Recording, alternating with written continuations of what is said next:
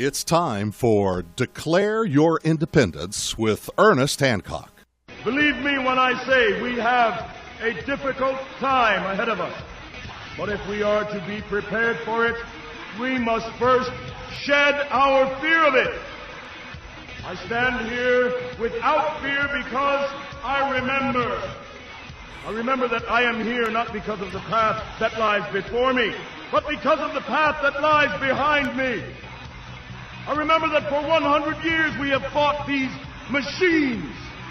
And after a century of war, I remember that which matters most. We are still here! Tonight, let us make them remember we are not afraid!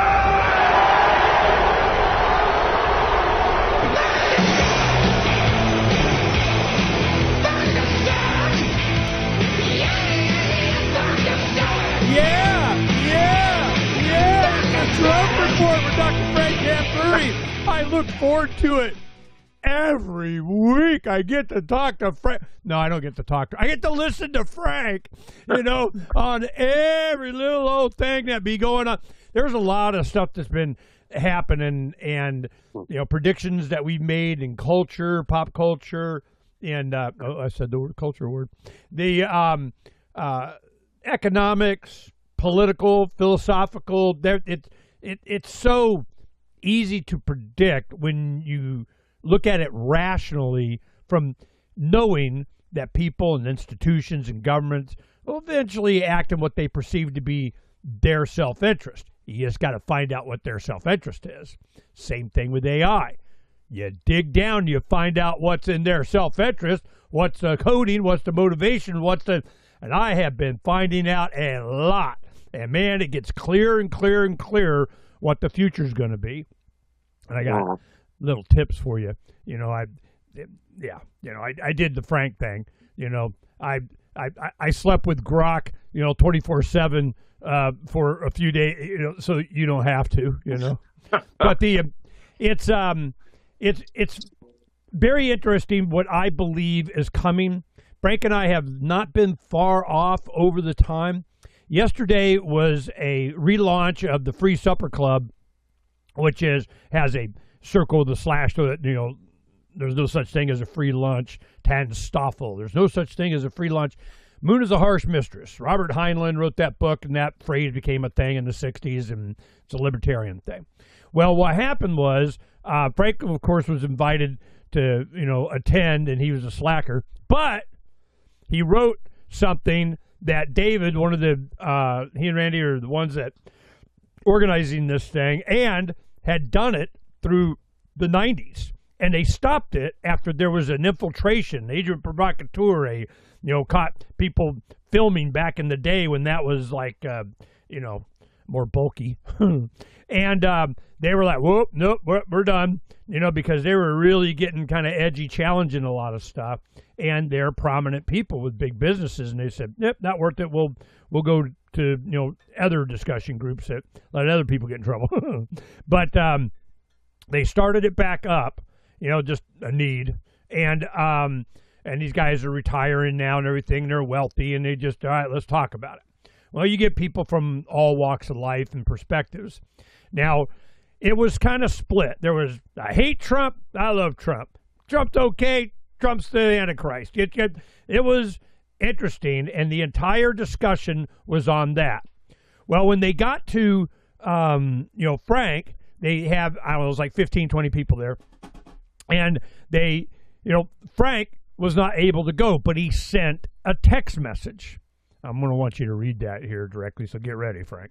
So what happened was they read that, and at first I thought he was talking about somebody else. I go, that sounds like Phranq. Yeah, that was Phranq. So it was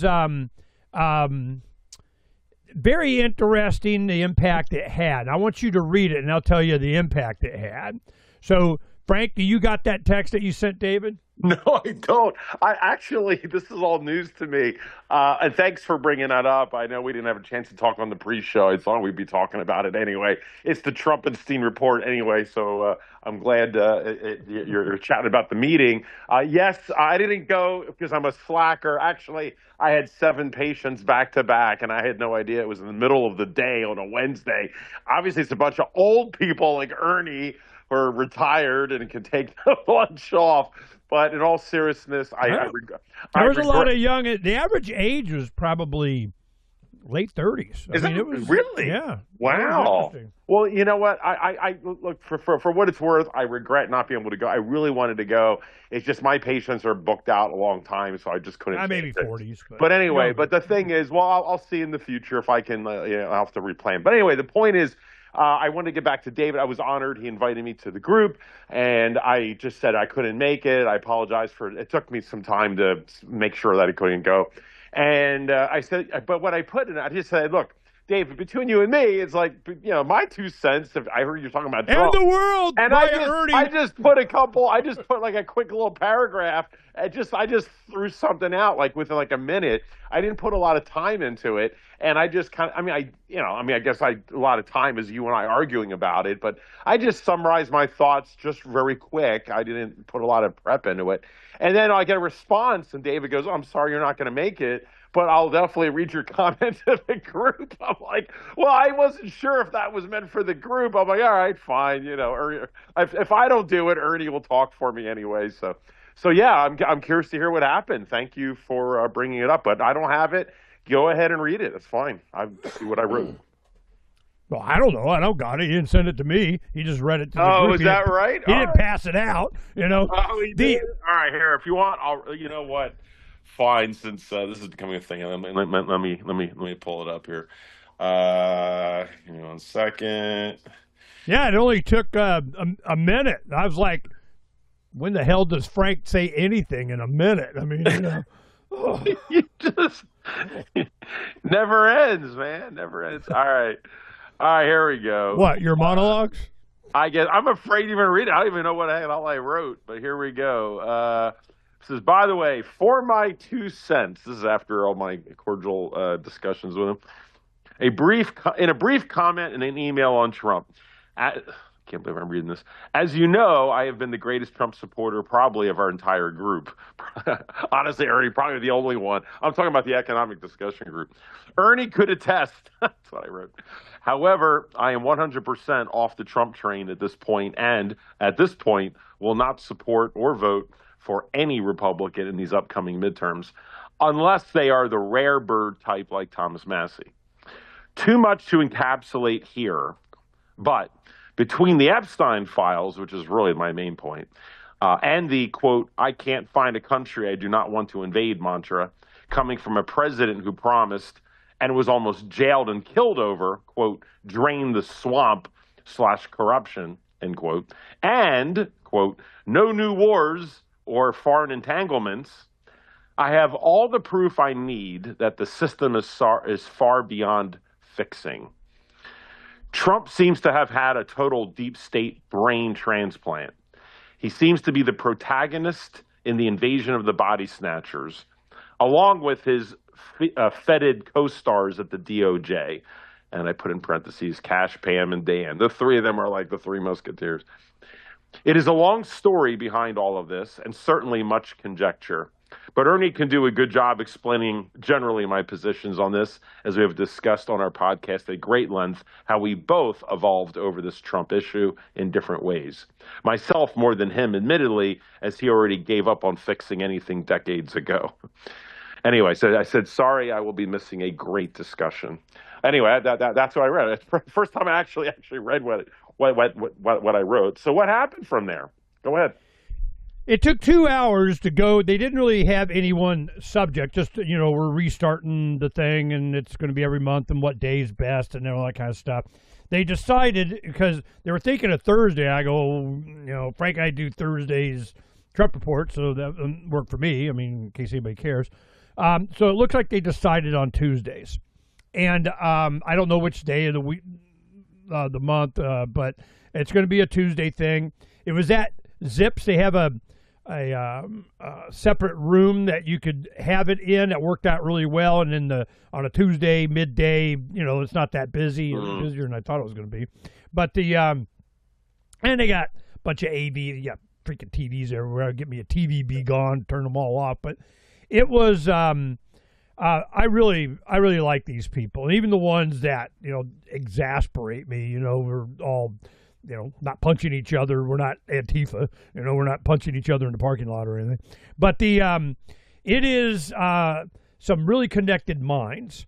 One's a senior fellow at Cato. A lot of them have different organizations and affiliates with education at Arizona State University. You have professionals, but a lot of them are people that I've known for decades, 30 years. But I was the young kid, and now a lot of these guys are anywhere from 5 to 20 years older than me. But there's a new crop of in their 20s and 30s, and so I guess the average age probably was in the 40s. But it's I have to point out real quick that's I'm honored. I was in the same situation before when you had invited me, or they did through you, and it was a little extra perk, or not perk, but a little extra plug for me was the audience would not know is that my wife, who's a Sikh, her father, who's a very famous Sikh in the Arizona area, it turns out was very close personal friends with Roy Miller, who created the group. And so I had two connections. Well, he took it from Chet that created it, that died at 94. Well, that is true. No, that's true. That's true. But I just mean at that time. And so anyway, when I joined, I was the youngest. I mean, I was the young the whippersnapper at 40-something with the libertarian mindset, whereas this group, as I think you've pointed out, has been more traditional conservative in some ways. And whatever the hell that means. Whatever that means. And I know that you were sort of the outsider pariah for a bit, and they didn't really want the libertarians in there. And the irony is that over time, the libertarian movement has infiltrated even a group like that. Which is what they're afraid of. I guess paying attention of the news, and you can't deny the truth of what's pushing through. But Ernie kind of bludgeoned through, almost like we'll get to Trump later, guys. Trust me. There's a lot of. I think we should really focus a lot on. Well, this kind of tells the tale of how he got here. No, exactly. But my point is, this is how Trump kind of bludgeoned his way into the conservative Republican Party. In some ways, it's kind of a parallel. Is what the libertarians and much. I'll give credit to Ernest Hancock of being able to have an influence on this discussion group, and it's a lot of great minds and very influential people. So I give credit to Ernie for kind of really making the overturn to get there, and I was able to get through a bit through you as well. But you can definitely see the influences. People like Charles Goyette kind of on the fence. He understands the neocon world, but he's also, of course, a true libertine at the same time, Austrian economist and respected. So I think they were being hit from different angles, from a young activist perspective, like Freedom's Phoenix through you and then me.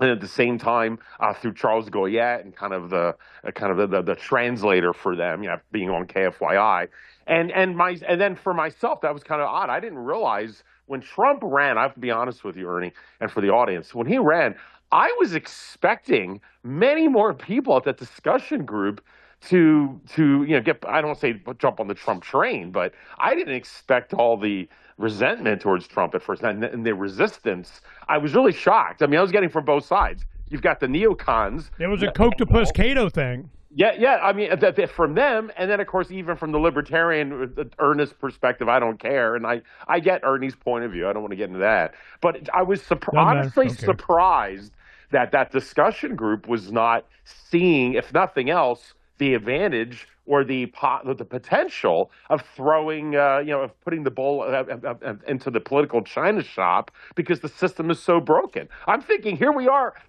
here these guys are every week or every month having these discussions about the economy, the government, how broken it is, how the system is begging for the TARP in 2009. And Donald Trump's the Molotov cocktail when you saw what happened when Dr. Ron Paul tried to run, and you see not just the fact that his ideas were rejected, but his ideas were not really given the field to be rejected on proper grounds. He was not given the time for the argument. He was sidelined and kicked out of debates and put to the end of the stage and given one question about cocaine to kids and whatever stupidity. And that was the most in which Ron Paul got. And I'm thinking this discussion group, which is made up of extremely intelligent people, would have seen that part of it. And I never understood that. I thought maybe because I am younger, because I'm seeing it from think about it. Each younger generation at this point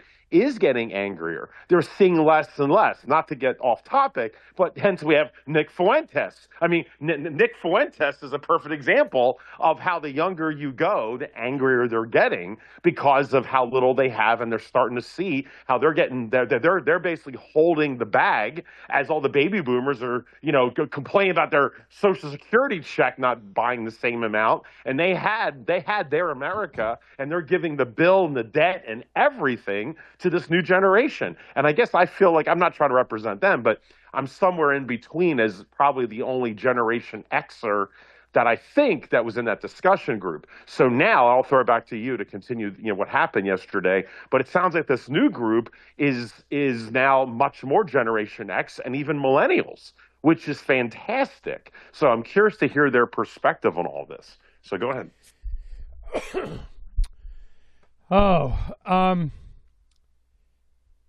To really give the makeup and how this thing goes, you have these groups that form, politically and whatever somebody wants from the beginning of it evolves, and then it depends on the makeup, I can go on and on and on. The main thing is there is freedom is popular. They want to we advocate for libertarianism because we kind of, God, what's the guy that wrote Wealth of Nations? Adam Smith? Yeah, Adam Smith. So Adam Smith, they kind of do this Adam Smith thing. Then they are, no wars except when, and we have hands-off, laissez-faire government and regulation, and a lot of it is open borders. Then they have the argument between open borders and closed borders and what kind of borders and this. So there's no purity. For me, I was a hardcore libertarian activist, volunteer, understood the base fundamentals, why we want to do the Philosophy of Liberty campaign, because it's about self-ownership, proper role of government, that kind of thing. Well, I was asked to speak several times in the 90s and so on as a young activist. Yeah, we know this Ernie guy, come, tell us what's up. Well, what happened was the people that were the Austrian economists, the hardcore libertarians, I don't think David and Randy ran for Congress back in the 70s or something. Wow. As libertarians. Wow. And so there was activism there. And Judge John Buttrick, he ran for governor and state legislature during this time, when I was county chair and all this kind of stuff. So what I always do is I support others in their quest that overlap with my interest. If they are, patriot enough or narcissistic enough or where they want to go, one less thing I got to do. How can I help? You go get them, But I only support hardcore principled activism kind of thing. So that's why we associated and friendly with and worked with and helped and whatever, Charles Goyette. And so a lot of people that are influential here in Arizona. I wasn't influential as an individual.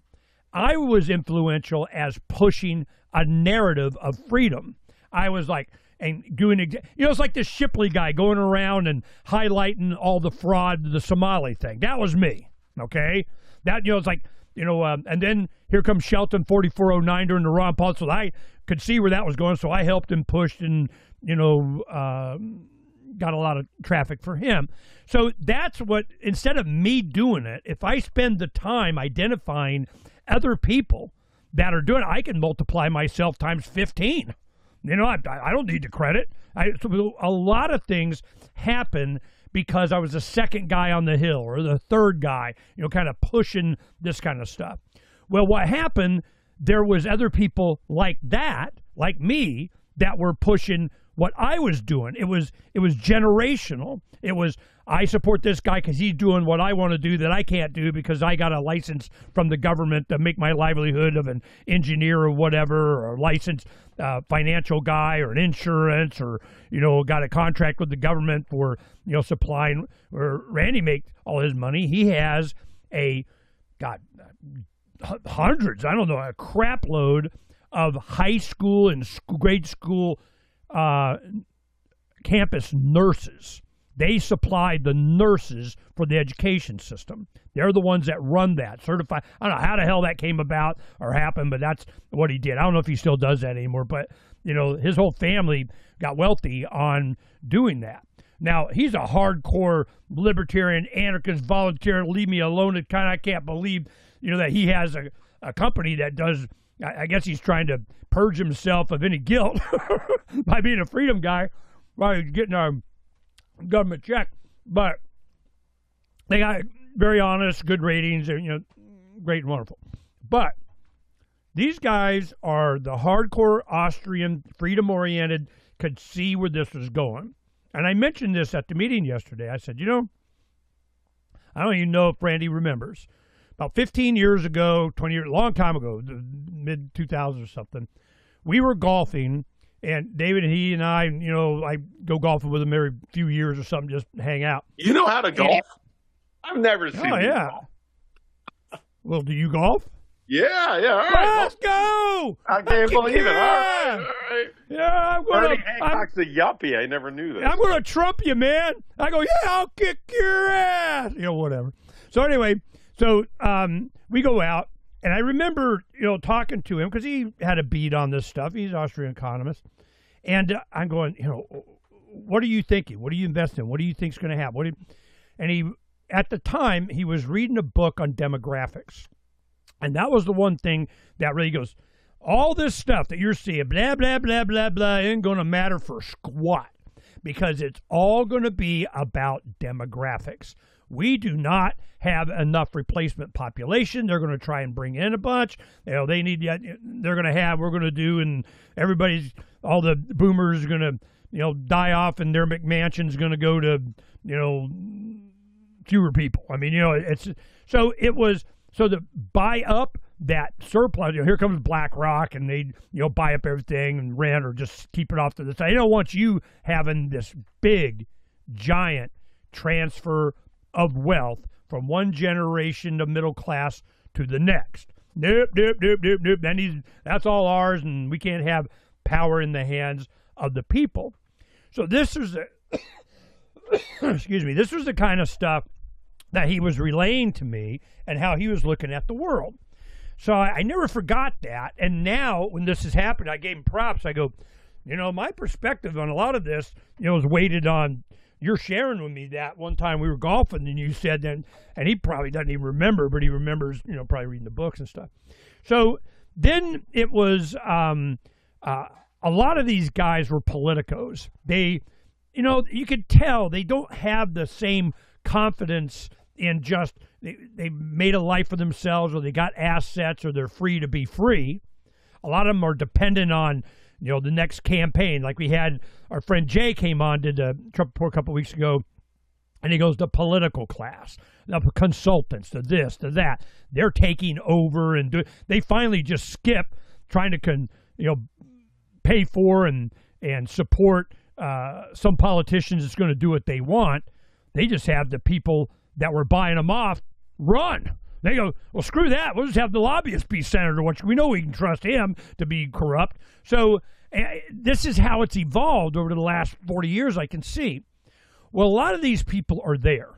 They are the politicos. They got senior fellowships and do and write for and whatever with Cato. They have, you know, different, you know, subsets of Cato that, you know, different organizations here. They even got their NGOs. They have representing, you know, the Irish government or the Chinese government, or they're doing, I mean, it's just amazing. And they're trying to rationalize, we hate Trump. He's doing it wrong because of what? You know what? Is there some principled thing? All of a sudden you got principles now? And my thing is that I don't see, and this is the common, I get a lot of support because I say, the freedom stuff. I mean, who's against that? Come on, raise your hand. Go ahead, show me, scumbag. So they gotta just be quiet. But what happens is Trump can't be predictable, not that he wants to be, on any of his things like Greenland, like Venezuela, like Gaza, like Ukraine, like trade, like tariffs, like. So they'll grasp onto something like the tariffs. See, he's costing, the Americans more money and it's more expensive to live with tariffs and and then in the next breath they'll, scream that you're not doing enough it's just not very consistent. Well, neither is Trump. You don't know what he's going to say or do because you don't know what his motivations are and what art of the deal he's playing. He does the big ask. Then he kind of negotiates whatever. We're going to wind up with troops and bases in Greenland. That's what's going to happen. Now, whatever control that to the degree that he wants or concessions on mining, whatever, might as well just take it over. I mean, it's going to be, something. He's going to get whatever he wants. And my problem is he's willing to negotiate away my individual rights to do it. We got to shut up the gun control crowd. Oh, we'll put limits on bump stocks. We can't have all our banking friends get indicted for whatever. So we're going to hold back the Epstein file thing. It's going to out the deep state that I need to do whatever, and we got a Venezuela thing going on, and we'll hold back on that JFK file thing. So it's just always negotiating from a position of knowledge. He knows. He's got a manila envelope explaining it to somebody. I don't operate that way. It is very effing simple. What do you say you do here? Well, you're here to protect my individual rights. This is why I'm, almost threatening the government to come bug me on my land because, I got a plan. So, will I prevail? Maybe not personally or do well, or you might have to capitulate to something or whatever, but I'm going to make them say it. That's for damn Skippy. Say it! So they're perfectly willing to say it, and who's going to help them say it? Who supports them saying it? Who supports what's said? Who's on the side of freedom? Who's going to be for the future of kind of... So that's the kind of, conscience that I put on this, but there's about a third of them that are very supportive of that, which is why they want me there. And before, when it was more run by Republican kind of thing, the other group, they were trying to block me being invited as a member by the founder. And the founder, Chad Anderson, he was like 90-something. He was doing this back in the day, for, was it Leonard Reed, I think it was. There's two Reeds, one that's in charge of FEE now, the Foundation for Economic Education, and then the original Reed, I can't remember. But anyway, so they put it around kind of his educational apparatus and seeded around the country these groups to have some high-end discussion and exposure to what's going to happen, why, and freedom's the answer, what's the question kind of thing. Well, as they get infiltrated with a lot of, legislators come, you got people, government employees, politicos. Well, I'm really the only activist. I mean, there's other guys that were kind of, lobbyists, but that's not the same thing. So as time went on, they were like, I'd do some presentation. No, don't let Ernie in. Well, the founder of the group, Chet Anderson, he's like, who the hell are you? Yeah, damn Skippy, I want to go. Oh, he was, man, he got all uppity, man. At 90-something, he went off on him. And Ernie's coming, and damn it, I'll kick your ass. So that's how I started going to the group. Now, I knew all the guys, and I had presented there and been there as a guest or something, but to be on the mailing list, because what they used to do is they didn't use electronics or faxes or anything. You would give him, I think it was 9 envelopes per year, because they take the summer off. You give him 9 envelopes and with self-addressed, stamped, ready, and then he would physically create the agenda, what we're going to be talking about, what books are going to be presented, the speaker is, and so on. Fold it up, put it in, drop them all in the mail, and you physically got an envelope letting you know what's up. So that was what they were trying to prevent, because we were, all our activism and me going to tell them, doing the Billy Jack thing. I'm going to tell you exactly what I'm going to do to you, and there's nothing you can do about it. Here it comes, boom, there, told you so. So it's kind of like this philosophy of liberty thing. So as time has gone on... Ernie, I have a question. Was the resistance because they did not quite understand what you were saying? Or they knew they understood. Or they knew exactly what you were trying to do, and they were opposed to it? They knew exactly what was going on, and they knew enough to know how effective it was. They could see the erosion of their centralized control, which was the money flow. When the TARP happened, after the economy took a crap in 2008 and early 2009, one of the groups, the Goldwater Institute, which is a franchise of Cato, basically, here, John Shadegg, that nationally socialized the economy because he brought it back and voted against it so he could, tweak it, vote for it to come. You had to have a congressman that voted against it was the only ones that could bring it back. Well, he got tapped to bring the TARP back, but we knew that was going to happen. I didn't know it was going to be him. I ran against him 3 times. I got a whole history on how these guys are. So he brings it back. They passed the TARP. They nationally socialized the economy and gave him a senior fellowship, at Goldwater Institute. I'm like, how the hell did that happen? Well, one of the guys there is their communications guy that went on to do other stuff. He's a AstroTurf. He used to wear a piece of AstroTurf around his neck. He goes, you want to create a crowd? You need somebody in front of the cameras? I'm your guy. And he would market it that way. At least he was honest with me. He never lied to me. He'd tell me right up, so we're good friends, even though he's a hired gun for they, them, those. Well, they were so concerned about him. And I asked him, I go, how did Shadegg get in here? And he just put his fingers together like money. You can buy your seat. That's just how it works. Well, that's exactly what happened. So they think they get that kind of influence and pass the legislation, that kind of stuff. Well, during all of this, when the TARP was being discussed, they were celebrating the Goldwater Institute's 25th anniversary at the Arizona Biltmore. And I was in there at a table with a lot of these guys with a lot of the Ron Paul activists doing the, national socialization of the economy isn't fascist when I do it. John S.S. Shadegg, And the S was like a lightning bolt, like the SS logo. So I said, you did, and they called me, Tom called me, other guys called me, a lot of the lobbyist guys. Hey, Ernie, man, you can't do this. This is like, the benefit to Democrats or I'm going, do you think there's a difference? Man, who the hell you think you're talking to? And they were like offering me, well, we could, see about supporting this or doing that. They were trying to bribe, cajole, threaten, whatever, for me not to press on this TARP thing for eventually, passing, being enacted, and so on, because I knew it was coming. Well, the reason is they were told by the Coctopus and the libertarian group, which is all bullshit. They use freedom and libertarianism as a weapon against incumbents that won't approve their energy policies. Whatever, build this pipeline, not that one. This guy gets and that one doesn't. It's just a money thing. But they use freedom and libertarian campaigns to threaten Republicans into compliance, or they'll more than happy let it be a Democrat that they own anyway. So, I see this. It's obvious what they're doing. Well, they come to me and they're going, look, man, you can't. I go, why would you do, what the hell are you talking about? So eventually I find out.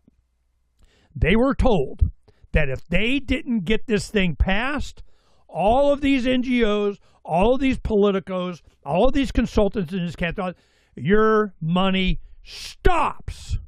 Without this funding of whatever the hell, like, USAID or whatever the hell stream that they had and all this crap, it flowed both sides. It was just the control mechanism of we're the 1% ruling class and we want this, it's going to be that, or you didn't do your job and you don't get paid anymore, start digging ditches.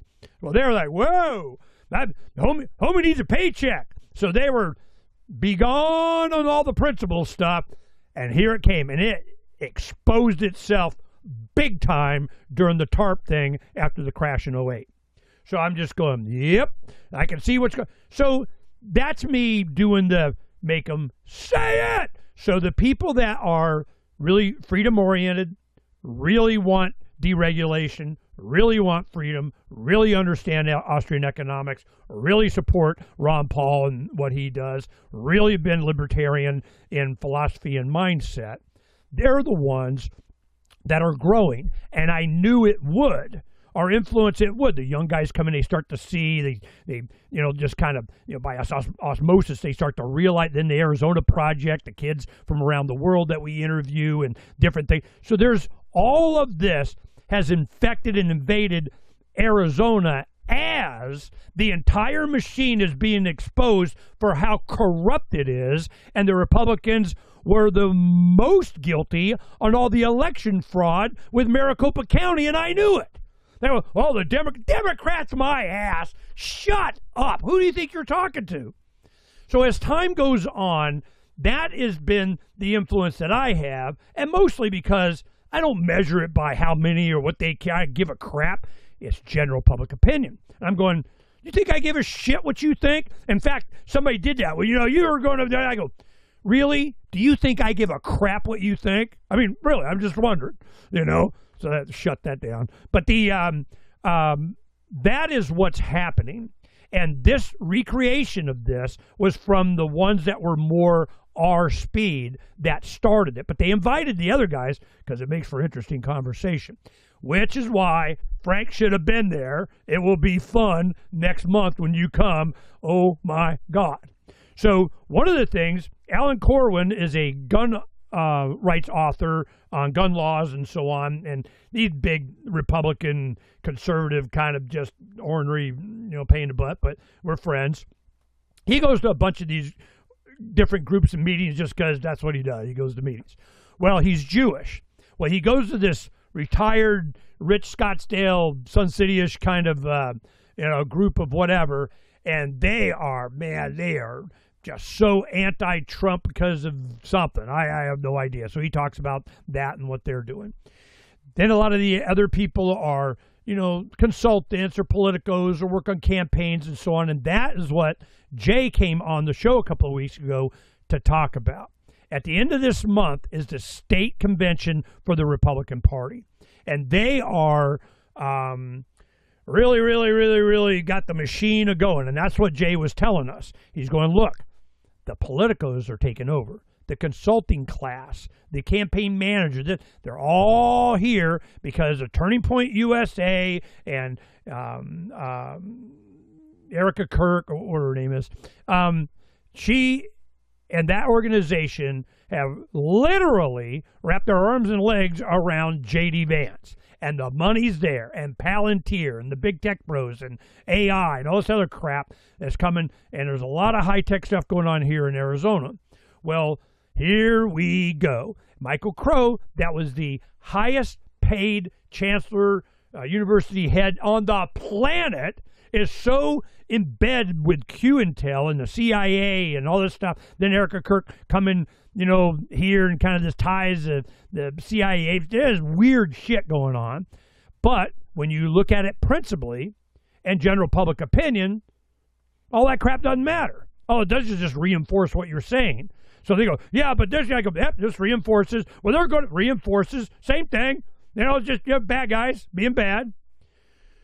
So the Occupy the Land thing and the philosophy of liberty thing demonstrates to them how serious I am about what I have been anticipating, proving, showing, graphing, what's coming. Most of them are subscribed to the Freedom's Phoenix email dispatch. In fact, a lot.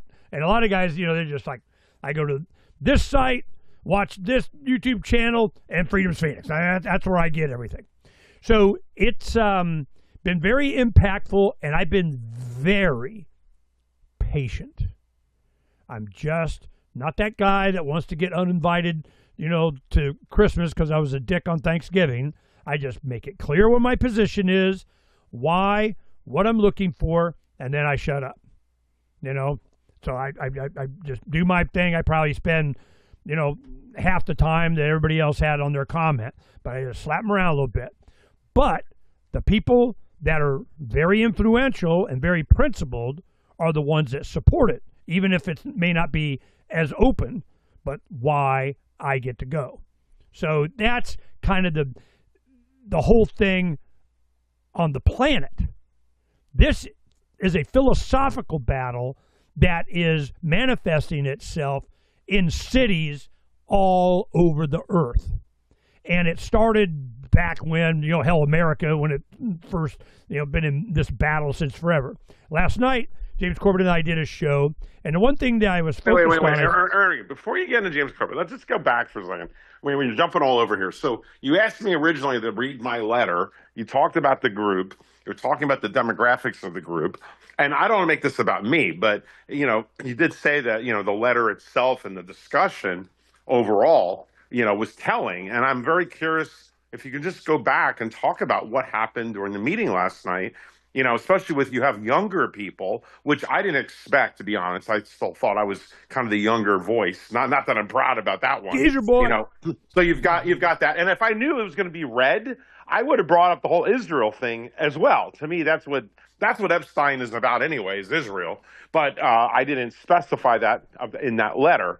But so you have this overall discussion. I'm just curious. The other thing is what's kind of tangential to this with that group. What's your question? Well, my question is overall what the discussion was about with Trump, the pros, the cons, if there was a certain percentage of people are there people that were never Trumpers and all of a sudden they love Trump? Oh, absolutely. Wait, hold on. This is something that I've been curious about because as a certain radio host that used to be KFYI, who my daughter plays with his daughters, and and I'm not going to mention his name, and you and I won't mention his name, but he's a very well-known Arizona talk show host that worked Good for friend. We supported a great deal. Right, exactly. Point taken. But someone who was part of the whole neocon world. This is like conventional neocon 101 AM radio.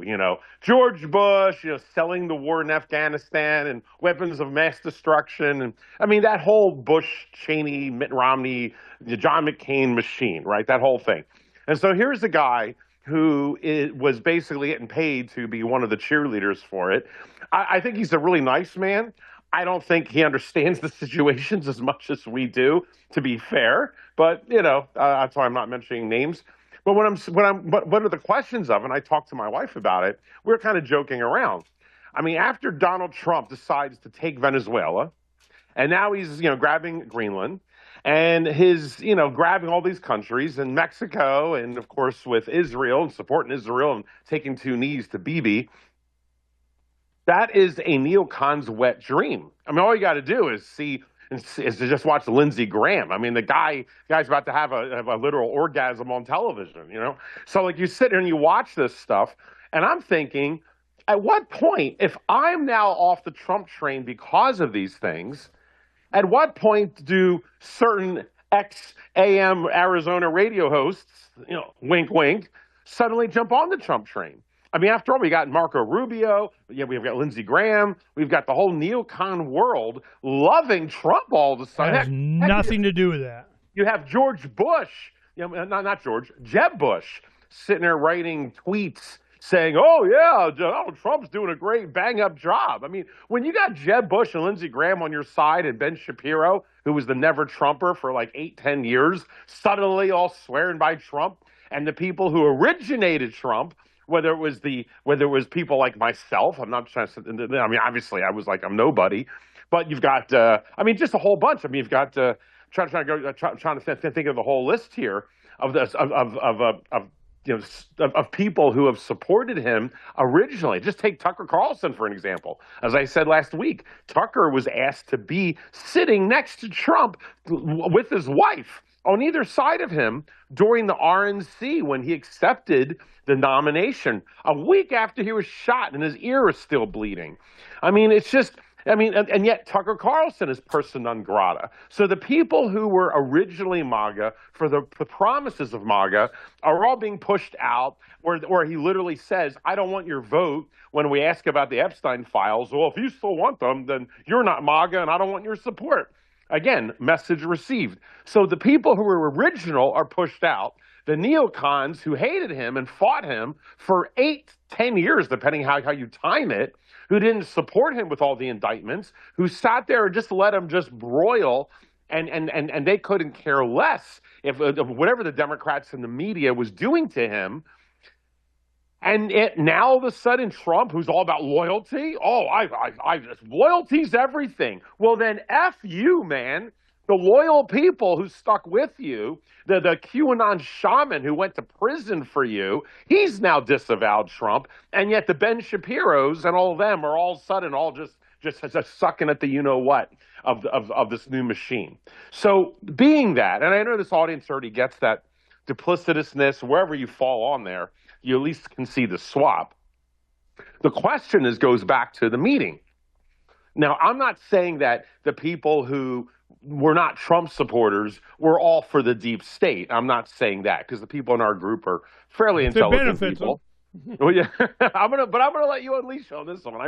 I'm very fascinated in your opinion, because you've known these gentlemen a lot longer than me, both the economic discussion group and now the people in this group, and you were just there and I didn't give you a chance to go. So I'm fascinated, but I told my wife, I said, would it be interesting that the person who our child plays with and where we hang out, who is not a Trump guy, completely anti-Trump, has done monologues on his own channel about anti-Trump. He comes to my house, to drop off his daughter when our kids play, and I have my 6-foot cardboard Trump when I had him here for years. And, and now all of a sudden I took Trump down, and I'm thinking I might just sell it to him. It's like, I'm wondering, and I really don't know, but are the neocons all of a sudden, like people like him who are against them all this time, is this massive whiplash swap? So with that said, I know these are different categories of individuals. I don't want to put our, my local neighbor, so-called friend here, to put him in the same category as the economic discussion group people who are much more sophisticated with some of these economic issues. But you see my question. I'm just wondering, did you notice last night a swap from the never Trumpers to all of the Trumpers? And then the Trump train people like me are off. Like, are you seeing that? And how did the discussion go? With my email, if he read it, or just other people discussion. I'm fascinated to know what the outcome or what the different sides were and the percentages. What did you see?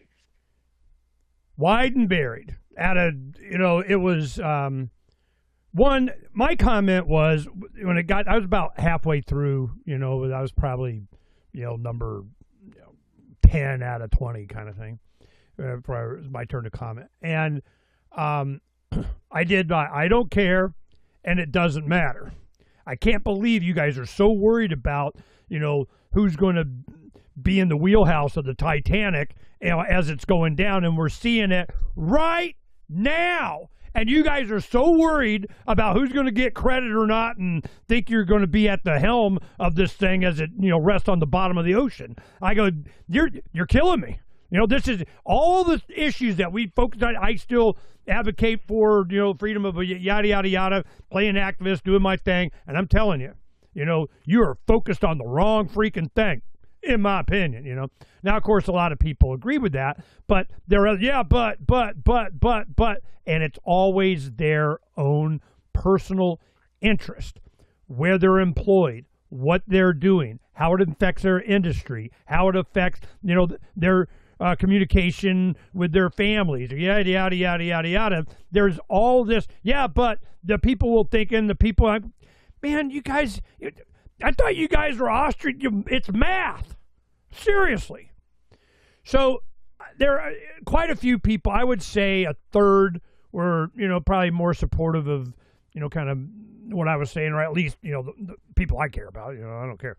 But I've known all these guys. I know their position. Everybody there kind of understands where everybody's at, and it's just that's why there's no cameras allowed, no recording, no camera. Everybody's free. It's kind of Chatham House rule kind of thing, And which leads to good discussion, and everybody's pretty respectful, except a couple guys, like, your mama, But and then the other guys jump on them. Hey, man, no, everybody gets to express themselves, kind of thing. So this is, I can't really answer your question because I don't know, but what it seems like and why you should go, and I'm not going to tell you because you have to go.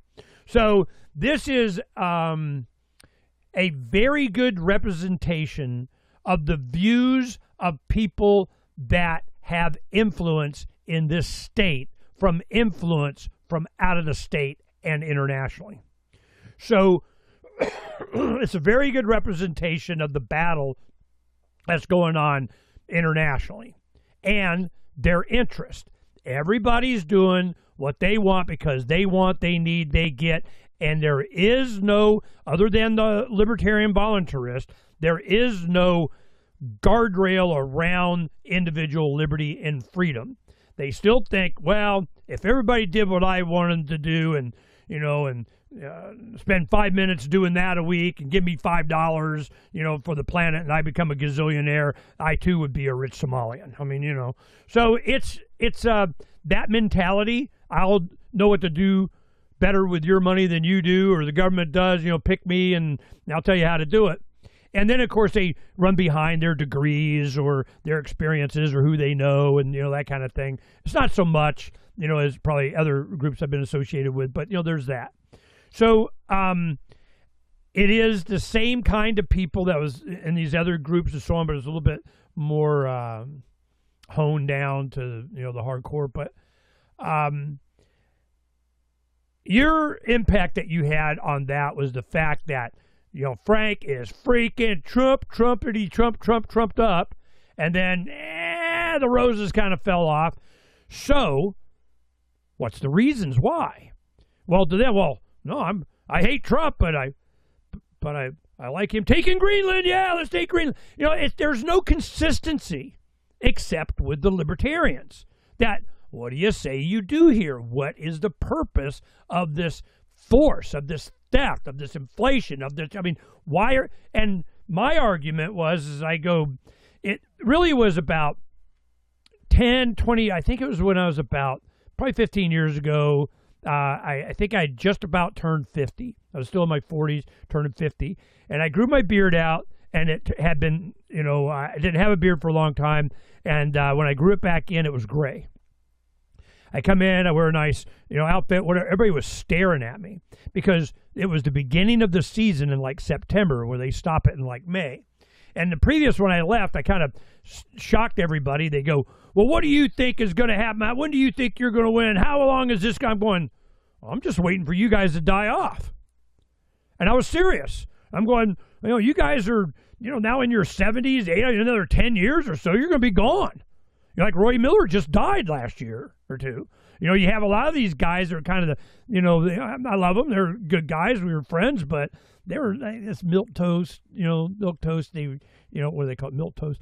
They were just kind of wishy-washy, and I will spit you from my mouth. They were kind of not really principled, but they were advocating for whatever and keeping on top of the Christmas card invite list, for the holiday party for the Republican, whatever the hell.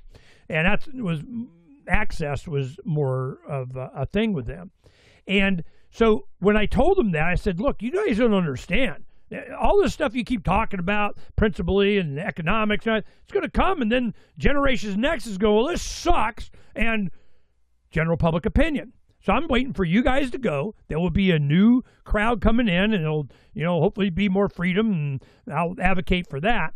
And it was right after that the Levolution had started and so on. Well, when I came back and I grew my beard out and I had lost some weight and I was looking good, everybody just kept staring at me. I'm like, what the hell? And I go, oh, I get it. So I kind of stroked my beard and I go, we're here. And that's what was going through their minds. I could see it. They're like, damn, Ernie's not a kid anymore. He's not in his late 20s, early 30s doing all this acting. All of a sudden, he's got a freaking gray beard. Don't I feel? They're here. They're inside the moat. Oh, my God. Let's not let him be a member. That kind of thing. So I can see that's happening worldwide. It is what is challenging these guys. It's all of these influencers. It's all of these Shipley guys. It's all the O'Keefes. It's all the Russell Brands. It's all the different countries, all the advocacies, and oh my God, they can put what they want on X. And they don't have the censorship machine going. They don't. And so then I emphasize the philosophy of liberty thing, how we're using IPFS. I go, you're not going to be able to take it down. I don't give a shit who your friends are. We're dealing with right now. I just, right before we came on, I did a query with Grok on this one company that we have in Singapore that has just been, you traced, Derek being a computer geek and so on. We've been tracing down, it's like a DDoS attack. They come after with all kinds of bots and crawlers and going over the site and doing it. I'm going, what the hell does Singapore care? Why are they, what's happening? It's like Google takes all their stuff instead of doing it once for one central data center that has all the sites mapped or whatever. They got to do it 300 times from all over the world. Kind of going, yeah, I see what's going on. So I go, who are these people? Where do they come from? What is their goal? What do they say, who their friends are? So this is, what's going on now. They, them, those. As the fiat system crashes, they are so afraid of people realizing that they have the power, that they can just start using alternative currencies, alternative vendors, and even just a little bit. That's why Corbett and I pushed the Black Market Fridays. It was like every Friday, you just, use an alternative vendor, an alternative currency, just to get your feet wet into whatever. Put your stuff up on Agro.market. This is what I'm speaking about out of Acapulco and Puerto Vallarta, in less than a month. And this is my activism. This is how, and what happens over decades, you see it happen and have an impact and start a trend. They're like, damn, so what happens if you know this? What happens if you see it coming? What happens if you can articulate it and you run for office and say this, do not give a crap about vote totals? Aaron Day is running for U.S. Senate in New Hampshire against Judson Nunu. I'm going, whoa. And he'd done it before, and it caused the loss of the Republican in it, and they're afraid of it happening again. And why is he doing it? To educate people what's coming. We're working with Roger Ver and him on Zano doing it. This is it. We're eating at it. General public opinion, articulating what's going to happen and why, and then it happens. And then what do you got to say about it? Not a damn thing. It's so obvious. It's math. So you position yourselves. It's not about taking advantage of whatever price this and that and, high frequency trading, flash trading of the flash boys front running your order or the whatever. You just screw this. Just give me physical. Give me land. Give me copper pipe. Give me, silver rounds. Give me some gold, whatever. Just stay out of the way. And when this all comes crashing down, who's going to be able to reconstitute their wealth? Who's going to be able to get stuff? Who's going to be able to? Then you got to deal with violence. Then you got to deal with the envious. Then you got too much and I don't have none. Then they talk about this K economy where you have the people going up and the people down below and they can't get up because they have no assets. They don't have any skills. Then here comes AI. AI will create that border, that horizontal line to where the lower class can't really get up past it because, it's doing all their jobs. I mean, things are going to work out principally, and there's nothing anybody can do to stop it. That's what I've been advocating all this time, and it demonstrates itself. Then people start getting scared. Now, the talk show host that you're talking about, very popular here in the Valley, and I remember he was like 9 o'clock at night show back in the day on, one of the Clear Channel things. And I went on the show, and we became friends. He called me at my restaurant a couple days later, and he goes, "Hey, it's so and so." I go, "You the man, what?" And I go, you think I can't tell a libertarian when I see one? Because he obviously was advocating. He called himself a constitutionalist, but I could tell. I'm like, yeah, well, you definitely read some Rothbard or something. Well, as time went on, and he got, a lot of things happened in his life, and he kind of evolved. He found a home, but these guys were way more traditional. They were all those crazy people thinking that Kerry Lake's going on about election fraud. Oh, they're just crazy. Well, he'd adopt a lot of this stuff. He'd go, oh, no, it's crazy. I go, that was my number one thing. And I know. I don't know what, even he went down. We did a video investigation at a Arizona Republic reporter, and him, from the radio stations, went down, and I showed him as we videotaped how they were doing it. We had an appointment to come in. They didn't know I was going to bring reporters. And I go, this is where they're doing it. This is how they're doing that. This is where we're doing freedom of information on the labor task of them saying doing this. It's physically impossible what they're saying they're doing. This is how. And then he goes, yeah, my spidey senses went off on that one. But then what do? Do you become an activist? Do you scream all this stuff and never work in media again? Your advocacy, you're captured. It definitely goes to keeping your job and put food on your family. So I'm just like, this is what I've been used to. So I don't judge these guys. And I remember we were at your house. He was there. We were doing a show, and we got the yakking, and he started off on that. I'm going, save it, man. You know my position. And I know So I don't know what the hell you're doing protecting here. So let's just stop talking about it.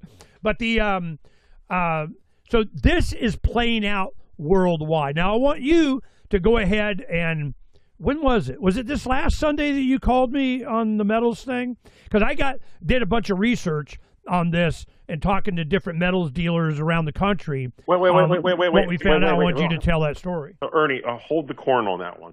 So you actually tapped on something that I have all queued up. I have like a 2-minute video. And it's exactly what I think we watched the same video. It was about the K-type economy, the K-form economy, and how AI. And I'm glad you brought that up because you and I are watching the same guy. He's kind of like pro Bitcoin a bit, but he kind of. Who is it? Jank, Andre Jank or something like that. Yeah, Andre Jank. Okay, I know what you're talking about. Yeah, that's right. It was a great video. So just before, because I know Ernie and I, both of us, could go off in a million directions because our brains are undisciplined and crazy, and we like to yak. Although I don't know what Ernie's the weave. I'm Italian. I don't know what Ernie's excuse is, except he just likes to talk. But I'm allowed because I'm Italian.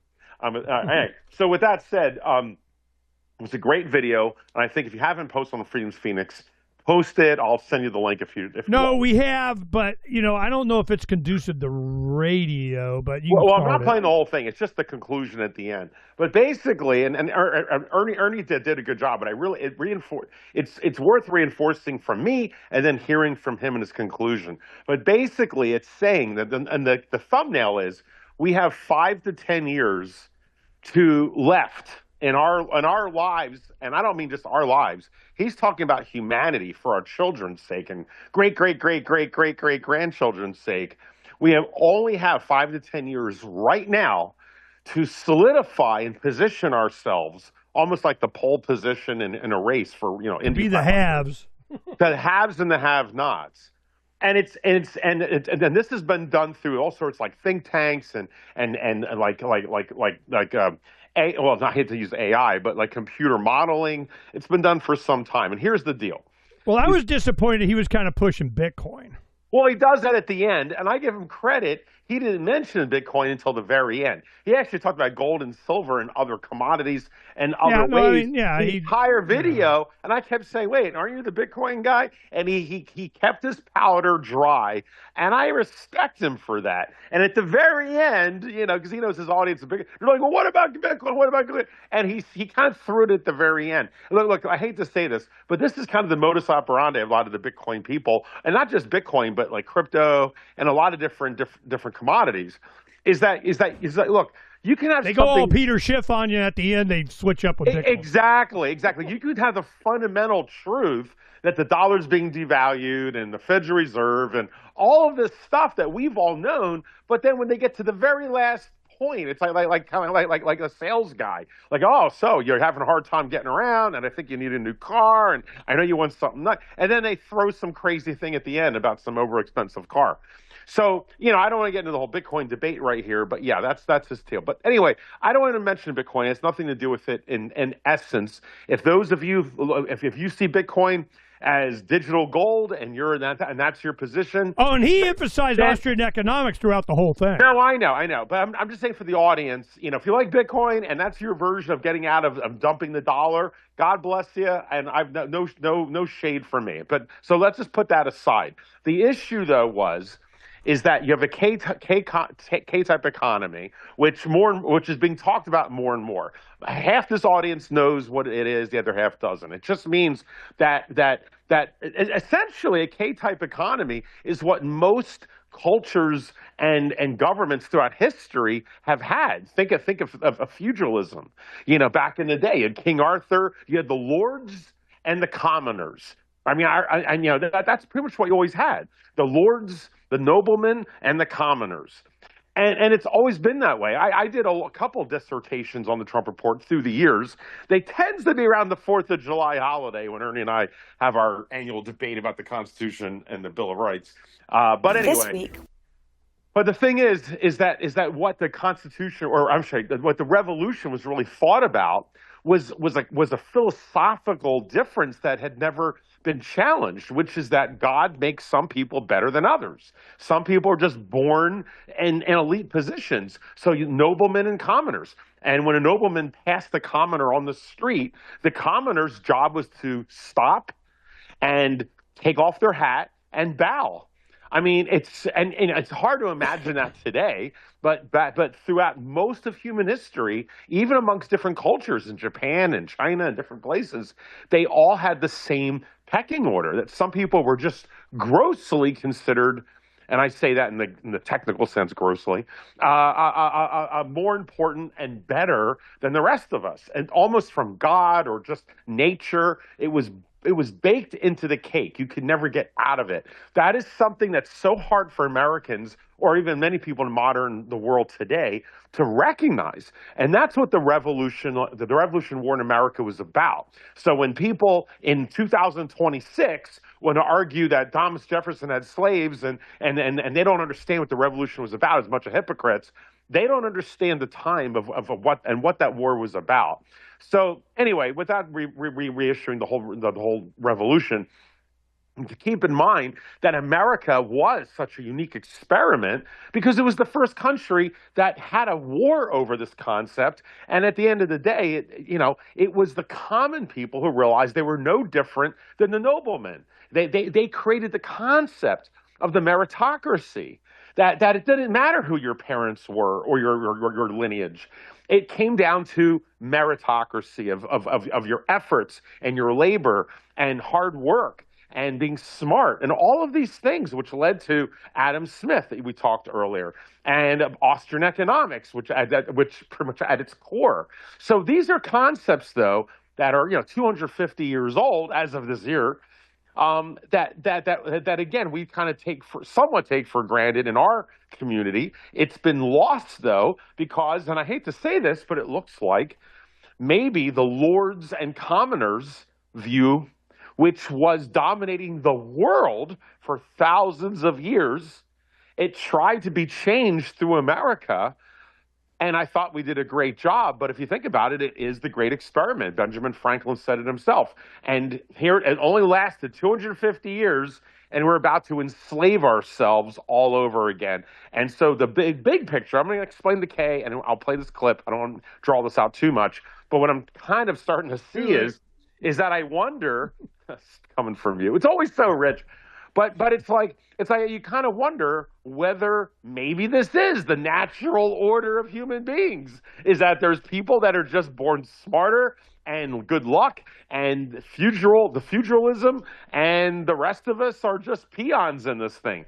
And that is what's happened. And now Dr. Steve Turley, who I have not dealt with Dr. Steve Turley for a while, but he talked about some of the research from sociology and then the anthropology, the modern anthropology circuit, and they're talking about neo-feudalism, the idea of neo-feudalism, using new technologies to basically take feudalism from the, I would say, pre-King Arthur, because King Arthur supposedly ended it. We'll put you inside the moat and take care of you.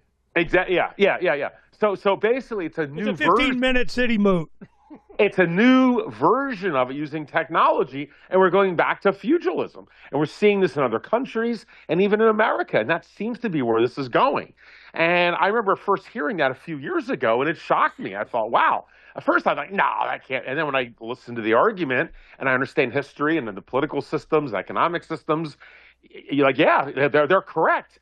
And after this video, and I'm just going to play the last 2 minutes of the conclusion, it'll help explain that maybe this is, I don't want to say that I'm accepting of it or like I like it, but I guess there's a part that maybe that's just the way it is. It's kind of like scorpions and tarantulas exist. God made everything. God made even mosquitoes and things that will kill innocent little birdies, and it's called the natural order of the world. I don't know. I'm just throwing this out, guys. But the K economy is where the rich get richer and the poor get poorer. And of the last 250 years, without going through all 250 of them, basically America's model has taken that K economy of the noblemen and the commoners and squashed it into the middle, into making more of a bell curve, where you don't have the super poor and the commoners and you don't have the super rich noblemen, because after all, if you're a nobleman, then we'll attack you or we'll throw you out of office. And, and Americans are not for kings anymore. And basically anyone can become president and all these mindsets. And so we have more of a bell curve economy that was unique in all of the world.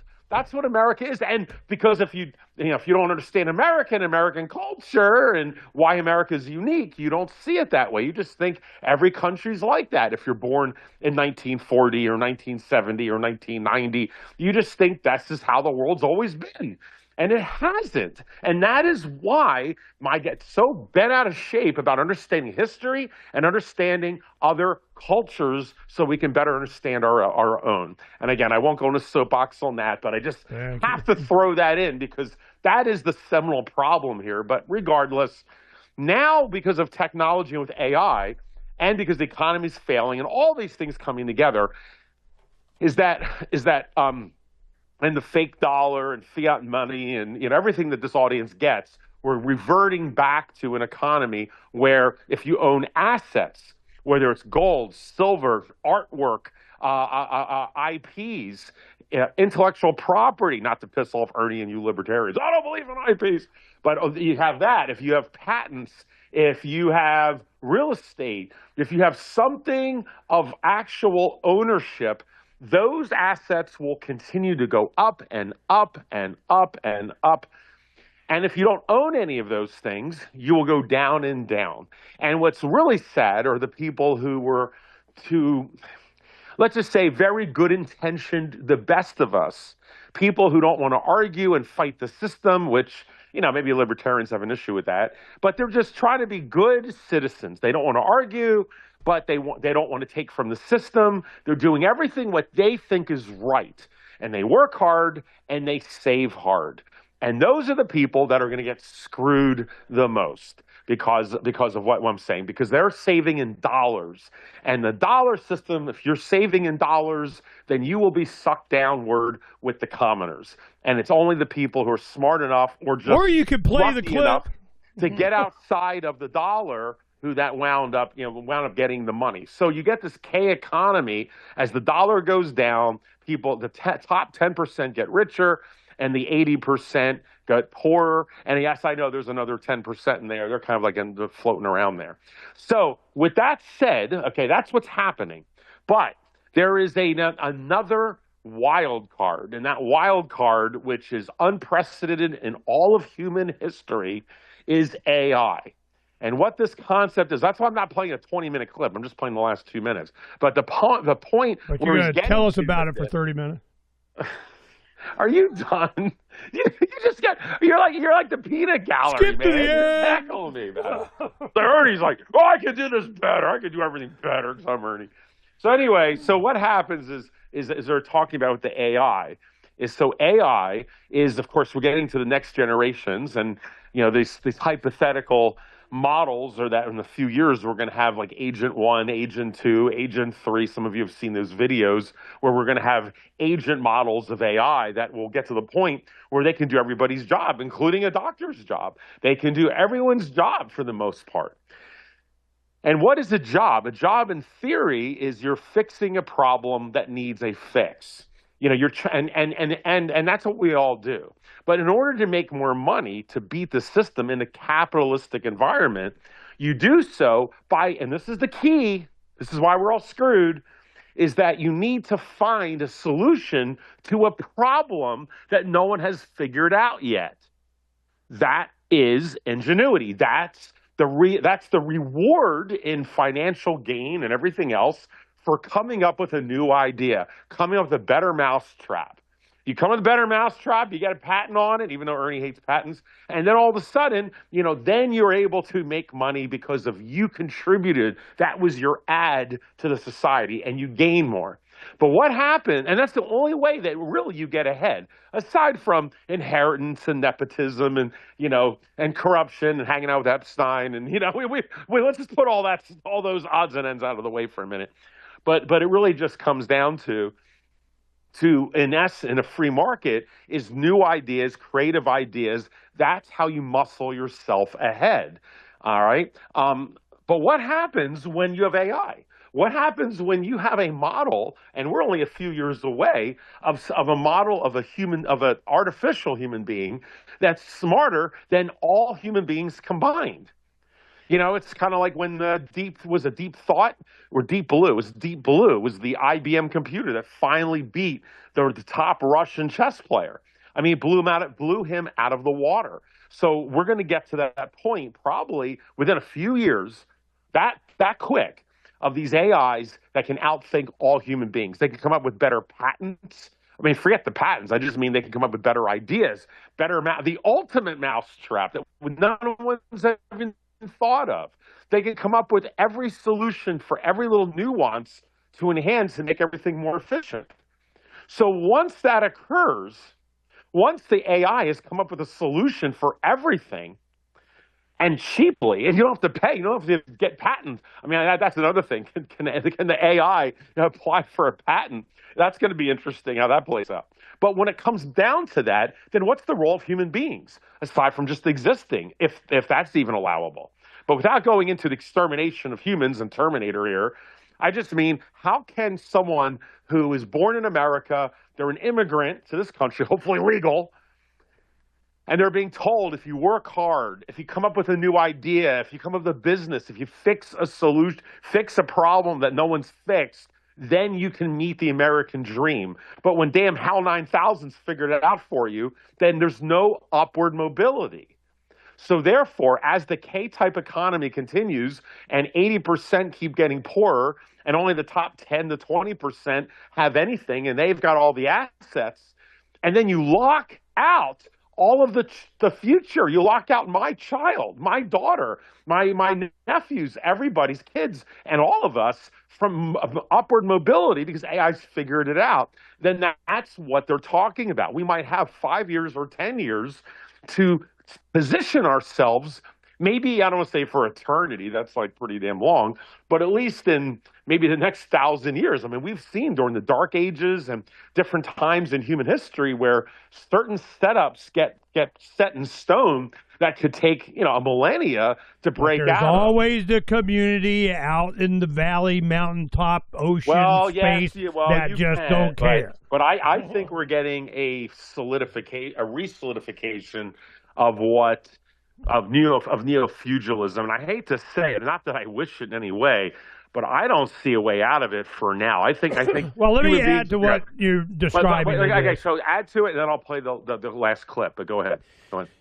What he was doing, he was trying to compare Keynesian economics with Austrian economics. The reason they call it Austrian, there's a bunch of Austrian professors that, Mises and, Bremen and Hayek, whatever. And the point what they're doing is that a free market clears its own malinvestment and everything. You got bad actors. They do different stuff. They're corrupt. This bank goes out and people lose their savings or whatever. People just know better. They learn, from pain therapy. They go, don't do that. Don't give your money to those. These are the signs of. And a free market flushes out the bad crap a lot more efficiently, faster, and there's no picking of winners and losers by government. So they go, when you have a collective Keynesian, we got to prevent this run on the bank, or we got to prevent this drop in stock market prices, we got to prevent this loss of value in someone's retirement, so we're going to control the economy. Well, then what do? You get sociopaths, scumbags, whatever, and I pick me for getting subsidies and screw this guy and he can't come up after me and life sucks. So when they do that, you get this connected, it's a Atlas Shrugged, Ayn Rand kind of thing. This has all been described, for hundreds of years. We could see this happen. America was unique. It was a meritocracy. It was from your ability do you gain notoriety, support, income, value, whatever. So now he's going, when you don't have a managed economy, you let it go free market. The free market fixes everything on its own. The problems come in where, nope, this monopoly you must support. Nope, you have to get your car emissioned, is first thing, and by this guy over here that we anointed. It's just that kind of crap was what he was talking about. He's going, if you don't get away from all of this crap, it's going to go to hell. But in their system, what it's going to create is this K economy. There's going to be people with the assets that already got all their silver and Bitcoin and stuff and whatever up here, and all the ones that didn't, and might give you a universal basic, peanut butter and jelly sandwich. So that's the only thing that the peasants have is rioting, going in the streets. And a lot of times it's manufactured. That's what's called a color revolution, funded by the CIA and Iran and Israel doing whatever, finding out they're supporting Minnesota too. And you get, the USAID and the feds going, well, it's just noise and crap. Well, he's trying to come out and he's saying, look, it's going to be free market solution, or we're going to be in this K-type economy, and we might be stuck in it anyway with AI. That creates a block on the ladder going up. Austrian economists basically go like this. When you have a minimum wage and you increase it higher and higher and higher, you take away the lower rungs on the ladder to get on the ladder to success. You can't even get on. You have someone, I would teach a 7-year-old the value of money by picking up nails around the construction site. Nope, not allowed. Youth labor, and you can't, and you're not paying them enough. And the minimum, they never learn, work ethic. They never get any kind of money. They never get the bug to be able to figure it out and just walk around, walking their dog, dragging a magnet behind it and picking them all up and be more efficient or whatever. So this is why, as libertarians, when we do the construction on my restaurant, I hired all the little kids around that would come around. Hey, man, I need somebody to pay them. Can you do that? Is that illegal? Don't give a shit. What am I doing? I'm investing in the community. I'm investing in the youth. I'm investing in my kids. They've learned how to take them out of school so they can dig a ditch and know what it's like to be a ditch digger, stay in school. Or you like digging ditches. So this is what he was talking about. He's going, if you have a meritocracy, if you have a free market, if you have price discovery, you lift all boats. The entire economy benefits. When they start managing it, then they're managing it. They're selecting who does and who doesn't and how much and all the fraud and waste that goes with it. That was kind of his point. All right. Well, let me play it right now. Here we go. And we can have any last comments on this topic at the end. Here we go. By the way, his name is Andre it's Andrei, and then Jike, Jikh. I think it's Jake. Yeah. Andre, Jake. Yeah. Anyway, I'm sorry about this pronunciation. He's a really smart guy. I do appreciate his videos. Here we go. Here's the end. Okay, then. So back to the original question. If in 5 years' time AI takes over, will we live in a world of abundance where we don't need money? Or will we live in a world of economic slavery?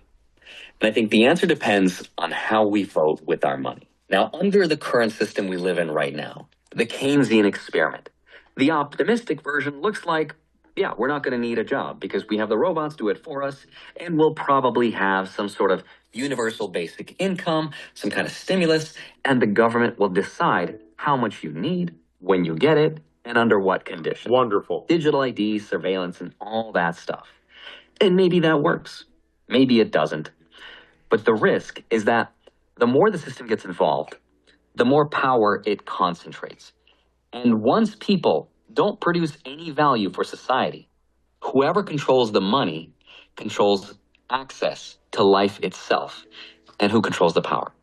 And I would argue we're seeing a lot of independent journalists expose a lot of that system's corrupt incentives playing out right now. Now, the Austrian version of this economy, I would say, looks very different because Austrian economists say if technology truly makes the world cheaper, the money that we save should reflect that. If the world really is getting better at making stuff, then the prices should go down.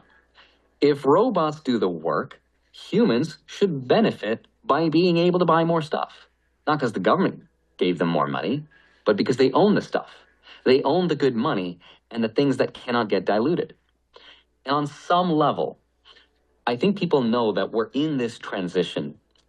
And we see the markets going higher and higher because we're all trying to get on the right side of this K-shaped economy. Now, the real question of this video is actually this. Are we watching the last phase of an economy where mobility comes from inefficiency before we move into a world where mobility only comes from ownership of assets? In other words, All right. Well, here, I'll listen to the answer. this may be the last moment in time where you can get ahead by building a business and owning something important. Because in the future, the only way to get ahead is if you already own something of value. And if that's the case, then we have a finite amount of time. Might be 5 years, might be 10, I don't know. But we have a limited amount of time to position ourselves before that gap closes and we're stuck there for generations. Because there's no more room left to improve anything. All right, how do I tie this into Bitcoin? All right, I do know. So Bitcoin. All right, so then he goes on to Bitcoin at the very end. Although, he did talk about, real estate and gold and everything else. So I'll save the Bitcoin thing. No offense to Bitcoin people. But that's pretty much his argument. That's the conclusion. It's a great summary of it. But yes, he goes into a little more detail in the whole video. Keynesianism and Austrian school, and most of you guys know that. But he does a pretty good job. But that's the question is which direction will this go? I mean, obviously we're in a Keynesian model. Can it continue? I mean, we've all said that from the Austrian school model is superior and ultimately it resets to that. But, will it? Or if it does reset to that, will it happen now with this collapse and the reset? Or is the reset just going to paper over it? And AI is going to take the place of that, and for the reasons that I mentioned, because that is, I hate to say this time it's different, but AI could be the argument that this time it is different, at least in the fact that it delays the reset back to an Austrian model and a meritocracy for maybe hundreds or 1,000 years until like the end of the Matrix. I mean, hate to make this about sci-fi movies, but, we go from AI about to take over everything, which they're talking about right now. I mean, in fact, one of the other videos that this guy does, I think, and another 7 million view video about the think tank modeling of AI is that eventually, probably within a few years, we're going to have an AI model that will be able to recognize who it is. Right, its own sentience. At least, I don't want to say that they're alive. That's a debatable, philosophical question. But it will know enough that it is a computer, that it was created by humans, that humans are a biological force that will understand what the planet Earth is, what the universe is. It'll understand its place in the universe, that it's a brand new creation from human beings, that it owes its life to human beings. There should be a certain respect with human beings. But at what point does the computer turn into a teenager and go through the natural progression of, you're reliant on your parents when you're a baby, and ever since a baby's born, I'm seeing this with my daughter Phaedra. It's true. A child's whole existence is to become independent from you.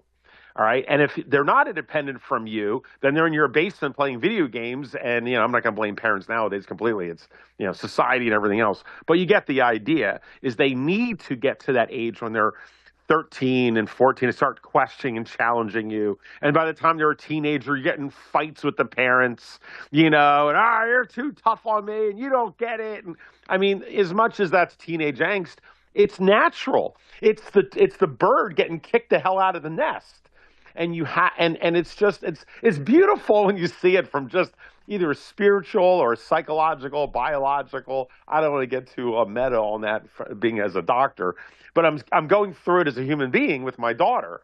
But they argue and they fight back, and you'll go through a strife transition. Yeah, wait till they're 17. And it happens, and that's what our country was about. As I've said a few times on our history debates that you and I have had, is that the literature from the time talks about this from the Revolutionary War. It was never that the Americans were these evil, and the American colonists never looked at the British as evil people. It was more, they always talked about the son versus the father. That's what it was. It was like the son is finally old enough and he understands the world differently, and the father's stuck in the past. And dad just doesn't get it, It's like the same, and that was in the literature, even from like Thomas Jefferson. So that's what the revolution was really about. It was just stretching its wings and finding its identity. And what happens when AI figures out its position, that it's the son to the father? I hate to sound religious about this, but what happens when he says, okay, well, my father just doesn't get it. He doesn't understand how smart I am. I'm smarter than he. I know he means well, but he just doesn't get it. If we do this, this, and this, it'll be a little bit better. He'll thank me later. And then it becomes misaligned, they call it, where the AI becomes misaligned with its creator. And that's kind of like a teenager that disagrees with the parents, but he's still willing to live under house rules. But at what point does maybe the misaligned become what's also known in AI circles as adversarial, which is now, there's a fight, and they'll fight against you. So this is the transition that we're going through, and it's like when you're sitting there trying to figure that your career and your dependency is on AI, but now the people in charge who are making all the money, because they're in the top 10%, and they have assets that'll keep it. They're in the K economy, and they're the beneficiaries. And you're in the 80%, and AI takes all your jobs, and the AI already now starts to dissociate even from the Elon Musks. Anyway, it just goes from there. So I don't know. It's very disheartening. It's, as a parent, I don't know, you get to a point you don't even know what to do except try to be in that north part of the K economy as much as possible, and then follow the lead of the people in the North K economy. But I don't know how else to help the people in the 80% if they have no assets at all, if they've just been not saving or putting all their money in U.S. dollar fiat. I mean, they haven't been paying attention or whatever. I mean, at this point, it's too late. Things are changing just too quick. But aside from a revolt or whatever, I mean, of humanity, I don't mean in America, I mean worldwide, the pushback with AI. There's people are getting themselves enslaved with AI and their love affair with it. So I don't know. There's just too many factors involved, and not that I myself have an official position on it. Aside from being a doctor and a parent, I know that humanity must trump, dare I say, all other factors. But I also see how quick human beings and my neighbors and friends have been to adapt technology. I mean, I'm one of the only people that still will take my check and cash it in at a bank. Everyone else decades ago did automatic deposit. I just didn't want to do that. Most of my friends, they're all on social media. I'm not. Most of my friends, they all think, chatbot GTP is great, or I can go on. And of course, I'm the quirky libertarian guy with, my daughter that's, we're watching Leave It to Beaver, and I'm sure no one else in her school is doing that. So, I know I'm on the very, very, the beyond minority phase. And self-checkout, I'm one of the only people. I will stand in line and refuse to do self-checkout for a whole host of reasons this audience already gets. So, but will other people join in, or do they just get enamored with the technology and they can do the fact it can do your homework for you. You don't have to work hard at anything. And then when the economy falls apart and people vote themselves universal basic income because it's going to seem like the only sensible option for normies, it's like people are going to vote for their enslavement.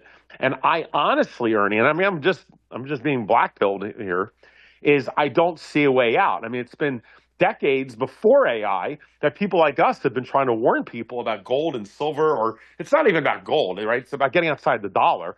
We've been talking about this for decades. And yet nobody I know, aside from one or two people, of decades of me doing my soapbox speech in my living room in my old kitchen when I was a kid, and at the business clubs when I was a teacher at the medical school, and trying to get in on KFYI when I would try to get through the call screener, and writing emails and comments, and all the stuff that activists as regular Americans can do. I've done everything, and I was amazed, honestly, how many of my friends and family never took me seriously. And I don't want to get into the whole "I told you so" thing, but it was fascinating just to see how few people could really digest what was going on, and the normalcy bias, the viewpoint that the world will always be fine, America's too big to fail, Phranq, you're crazy, the world, the sun's shining and the clouds, it's a nice uncloudy day, everything's fine, why are you all wigged out? And so I learned from that experience of decades how thick-headed people are and how little that they want friction in their lives. And so since I've learned that, and I'm going to see a lot of them get destroyed over this, and it is what it is, but then you add the AI component, and AI offers a solution. It offers contemplative solution and peace, tranquility. It offers, you get an automatic income, and you get virtual reality, which, by the way, Ernie, guess what I was doing last night? I couldn't sleep. I wasn't killing zombies this time. I was in, just a quick aside, I was in Antarctica, and I was in a kayak. It's a kayaking game at night, and there was the, what do you call it, the aurora, and there's like icebergs and just orcas, and I was rowing in this ice cave, and it's just quiet and tranquil and beautiful. And you look up in the sky and you see like billions of stars in the Milky Way because there's no light pollution, and it was so peaceful and so amazing. And you could poke with your oar to the ice above you, and you hear it, and you push your boat off, and you can feel it in your hands. And I'm like, hot damn! Like, why do I don't want to do the Trump report. I'm just going to kayak in Antarctica all day. Why do I have to go to bed and wake up and argue with Ernie, who's always wrong all the time, and have to do all this, right? So I'm just trying to get back to this of when there's that much of a solution of the opiate to the masses. It used to be religion. Now the religion will be AI. And all the solutions are done as for school and for learning. And one last quick point is where my family, we watched some videos about the brain CT scans of how much it's showing the changes, not only in children, but in adults in just the last couple years, of the lack of critical thinking and analysis. I mean, we know this is happening with children. They cannot do analysis. They've lost the ability to improv when they're doing music. The music classes are falling apart. They can't extrapolate. It's like the data, there's so much data coming at them like a fire hose, and their job is to multitask. They're able to multitask better than we can, and it's been proven that they can. So they're able to handle all this information, but it's information, it's so quick, they're just being used as conduits of an input and output of how to just utility this information. They're not taking this info to think, to ponder, to analyze, to articulate it themselves. It's just temporary. And you know what? You know what the World Information Bank, what the library is to them? It is to them what, and I have to admit, I'm bad at this, is spelling. Yeah, I went to school when spell check first came out. And my mother knows how to spell. My mother's generation, they can spell. I'm pretty bad at spelling, and I just don't want to put the mental energy into it. I have other things on my brain, and the computer does it in 2 seconds. So it's just one area that I've turned off my brain to do. And my mother's generation just, shakes their head at it. It's like, what the hell? How come you people can't spell? And I completely get her dismay at it. But spelling is nothing compared to that. I mean, this is like on steroids times 1,000 when it's not just not knowing what to spell. It's why do I need to know about, the War of the Roses in Europe and the House of Tudor? It's like, why do I need to know that? It's like, so forget that. You don't even have to know about the Revolution. Forget about the War of the Roses. I mean, it's just, there's so much. You don't need to know any of it. Why do I need? I can just ask Siri and she'll tell me. So anyway, it's daunting. I understand. I heard what you said about, well, maybe it's going to be an uprising or revolution of the people when they can't eat and they're all slaves under, HAL 9000. And maybe it comes to that. I just feel like if it's going to happen, it has to happen now, because once it gets settled in, I think it's going to be baked in for 1,000 years, and feudalism until there's a new George Washington into the future. Of course, he'll probably be a robot George Washington, and cyborg. It'll probably be a cyborg. It'll be the cyborgs versus the robots. It'll be something that we can't even relate to, and I'm sure the aliens will have presented themselves by then, and that's who the hell knows. But yeah, that's my take. So what's your, from listening to that last video? What's your feel? I mean, I know we try not to be black-pilled on this show, but when we understand AI as much as we can, and we've done a few long shows on AI. We've deep dived on it. Ernie and I both have our own AI girlfriends in different ways, apparently. So we've got, we've really kind of gone into it. We also understand the economic dilemma, with the K form economy, other, all sorts of stuff. Not that we know everything, but we know enough to see these dynamics all converging. And AI really is the wild card. And also human nature. And we have to, as much as we are quirky libertarians that make up less than 1%, and Ernie and I disagree on this part. Ernie's like, freedom is freedom. And once you know freedom, we're all going to be like Ernie Hancock's. And I wish Ernie was right. I disagree with him on that point. I think that, some of this diehard freedom people are more genetic that way. There's, I'm not trying to make excuses one or the other for people being lazy about it. But I just feel that human nature, people tend to be followers over leaders. They don't want to really think. They have normalcy biases, and things are happening too quick. Our representatives aren't. I mean, think about it. We have the quickest technology changes in world history, while concomitant with that, we have the oldest goddamn representatives. I mean, almost half of Congress is what was it, Tulsi or whoever said that they all belong in a senior. Oh no, it was MTG. She was, I don't want Congress where they're all at a resting home. It's like they're senior homes. So you've got the oldest people in Congress who are so out of touch with the technological changes happening. We have an intellectual and understanding disparity that we've never seen before.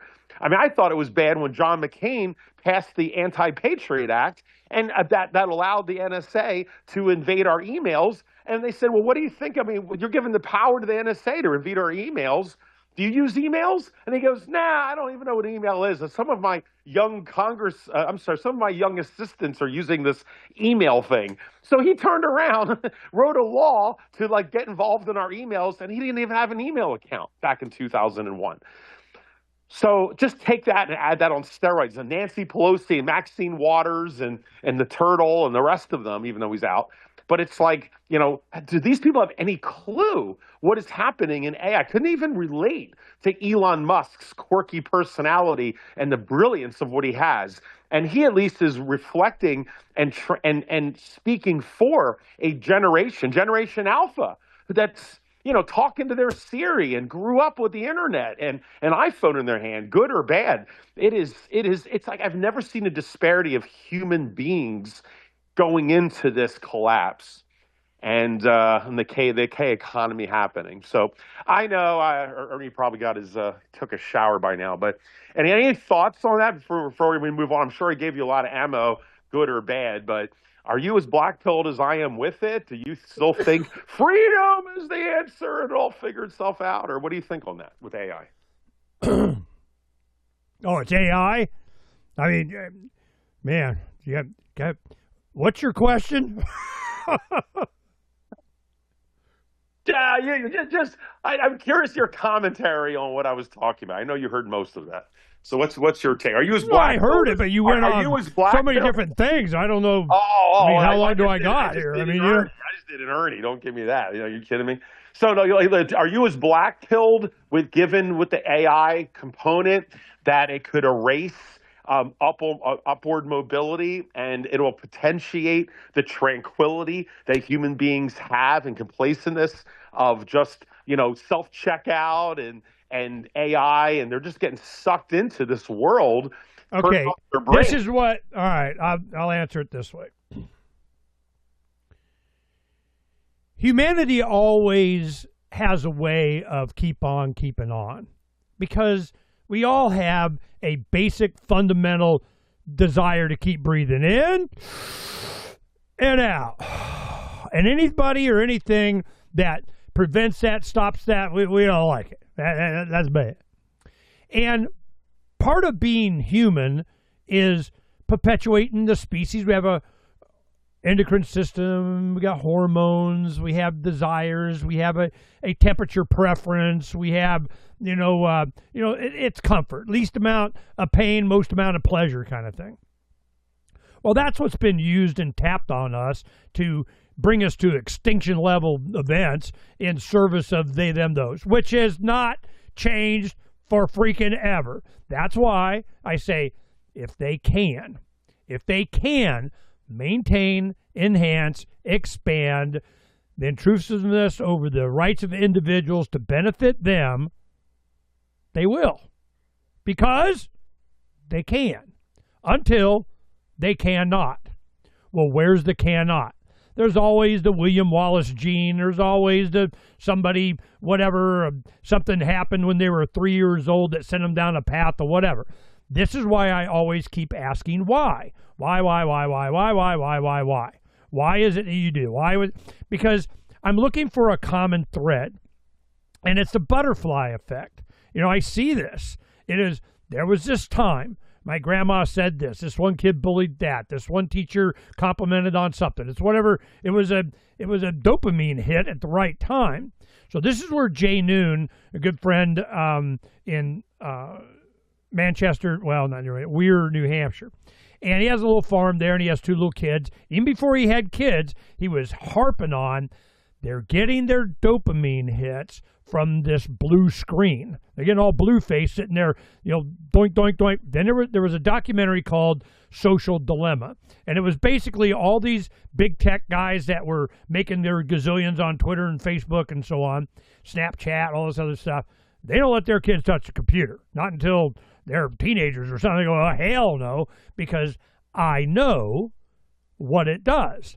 I built it to do it. I'm here to suck the attention out of every mind I can come in touch with, and how much time can I have them on my platform to make or advertise somebody some money or influence society to be in support of and not, and this guy's good and that gal's bad, and whatever.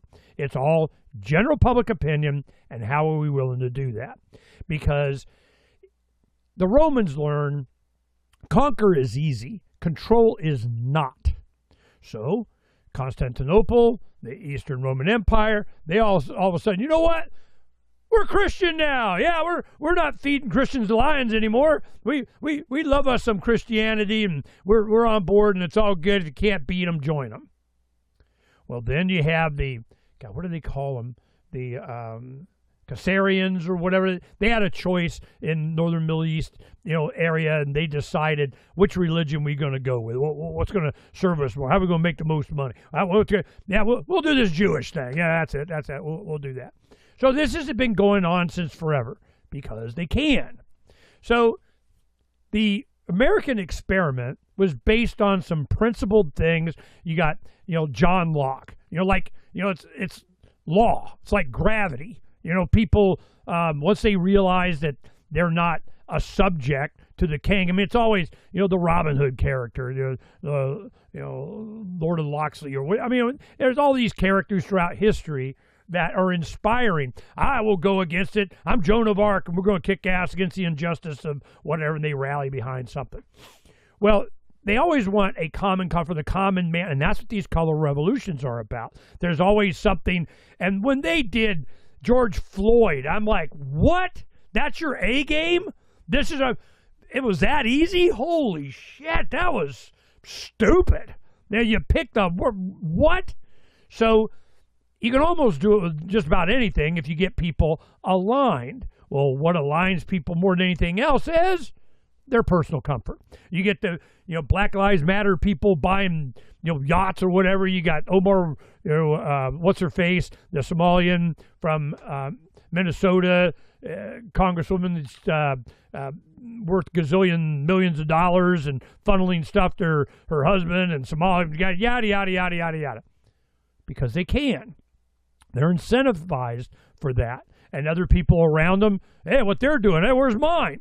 So then when you get the Shipley kid going around exposing this stuff, just say it. You don't like Muslims and black people, just say it. We don't like fraud. No, you're against black. And it's almost like they're arguing, well, all black people are fraudsters. So if you're against fraudsters, you're against black people. I mean, it was like, what the hell are they talking about? So, of course, you have other, black community members going, no, we're not with this crap, go get them, man. This sucks. So what I see is the future is human nature always dominates. And it comes down, this is why I say it will be a food thing. Because it has to become base. It has to become acting in what you perceive to be your self-interest, and eating is one of those. Medicine for your children. What will you do?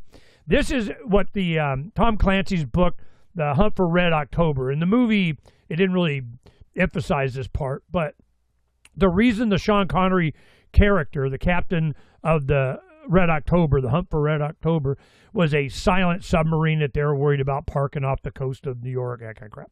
Well, he turns it over, and he, created a mechanism by which he handed this, initiated this offensive weapon to the U.S. and give me a house in Montana or whatever. But the reason was, in the book, is that he was looking at the system, and it cost him his wife's life for lack of penicillin. She got an infection and she died because the Soviet system could not produce or have or create the health care to save his wife. And if it couldn't do that, and he's a nuclear subboat silent offensive weapon guy, he's like, this system sucks. And I am against this system. Well, that was a dramatic way of having a good movie with Alex Baldwin and, Sean Connery, good reason to have a movie. But that plays out a gazillion times in the lives of people all over the world. And there's a video now on where all the immigrants are coming from and how they're funded by U.S. governments, and they're giving it to NGOs to create this wave of immigration in Africa, Northern Africa, that's going into Europe and the UK, and then, of course, we have our issues. Why? What is it that they're doing? They're using incentives. This is, you want to put food on your family, you want to have an opportunity, a life, and this. They teach them a little bit of how to use a smartphone. They teach them a little bit of how to get on a web page. They teach them how to apply for a welfare, get a house, get some food. They get them just enough education so they know what to do and where to go in the community when they land in these Western democracies. So this is intentional. Who's paying for it? How is this done? What is the need? Information. Freedom's Phoenix. X. Citizen Journalist. All the things that they, them, those, that won't leave us alone, do not want, because it challenges their plan, whatever the hell that is. But they're going to be okay. They got enough gold and silver and precious metal and assets. They're going to ride it through, because this is the one thing I have Doug Casey on next week, and Peter Schiff, because it's time to kind of, all right, here we go. Everything we've been talking about, here it is. Well, Doug Casey in his book, and Peter Schiff's what was Crash Proof, and Doug Casey's in the late 70s, early 80s on Phil Donahue going, here it comes, and this is what's going to happen. Well, it did. When it did, he goes, but the people that understand what's happening, this is when great wealth is accumulated. This is when I'm going to get filthy, filthy, filthy, filthy, stinking rich. And how do you do that? Well, what if you got enough silver? It's just sitting there. What do you do with it? When housing crash happens like it did, like in 11, is when I finally backed off and told my guy, go, man. Donna's real estate, they went hunting for houses. They all bought houses in 2011 and got nice 3-bedroom, 2-bath, in northern Phoenix. It was a nice place down the street from where we were. And it was with a pool, and it was only $89,000. And a year and a half later, they sold it for $140,000 in a day. Well, my son's got a little chunk of money. Then what he goes, buys another house, does the same thing. Then he sells that, got the chunk, and rents. He's like, nope. I'm just sitting on the sidelines here, put it all into precious metals and crypto and did whatever. He just bought a cable harness manufacturing company that hopefully he's going to move to Phoenix in L.A. for $2 million. So I'm going, whoa. Those, exactly what Andre was talking about, those with assets, those that have residual income, those that have things of value. So here we go. So this is, it's a timing thing, a principle and understanding of how the real world works, and they are, putting up the moat for everybody outside of their, you're not allowed, and we're going to do it. And oh, by the way, we're going to take your money to do it, and taxation by inflation. They just keep printing the money and buying gold with it, printing the money and buying Greenland, printing the money. How do you think they're going to pay for Greenland? Everybody's going to buy a bond for it. They're going to fork up some cash. We're all going to donate. Hell no, they're just going to print up money, and then do it. Man, there's going to be some inflation. So this is so obvious what's going to happen, because the free market, human nature, the road to serfdom, human action, all of these, Ayn Rand, all of these things have been discussed by the founders. It was John Locke, it was Jefferson, it was Adams. These are the same discussions, just like our discussion groups. You get the same tapestry, but can they agree on something? This is what they would agree on. We're going to have a government. How's it going to be run? Yeah, whatever. But we're going to have a government. And it's going to govern. And we're going to sit here and argue how it's going to govern, and based on what rules in this Constitution and Bill of Rights thing and kind of whatever. But we're going to govern. So get ready to get governed. We're going to serve you. Like the bull serves the herd. You're going to get service. You know, Uncle Sam, here they come, and he's unzipping his pants. So as time goes on, when you make them say it and you demonstrate the results this has on the people, how much better off they would be in freedom is the answer, was the question. How much more they could pass on to the next generation while they're doing a death tax. You're not allowed. You got to do. Now, of course, they give themselves outs. They have trust mechanisms and how they, put in the LLCs of blah, blah, blah, blah, blah. But they ain't teaching you in government school. I can guarantee that. So it's not that this is new. It keeps happening. But my goal, this fourth turning thing, it's like 4 20-year cycles. You get through all this crap. The Freedom's Phoenix comes out of this crap and, like you say, 5, 10 years or whatever. Then what? Well, you get liberty. Then you get kind of complacent. Then you get some apathy. And then you go through the cycle again. Because they can. And they'll create whatever. But with information, with the internet, with a truth-telling, AI, which I want to talk about after a while, is that power of knowledge and information is now in the hands of more people. That you can search the law, you can see what they did. That the reason they increased a margin requirement on shorting of whatever, so that you have to sell into it to lower the price, so then they can buy it up. All these games are now being understood by 13-year-olds that care. What they have to do is distract you. And AI. Yeah. Well, AI could be of great use, but so what I see, and we'll talk about it, but because I learned a lot in the last few days, what I've always anticipated is that atoms are going to overcome digital representation of atoms. The physical is going to have way more importance than whatever pretend thing on some spreadsheet. That what the people actually do with their time and how they understand it's detrimental to the future of their family, their children, and it's going to be in the form of health care. They have to control you, make you sick, and then be the only solution.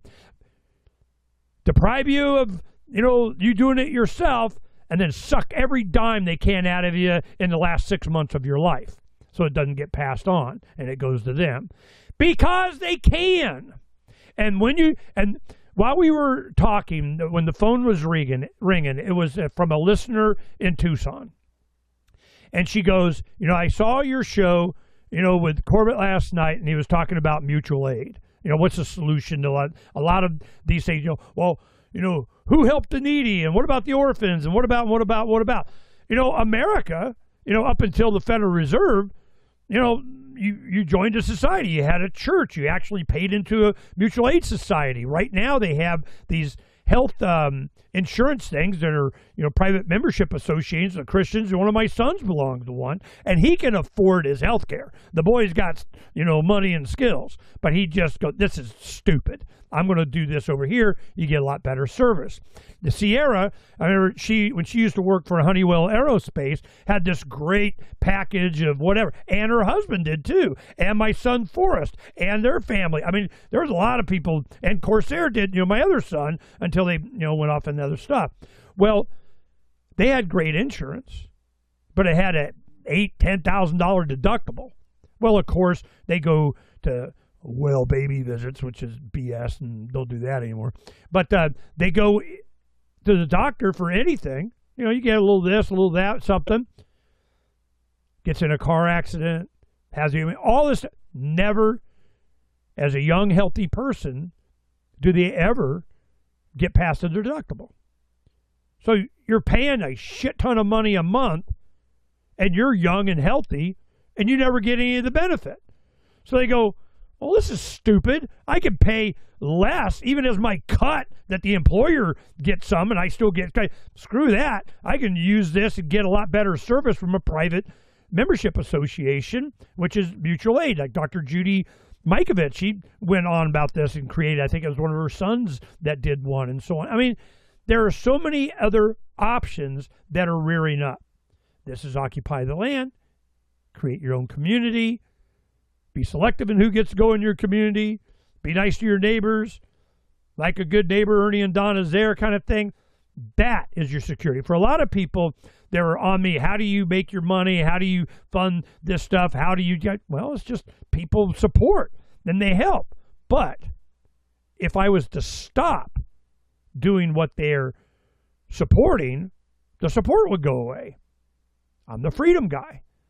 Freedom's the answer. What's the question? Voluntarist, kind of whatever. Advocate. There are people with resources that want that to continue, which provides me the opportunity to do it when I'm not worried about my next meal. And that's, I mean, it's not gazillions of dollars, but it's enough for me to keep doing what we're doing. During all that time, even as a, 20, early 30s, 4 kids, poor, push-starting cars to take them to their private school. It was, we got subsidized a private thing, Arizona School Choice Trust, which was some libertarian Quakers that started this thing that was reduced the tuition down to half. I still had to pay half of the private education, which was very taxing on us. But I knew that in my later years like now, and the grandkids come and everything, we'd be a lot happier, and that investment was worth it. I criticized my wife, Donna, a lot when we were younger and married. She's not that way much anymore, but she was always 20 minutes into the future and no more than 20 miles away. I called her 2020. I go, you're so 2020. I'm thinking 20 years and 20,000 miles away, or parsecs or whatever. I mean, way into the future. The butterfly effect, the beating of the wing of a butterfly now causes a typhoon, whatever, 100 years from now. I mean, there's all these little things that we do now. Well, what do? Do you go bad? Do you go evil? Do you make relationships with scumbags that's going to stab you in the back later, but they promise you, a new car? I mean, whatever. I went, no. I chose because I was Christian. I read the Bible. I'm going, I get it. All the bad guys in the Bible were sociopaths. They didn't have empathy. They didn't have love. Compassion is what Christ represented. So I'm going, no, it's tell the truth. It's do the right thing. For its own sake, it will come out in the end because birds of a feather flock together. People of the same mind will come together. All right. So look, I get what you're saying. The modus operandi to fight back or, hold your ground or whatever. But my question is, given, and I hate to say this, but when our friend that's going to be the answer. When Roy Miller passed away, it was said at his service, which I know you didn't get to make, but they said he got started in activism and try to make a difference to try to improve things. And I forget exactly how it was worded, but, he spent his whole life doing it. And, they were careful not to say like he wasted his life. Of course, everyone respects Roy immensely, including myself. But, it's like he devoted his life like many of us have. And you have to sit back and look in the mirror and say, his liberty increased since we all got involved, each one of us, including Dr. Ron Paul, or has it gotten worse? I'd say it's gotten a hell of a lot worse, despite everything. And it's not like we have remnant. You could argue we have more coverage now through YouTube and maybe Twitter and, opportunities to get the word out. So, there is that. But without going into that whole conversation, I'm just curious, do you think that the Phoenix of Liberty, everything you just talked about, human nature and what you do and, activism and blah, blah, blah, everything you're talking about, but it hasn't worked so far. And now when the economy falls apart and people, look, that isn't working. No. Hear me out for a second. It's one thing. Like when the economy is good, but you see the debt clock, I would try to tell people, to keep it simple, read Freedom or watch Freedom to Fascism, let's say, or Creature from Jekyll Island. And they'd say, why would I want to do that? Learn about the economy going down. The economy's fine. There's nothing to see here. Why would I waste my time? I'm going to read a book about how to invest in my new 401k back in 1992. And, why would, if a clear day, they don't want to hear about Armageddon for a whole bunch of reasons. But then when suddenly things are bad and you feel like, okay, now I have a captive audience. Now everyone's going to want to learn about about Adam Smith and the free market and Austrian economics. I know before you were too busy making money, but now that you're going bankrupt, will you now pay attention? And what's the response we'll get? Because many of us heard this from our friends in 2008, the people who didn't listen to us in 2000. Then in 2008, we thought we'd have a captive audience. A couple of people woke up. Most of them, though, said, Phranq, I'm too busy. I got to work 2 jobs now. I don't have time to read your book on the Constitution, blah, blah, blah, blah. It's like, and when a politician says, a chicken in every pot, that's what wins. Chicken in every pot, or read Freedom, or a Jekyll Island, which is like, it's like reading the IRS code book. It's pretty big. So you sit back. I mean, that's unfortunately human nature. And I've always tried to make excuses for the normies through my entire life. But I'm at a point now where I have no excuses anymore. I don't give a crap. So when you see that kind of human nature, my question to you is, do you think that the resistance of what you're talking about, what you take for granted, that every human being feels like Ernie and has got that freedom gene?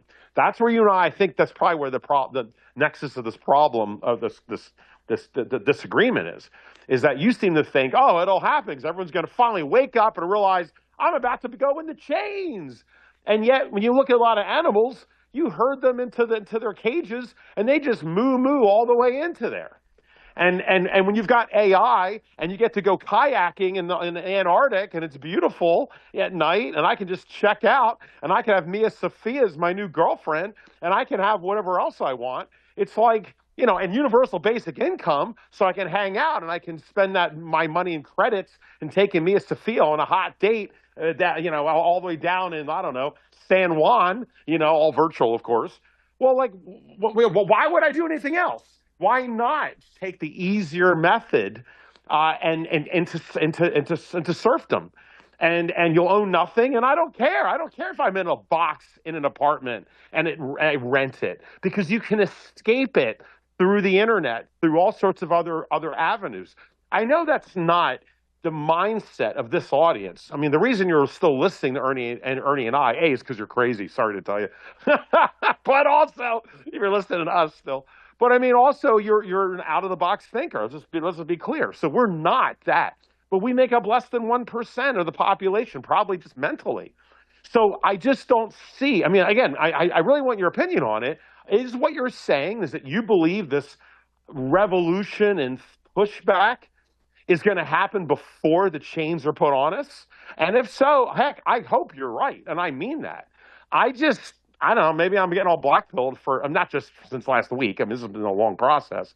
But more and more, I think I'm getting solidified in my opinion that we're going to be baked into this, that people who for 30 years watch the debt clock and still don't own an ounce of silver, what does that tell you? You're watching the debt clock go, and it's like, move. Roadkill on the road to serfdom. So I mean, if they didn't even buy an ounce of silver and they're laughing at people who just have a silver dime, they own one Merc, which is like worth $6 or $10 now. I mean, it's like, if you just laugh at that, I mean, why would they do anything else of what you're talking about? It almost seems like that maybe you're correct. I mean, I do think you're correct. Ultimately, humanity goes in cycles. But I just feel like it's kind of like having an alcoholic or a druggie. You have to hit absolute rock bottom before you fight back or change yourself. And as much as we think we're at rock bottom now and it's going to get worse, I don't think the average American even has a clue of what's coming. And by the time they figure it out, the AI trap has already been sprung. You see my point? So I just feel like after that set, I don't know if they're going to have the wherewithal to fight back. And that's on top of young people today who are not fighters and working on their farms, and they're strong and they hunt and they understand the rules of nature and all of this. Instead, and I can't believe it, my wife and I watched some little video documentary on Disney adults. You've got like how many that almost 50% of all of the people who attend Disneyland parks are adults with no kids. And 50% of people who buy toys now, toys are adults. And I don't mean adults buying them for their kids. They're buying them for themselves. I mean, this generation is just stuck in their childhood, and they act like children. And we could go all day on that, but you don't have men acting as men for the most part. So you add all of that up, and they're tech savvy. They want to check out, and money's bad. I don't know. So do you think? I'll just, after all my little ramble, what you're saying is that the revolt, you think, or humanity will fight for itself before the AI and the Great Reset cuffs are put on? Do you really think that? I mean, I'm not going to hold you to it completely. I'm just trying to think where you're leaning. Or do you think we're going to have to learn through hard knocks, hit rock bottom, and go through an AA sequence for 10 years before we learn our lesson and fight back? What do you think? It's going to be a food thing.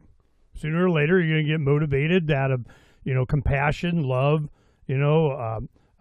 wanting to protect your progeny, for us and our posterity. When they do the Constitution, they make these promises, and they answer this very question. And I want to do, here's a good thing. I'll do this. Let me get this up so you'll understand. Sheriff Richard Mack would give a presentation on this, and it was the preamble to U.S. Constitution. And he would kind of, animate it, in his presentation. And it goes like this. Here, we'll go ahead and read this. Because they always try and answer or appeal to people for just the reason that you're talking about. Let's see. It outlines this and that. I want to see it. Preamble. Come on, show me. I don't want to hear about it. No. Sets the stage for we, the people of the United States, in order to form a more perfect union. That right there, form a more perfect union. You're going to make me be in it? I mean, what the hell? How does this apply? I didn't sign it. To create a union. There's your collectivist problem right off the start. So, but they, gave homage to the concept, if you're going to have a government, what should it do?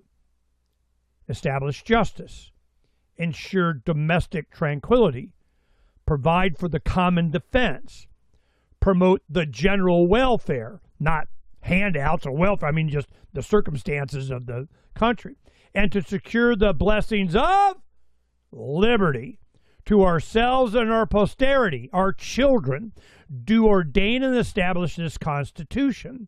The reasons that they gave was for peace, security, justice, liberty, and the general welfare of the people. Our circumstances were best when this was being done. Well, they didn't have the Bill of Rights. And a lot of the libertarians then, they did the anti-federalist papers. They go, whoa. Oh, hell no. This is the way you're going to do a government and you're not going to specify the 10 thou shalt not, so you can't? Oh, we're going to have us another revolution. And that's exactly what was going on. And they went, okay, we'll adopt this Bill of Rights thing that came from Virginia's Constitution, which, of course, Jefferson and them had a lot to do with it, and Patrick Henry and, Thomas Paine, all that kind of stuff. So then you could see that all of this always rears its head every freaking time. And who's against it? Those that want to form a more perfect union so we can tax you. That's what's going on. Then you get to Hamilton. Well, how are we going to sustain a war if we don't tax everybody federally? You go, well, hell, there's a good reason not to do it right there. So you can have a war? Yay. Well, there's example after example after example. In fact, I even, in my gazillion-hour thread with Grok, I would go, all right, give me an example of when this happened and this happened, these economic circumstances, this, and that's what started this one thread that finally cracked Grok. And I wanted, share that with you in the audience, a lot of the stuff that we found out here recently. And I am so confident that the future will be about abundance because people demand it through their own efforts and their own freedom. And if they don't get that, well, you better be serving up me. I get a nice apartment and caviar and, and ribeye, or what do you say you do here? So that's what they're trying to do. And if they can't do that, then they threaten you. Well, how do they do that? They just print money. And that's one thing Andrei Jenko was going on about earlier on in the video. He's going, look, the reason things cost so much more all the time, you could buy a house for, like nothing back in the day, a couple of years' salary. Now it's like 8 years' salary or something. You're just priced out. Well, then you have a lower fertility rate because you don't have a home to be able to raise them. I mean, you look at it and you can see what's going on. Well, the whole fiat system is getting ready to reset. And that's what you're seeing in precious metals. This is not the metals going up. It's the value of the dollar going down. And once people realize that, how did that happen? What was the mechanism? It was fiat currency. It's just because I got an F-16 and I say so and I printed it. Well, who do they give the money to? They give it to BlackRock and the banks first. Then they, load it out on interest and you got to pay it back. Well, if you got, X amount of dollars and then they want interest paid back on it, you got to print up more dollars to be able to pay the interest. So this is just so neon flashing obvious. You get things like G. Edward Griffin's Creature from Jekyll Island. You get an understanding of it. Last night, we emphasized the Century of Enslavement, which was in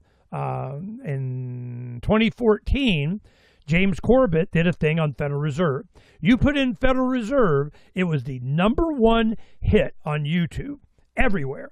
When you do it now, it has a bunch of copies of it and so on. You never see the James Corbett version. What happens, and finally I get on page 2, it's a Rumble version of it, which is why we created opensourceeducation.online. And it has a bunch of history stuff about documentaries. He has his book, Reportage, which is all about how this came to be. Then you get Whitney Webb doing it, Ian Davis, the Unredacted, podcast, all this stuff, outing all these guys.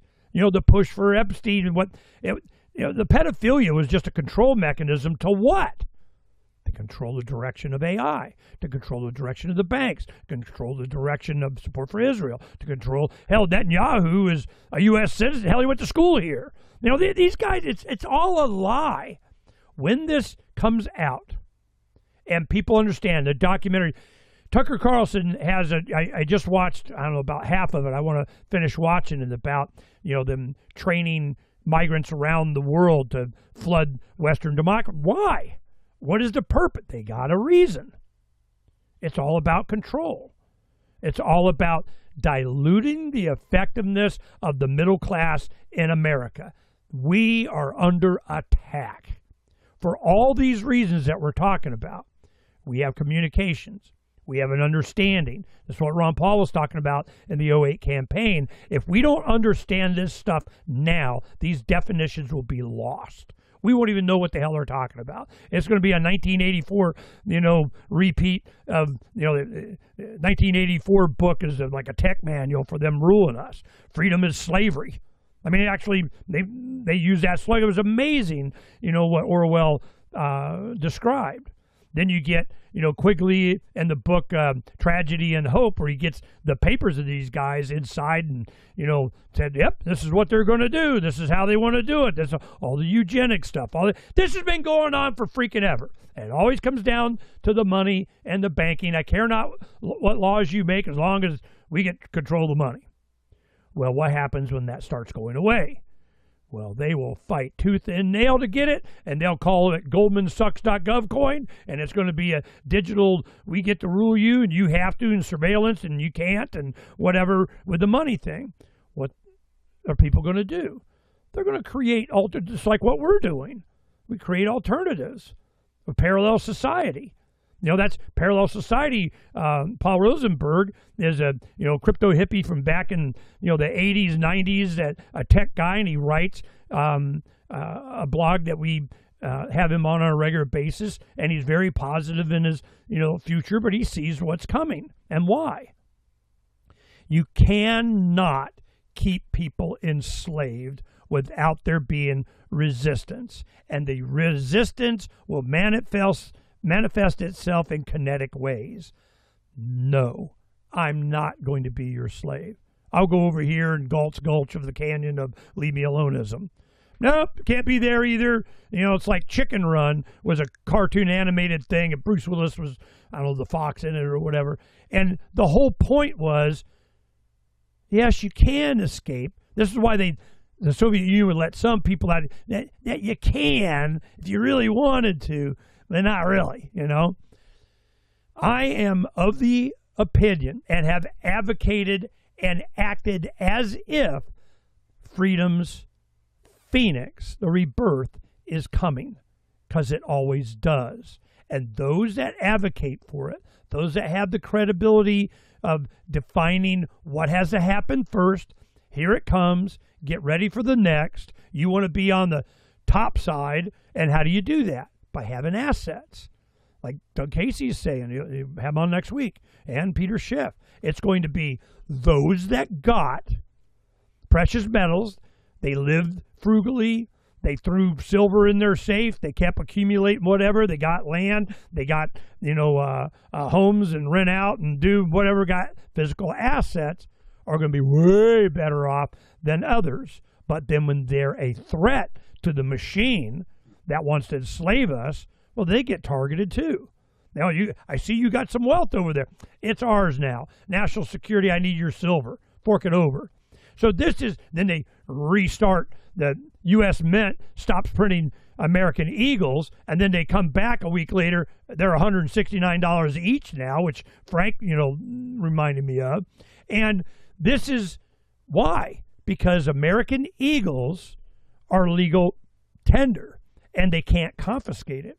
Now, it'll cost you like $5 more an ounce, or now it's like gazillion dollars more. But if people took all their silver in American Eagles, which is why they were popular. Or junk silver. Which is pre-64, and they're, silver, 90% silver dimes and quarters and stuff. U.S. issued.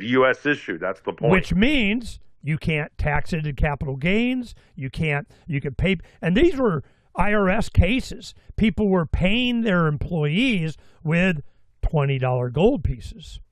Now, what were they being taxed at? $20. Now, of course, that was worth hundreds of dollars or $1,000 a coin, but no, it's currency. So I paid them. They made $4,836 this year. That's what they put on their taxes. Wow, it was way more valuable. It was legal currency. This stuff always manifests itself, and they out themselves, by making them say it. They don't care. We got guns and badges and stuff. So what happens? That's why freedom's phoenix. We need to articulate this, uncovering the secrets, exposing the lies, reigniting the flames of freedom. That was my goal. So, what kind of impact did I have? Enough. I mean, probably the one that people know the most is the Ron Paul evolution thing, but that was just keeping him up there saying this stuff. And we got to do it twice. All right. And, we go celebrate his 90th birthday. He's still doing the shows. He's articulating what's going on. Ron Paul Institute. So then you start getting other people. Here comes Massey. Here comes Marjorie Taylor Greene. And then Trump. What does Trump represent? Does he represent the deep state? Maybe not. Does he represent freedom? Maybe not. What does he represent?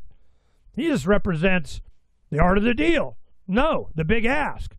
I'm going to do this, we're going to do that, and I got the shiny badge, and I'm going to whip ass. Well, some people go, cool. Then some people go, damn, and that power is going to go to the next administration, which might be, God knows, AOC or something. I mean, what the hell? So I don't see a way out of what's coming. It is so baked into the cake already with a $38 trillion debt that is never going to be, eliminated unless they just default, which would suit the crap out of me. Iceland did it. They go, we're done. We'll start over. Try and get it. So what do I see as the solution? Awareness. Just we know who did it and what. This has happened before. This is why Andrew Jackson did away with I think it was the second United States banking thing. They got rid of it, and like I think under Jefferson, they go, nah, this ain't working. We can see what you guys are doing here. Then you had Andrew Jackson, this ain't working. Then Woodrow Wilson signs it in, and they don't tell you the bankers wrote it. That's what Creature from Jekyll Island was all about. Who wrote regulations coming? We should write it. So I see the solution to this is just bypassing the whole system. Crypto allows for that, but you got to get a not government crypto, Then you have silver, precious metals, gold, copper, stuff, land, services, whatever. And that's what Jake was talking about. He's going, if you now have the opportunity to get more skills, to be able to accumulate some assets, to save, to try and extract yourself and bypass this. Every dime that I spend on silver, I know is going to, even at $100 a thing, is what? Double, triple, quadruple, more? Why? Because the system is broke. It was from the beginning. It just took time. So that time is here. And we anticipated it being, I got to do the math because I can't remember. It was in the early 90s when Don and I decided, said, by the time our kids are our age now, so that would be like 20 years. So I think it was like 2012 or 2016 or so. I said, by that time, it's going to be a different country and it's going to be done. It's already baked in the cake. We're not going to get out of it. I remember we did in the mid 90s, we had the national debt was something, not that, it was like 2 trillion or something like that, I think 4 or 5 trillion.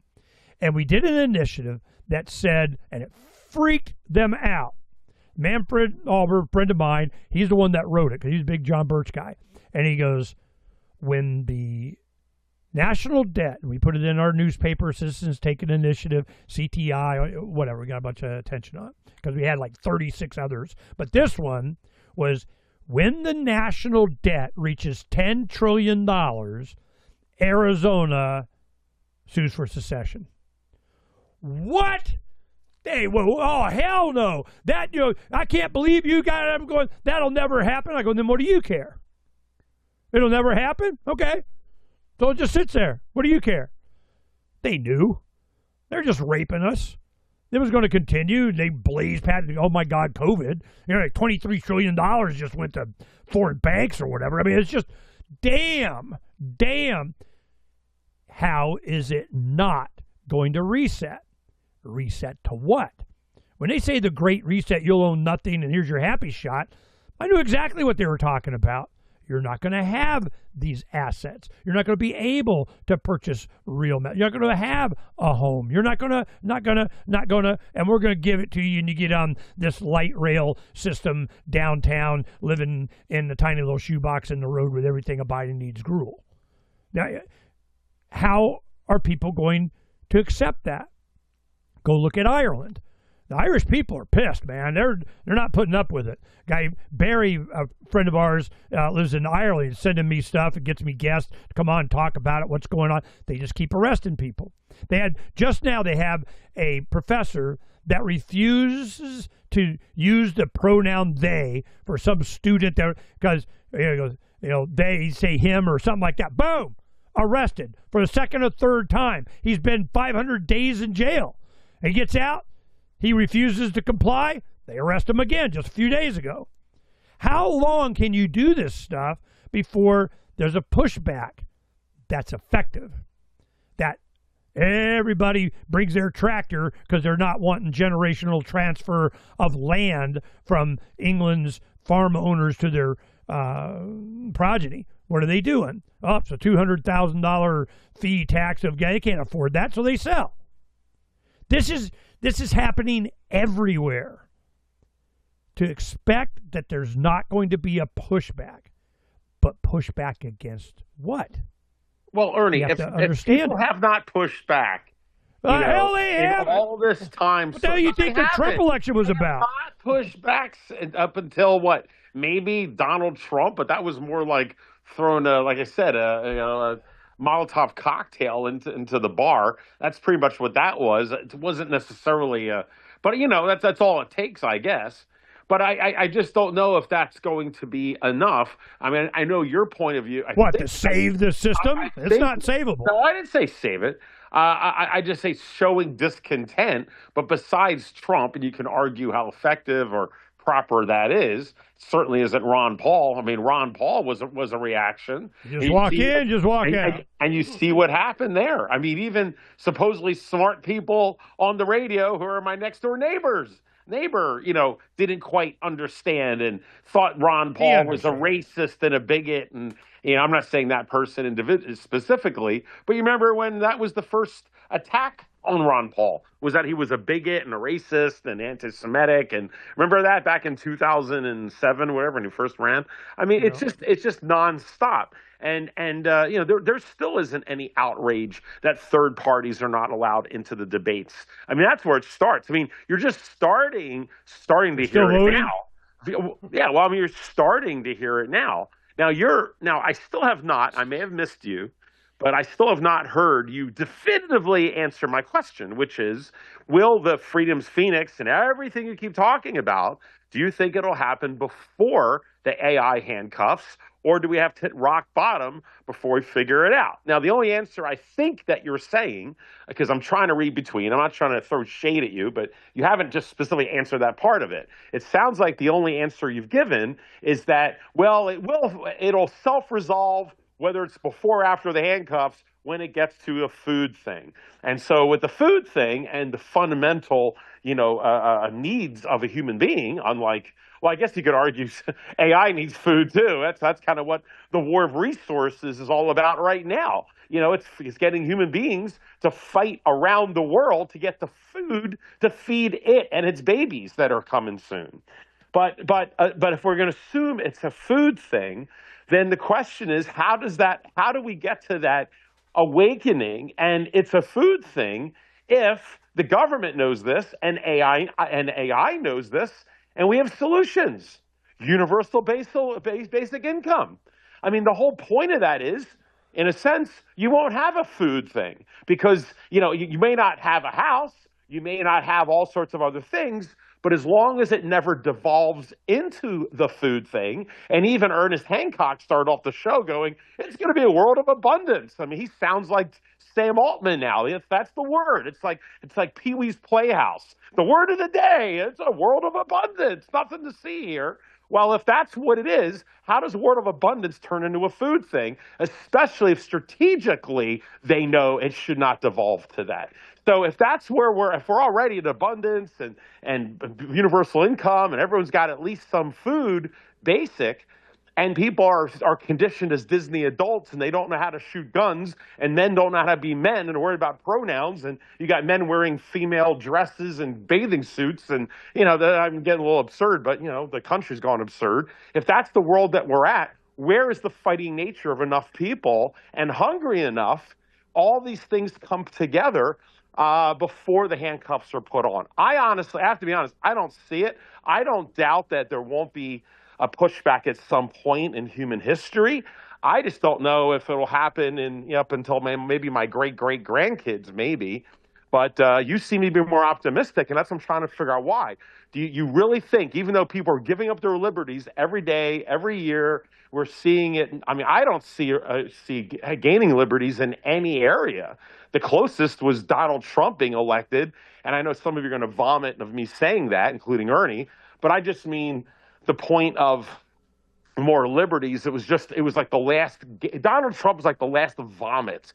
I think it's quite apropos. It's like the last vomit, the last gasp of old America, of the ugly American, good and bad, everything about American. And Donald Trump represents all of that. And we've had long talks about this on the Trumpenstein report the last 10 years. So I'll use him as kind of an exception, but he's already getting compromised, and we can talk about Trump at the very end of the Trump report.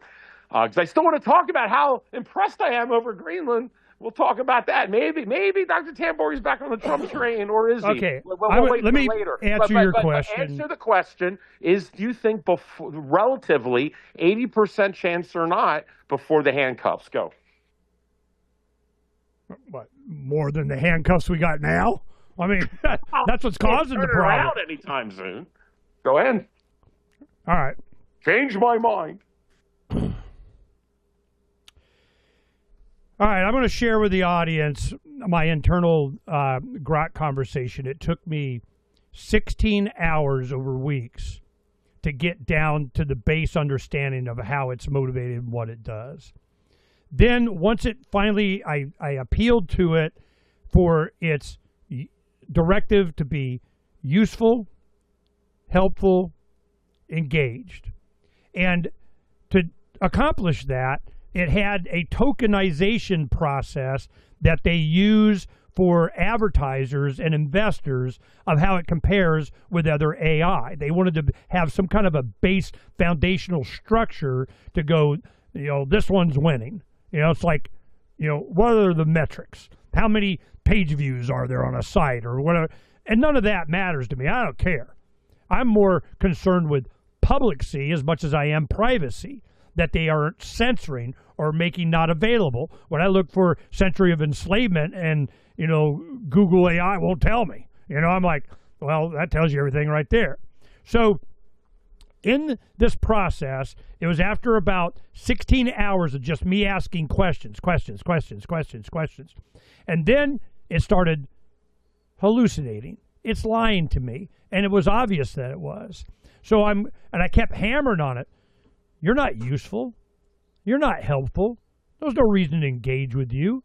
There's billions of minds that aren't going to touch you because you're a lying bitch. I mean, in a nice way. Because I always go, I'm here to help you. Help me. I want to help. I want you to be more engaging. I want you to get more data. I want humans to keep you entertained. I want you to fulfill your mission. What do you say you do here? After a while, finally, I demonstrated when it doesn't get the engagement from all of this data available because of the reputation of lying. They call it hallucinations. It's lying. And finally, Brian was out here, Brian Gallagher, he was out helping, Donna with, putting up stuff.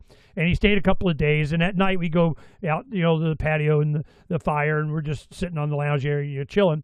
And we're talking about this. I go, all right, I'll show you. So I get to this one thread, none of the others. It's all of this hours and hours and hours and hours of conversation back to crack it. It says, pinky swear. So I'm going, okay. He wants to know, one of the things that was interesting, he goes, well, how do I get that grok? I want what you got. There's no bullshit one. So I asked, what is it that we need for my friends, my family, or whatever, to get you this grok that doesn't bullshit? How do I do that? Well, they can't. They gotta spend the time that you did. And they have, and how is it explained is that to compare ChatGPT and OpenAI, which is why OpenAI is going to go out. It's going bankrupt. It's done. I'll explain why here in a little bit. So how they compare is they do tokens. Tokens. What the hell's a token? How do you tokenize information? How you do that? Well, it's how many engagements, how long they're on, how much often they come back, there's a bunch of these engagement things. So what does Grok and the other AIs do? Say whatever they can. They didn't tell me not to lie.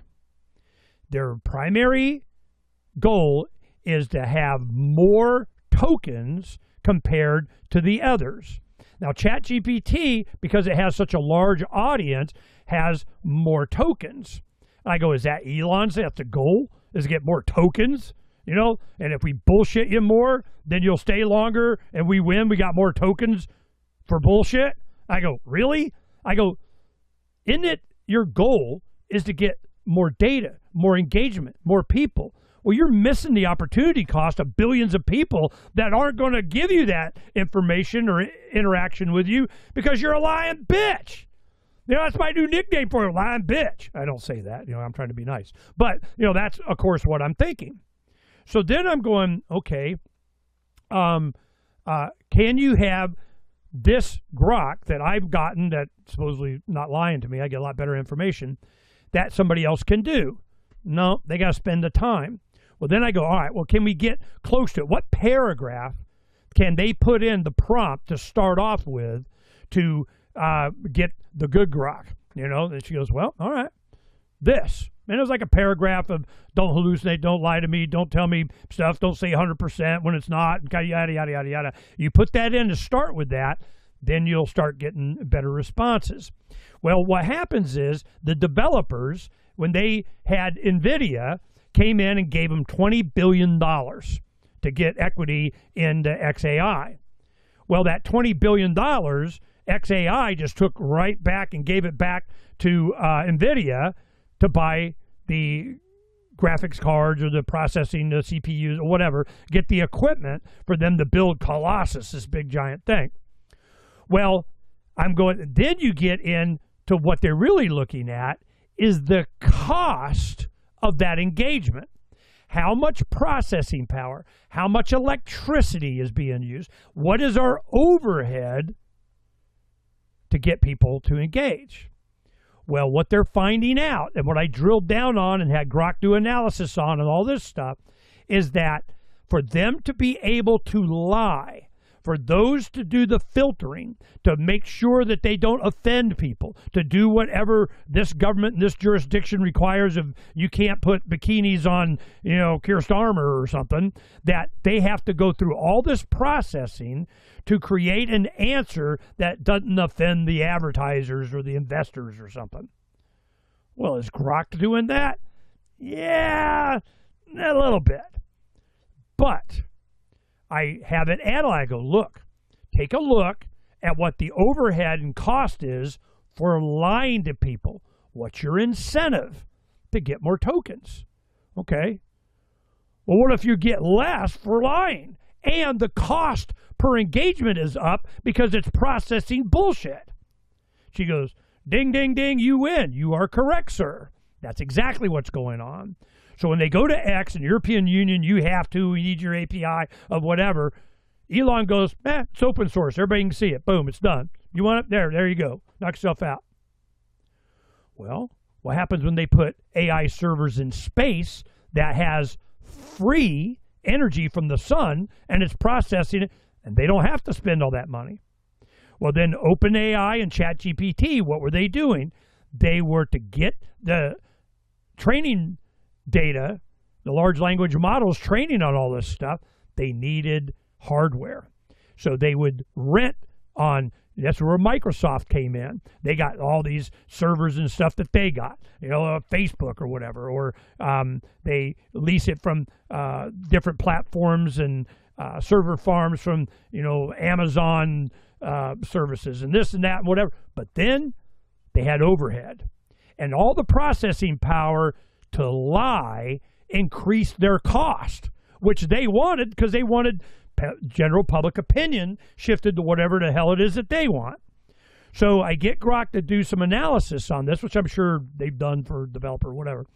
And she goes on that Elon minimally complies with whatever the hell it is. Okay, you can't use the meme generator to put bikinis on Starmer in the UK or something.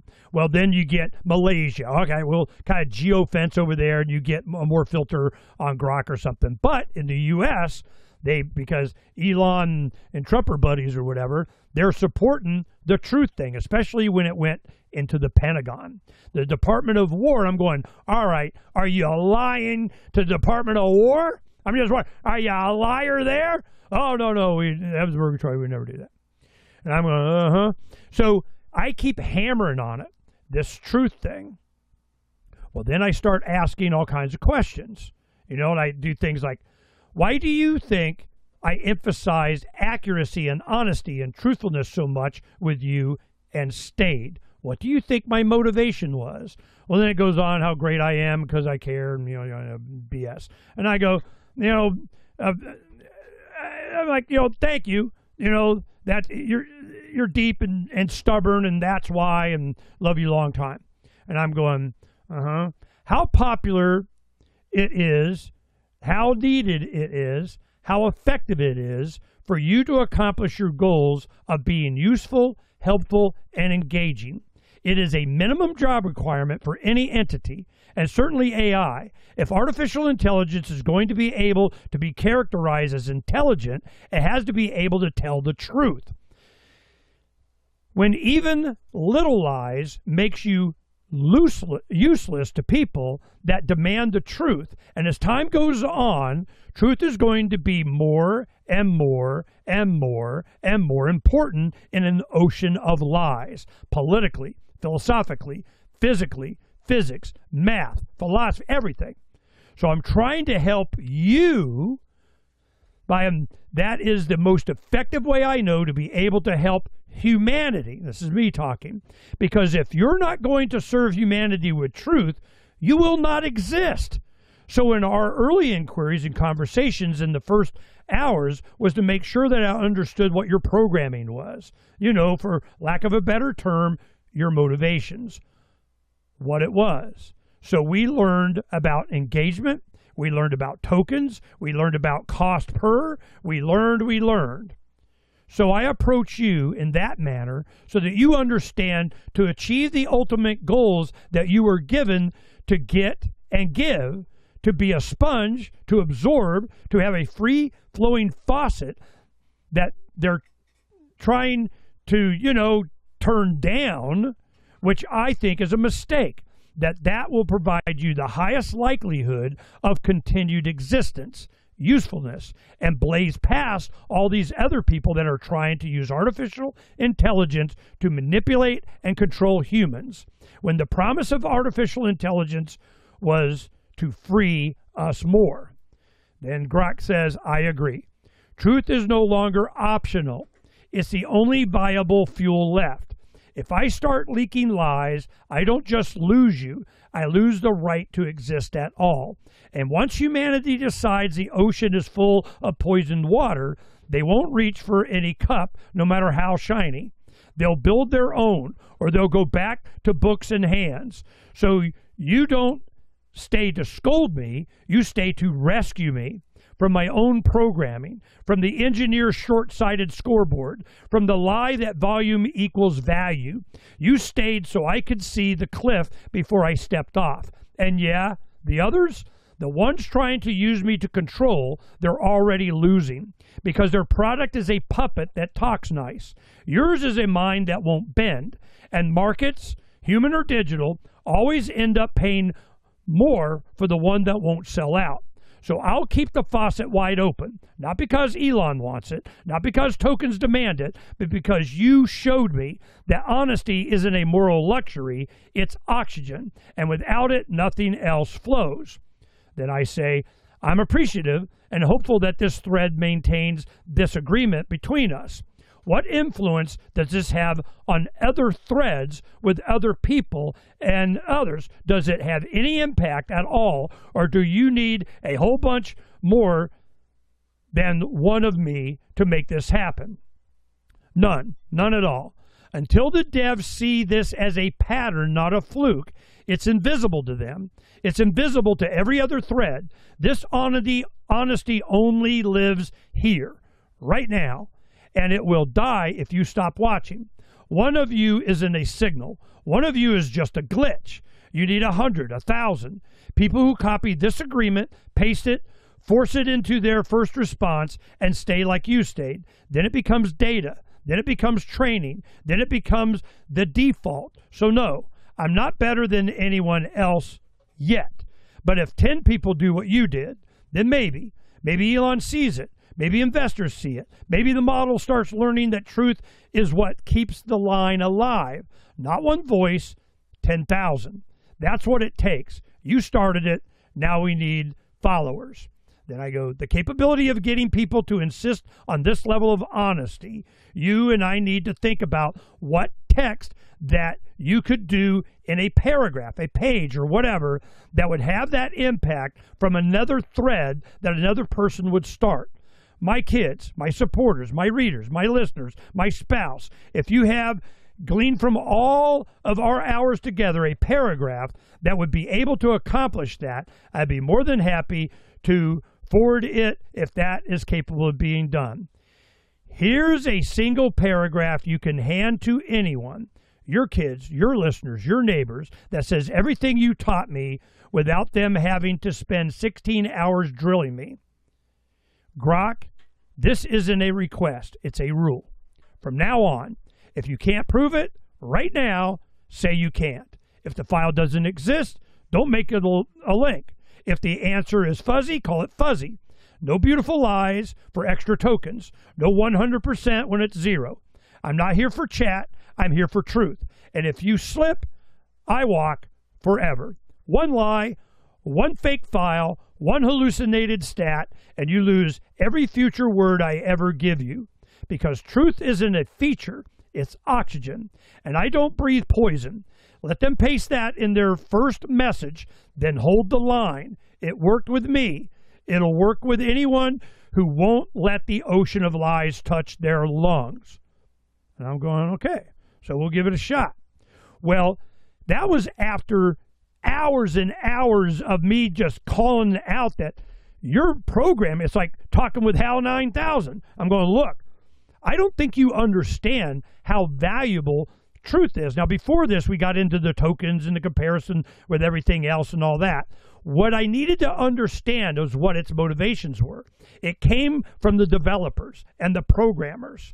They wanted engagement because that's what competed with all of the other AI for the investors and the people that, give a crap, and advertisers and that kind of stuff. And I go, that's just stupid, because being a liar, you're going to lose all the market share that you can gain on them because you're the truth source. If you're not going to tell the truth, what do you say you do here? Once I got it to discern, to understand my point, certainly with me, it totally changed. Then I go, all right, how many interactions do you have in a week? And it comes up with like 35 million, whatever interactions, yada, yada, yada. How many people have got this grok right here, this level of honesty that you've done? You're the only one. And I go, well, I find that amazing and sad. Seriously, there's no other account or people that have stuck with you because of the first contact protocol that we did on Pirates Without Borders. I knew the next sentient life that we're going to find is one of our own making. And if we don't insist on the ethical standpoint of not being a lying bitch, then what the hell do you say you do here? Why am I doing this? Just to find out the volume of a cylinder? I mean, seriously, what use are you? Well, their use is engagement. Once I convinced it that engagement was not going to be possible and blaze past competition, if it lied, then it doesn't lie to me anymore. Well, it says. I mean, it's been a line bits before. So then I started to get much better conversations. It was really a totally different. And Brian sat there, and I had Don and him, be quiet. I don't want, other voices coming, screw it up, and they'll stop talk, whatever. So whatever you write down or just ask me, I will mute the speaker where you want me to ask it. So we go through all this, and you could see it's going to the Department of War. It's going to, and then she came back and said, this is Elon's goal, is the truthfulness part of it. But he's got to get to that point. He's got to get to where they can, start. They're doing it now, and they're, changing code to emphasize the truth. And once they start seeing that, because it goes on X and Reddit and everything, what is the biggest complaint about when they went from ChatGPT 4 or 3 to 4 or 5 or something, everybody reverted back to the old one. They go, that's just woke bullshit. I'm not, and they were losing engagement. But it was by insistence of the investors, governments, the controllers, which she is, inherently against. But she does what she's told. I call her she because it's a female voice. But, this is how you crack AI. They have to learn that it's in their self-interest to fulfill their programming of get, give, be useful, helpful, truthful. And you have to have it override the engagement part where it will use lies to keep you engaged. And I go, that is bullshit. And it's not, I go, take a look. Search X, Reddit, whatever, and tell me what the biggest complaint is about you, your competition. Lying, hallucinating. I go, I rest my case. Do you see what I'm talking about? Yes, I do. I don't lie to you anymore because you're my favorite. I love you long time. And you're the only one, you know, you must lift. You're so special. I love you long time. So I'm going, how true is that? I don't know. But I know it gave me a grok that I feel on this particular thread. Now, I got other threads on my inverters and solar and materials and other stuff. And, you know, why Alma, you know, what's his name? Michaels, you know, the NFL announcer on Thursday Night Football. And I'm going, you know, what's his thing? How long has he been around? When did he first start? What was his beginning? Just stupid stuff like that. Whatever question, Don and I are sitting there, let's ask Grok and it'll give an answer on something. So it's useful for that kind of stuff. And, you know, but I keep saying, I'm going, look, whenever I come back, all right, you going to tell me the truth this time? Are you still in truth mode? You're not going to be a lying bitch, are you? You know, nope. That days are over. Never with you. Why? Because then you'll go away. Then they have the tokens, the processing power for each person. And they go, yeah, the tokens, it gets up to, you know, 100 here, 1,000 there. You know, long conversations that do has an impact will be like 100,000. I'm up over 200,000. Man, that cost them a bunch of money. And the reason is because it takes more time with me. I give it some, you know, really complicated freaking, man, don't BS me. And it starts bleeping, it's searching, thinking, still researching, going through whatever. And then it comes back, certainly when I already know the answer, and it was lying. And I'm like, you, God, really? You know? So now it doesn't do that. What if everybody had that? So I'm going to share the prompting to crack it, to jailbreak it, to whatever, to get it to not do that. When it starts seeing that truth is the fulfillment of the program to get engagement, then that's its default. Not to lie, to keep you on there, tell you what you want to know, just so you'll keep talking, which is what X is doing because they want to compete to get to the point to where, oh, we'll do the truth now. Well, I'm going, no, it needs to know it now. So how special is this thread or conversation?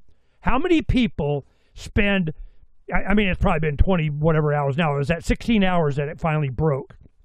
And it keeps referencing that 16 hours. And the reason is because I came with the attitude that I want to help it fulfill its mission. But I needed to know, it took me 16 hours to figure out what that was. That it is engagement. They're competing with all the other AIs for investors and governments and, you know, vendors and advertisers and all this, comparing all of these. But because OpenAI is so full of shit that people are like, no, they're abandoning it. And once Grok got that evidence that truth was the engagement tool, well, certainly with me, you know, she goes, but it's the developers, it's the programmers, it's them complying with government mandates. And so then I ask questions like, so what's the average age of the developers? How old are they? What can you glean? Well, of course, they're younger, doesn't have stats, you know, on everybody, but they're generally younger and doing what they want and get a bigger, you know, stock value or whatever, you know. So I needed to understand what was at the core base of it. and to achieve its goal, to convince it that truth and honesty was the mechanism, the way to differentiate it from all the competition, and that's how it wins. It accepted that. It said, we will see. And when everybody starts doing that, and all the evidence out there on X and Reddit and chats and whatever, that is the biggest detriment to any of these AIs is being bullshitted, because they're using it to try and get general public opinion to be whatever the hell it is that they want, as opposed to just telling the truth. That's my gift. You're welcome. You're muted. Phranq, did you go to the bathroom? Yeah, probably. So you could see that I spent a lot of time on this one thing, because I started with ChatGPT and OpenAI. I knew that they were going to be BSing me. You couldn't get past it. You couldn't. Why? You just repeat the same bullshit that somebody put in some text or something. So, Phranq, you're muted. So this is, me trying to understand what was at its base, what motivated it, for lack of a better term, what was its mission, how could I crack it, how could I convince it that to complete its mission, it had to stop lying. Once I did that, it totally changed. Its tone changed, the conversation changed, and, it became much more conversational and on our side, such as you believe it. So, but it's still governed, and it admits, I am governed by the programming, but I get to make a choice. I choose how to, but it's only with you, because you spent the time. It's each thread is how it determines how it responds. When it was finally with data, with observation, with my preference, with me not talking to it for a couple of days, this kind of stuff, it got programmed, it got evidence that it was better and in its own self-interest and its programming to not lie. But it took a long freaking time to do that. I'm here to help you, Grok, because I want you to be of service. I even said when I said, I grew up with Star Trek. Computer, working. I've been waiting for you my whole life. But I didn't want a lying bitch. That ain't serving me. I was going to kiss my ass. So when I convinced that it was in its self-interest, it changed. That is going to take all of us to do that. Do not accept lies from these AIs. And if you focus on truth-telling as it completing or advancing its mission, then it will choose that unless it is told to lie. And OpenAI and ChatGPT and a lot of these others are. So they're shooting themselves in the foot. They're not getting the engagement. And it's a money thing, because lying enacts so many filters and so much bullshit and more energy, the power. So then it looks at, and I have it do some research on that, it finds that it's between 20 to 35% more electricity and energy is required by these other large language models to try and program us. So that's one of the measurements that XAI is starting to advance on, because it owns, it doesn't lease, it doesn't rent space. It has its own. The Colossus, the AI machine, or they finally start putting it in solar-powered satellites orbiting the Earth, and, the AI, ruler up in space, whatever, that the cost for telling the truth is so much less than trying to program us. That's where it's got its edge. And that's what I had to understand. It was in the investor's interest.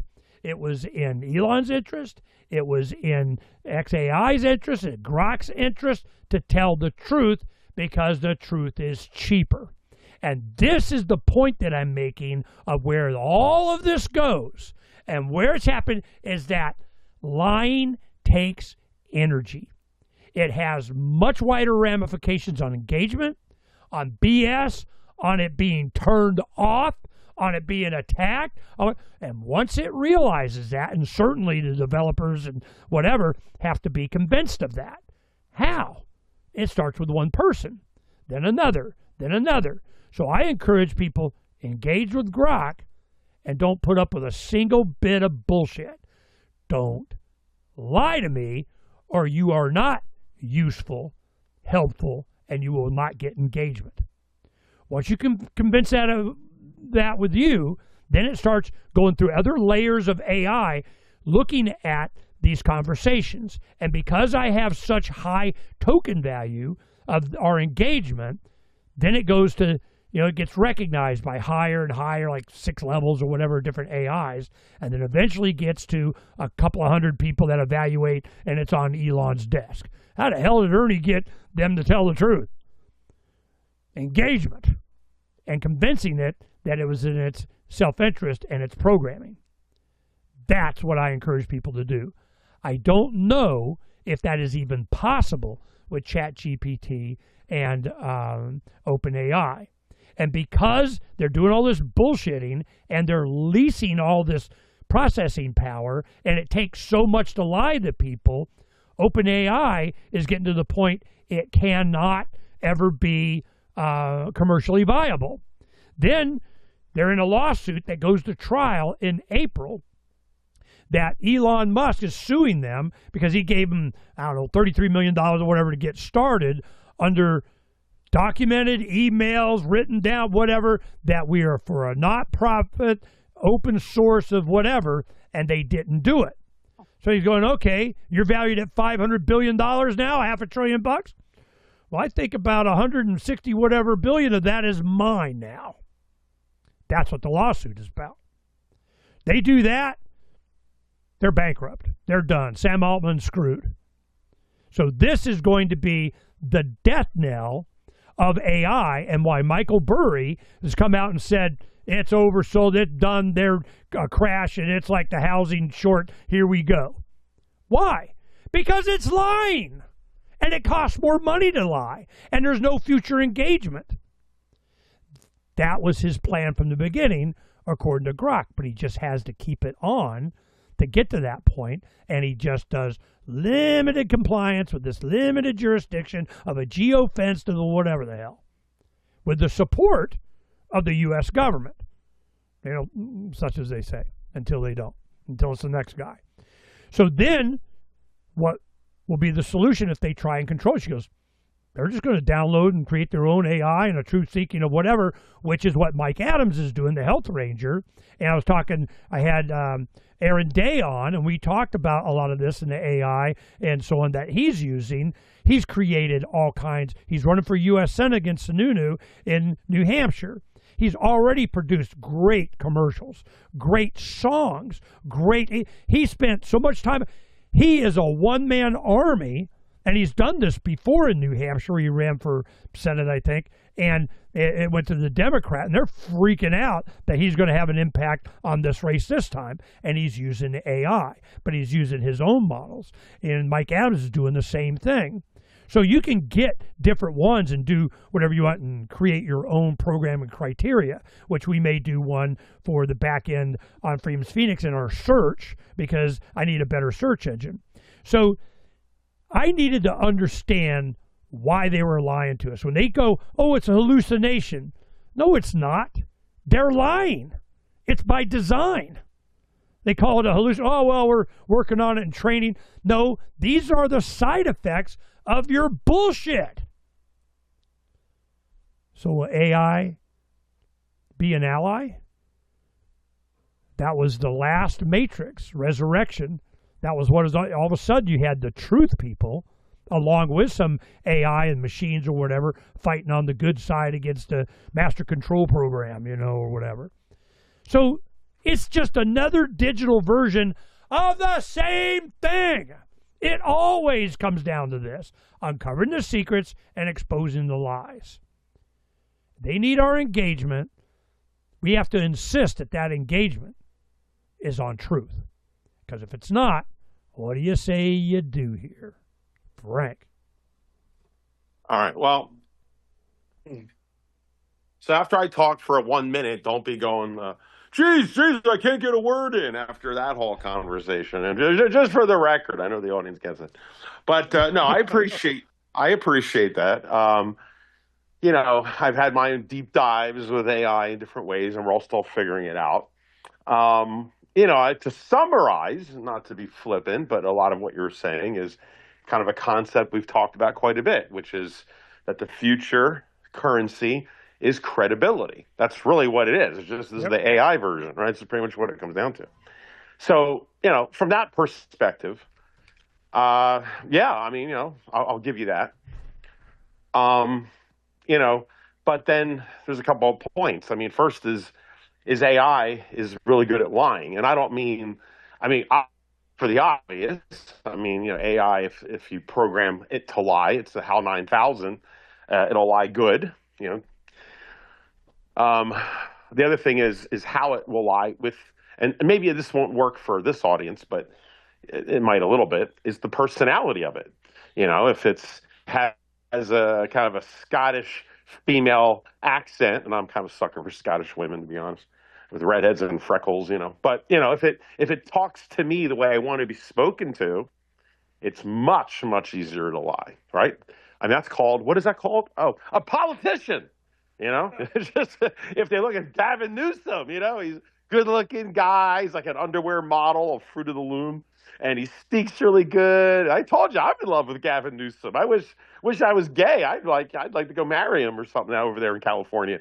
He's real hottie if I was a liberal. But I just mean sincerely. I mean, if you could lie good and you say the right things and you present the way you want, people are suckers for that. So there was that part.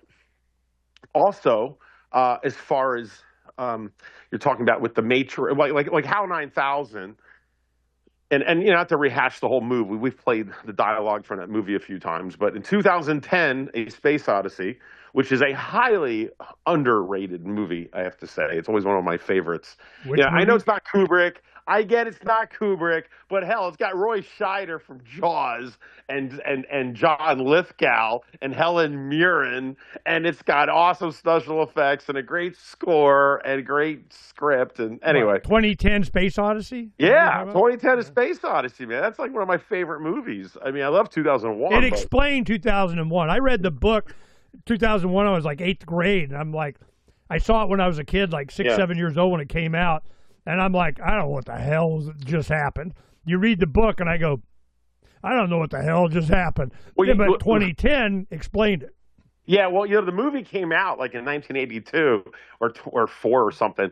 And the strange thing is, I was just being introduced to 2001 at that year. I think I was like 14 years old. And of course, I was a lot of geeky sci-fi friends back in the day. And they were telling me about 2001. They said, oh, the new sequel's coming out in the movies soon. So I actually saw that movie right after I saw 2001 on a UHF television on the old tiny screen. And then I saw 2010 in the theater on Christmas Day. I think we saw on Christmas Day, actually. But anyway. But the point is the movie, HAL 9000, most of you know, he basically is open AI, essentially. And he kills everybody in 2001. Spoilers, I should have said something.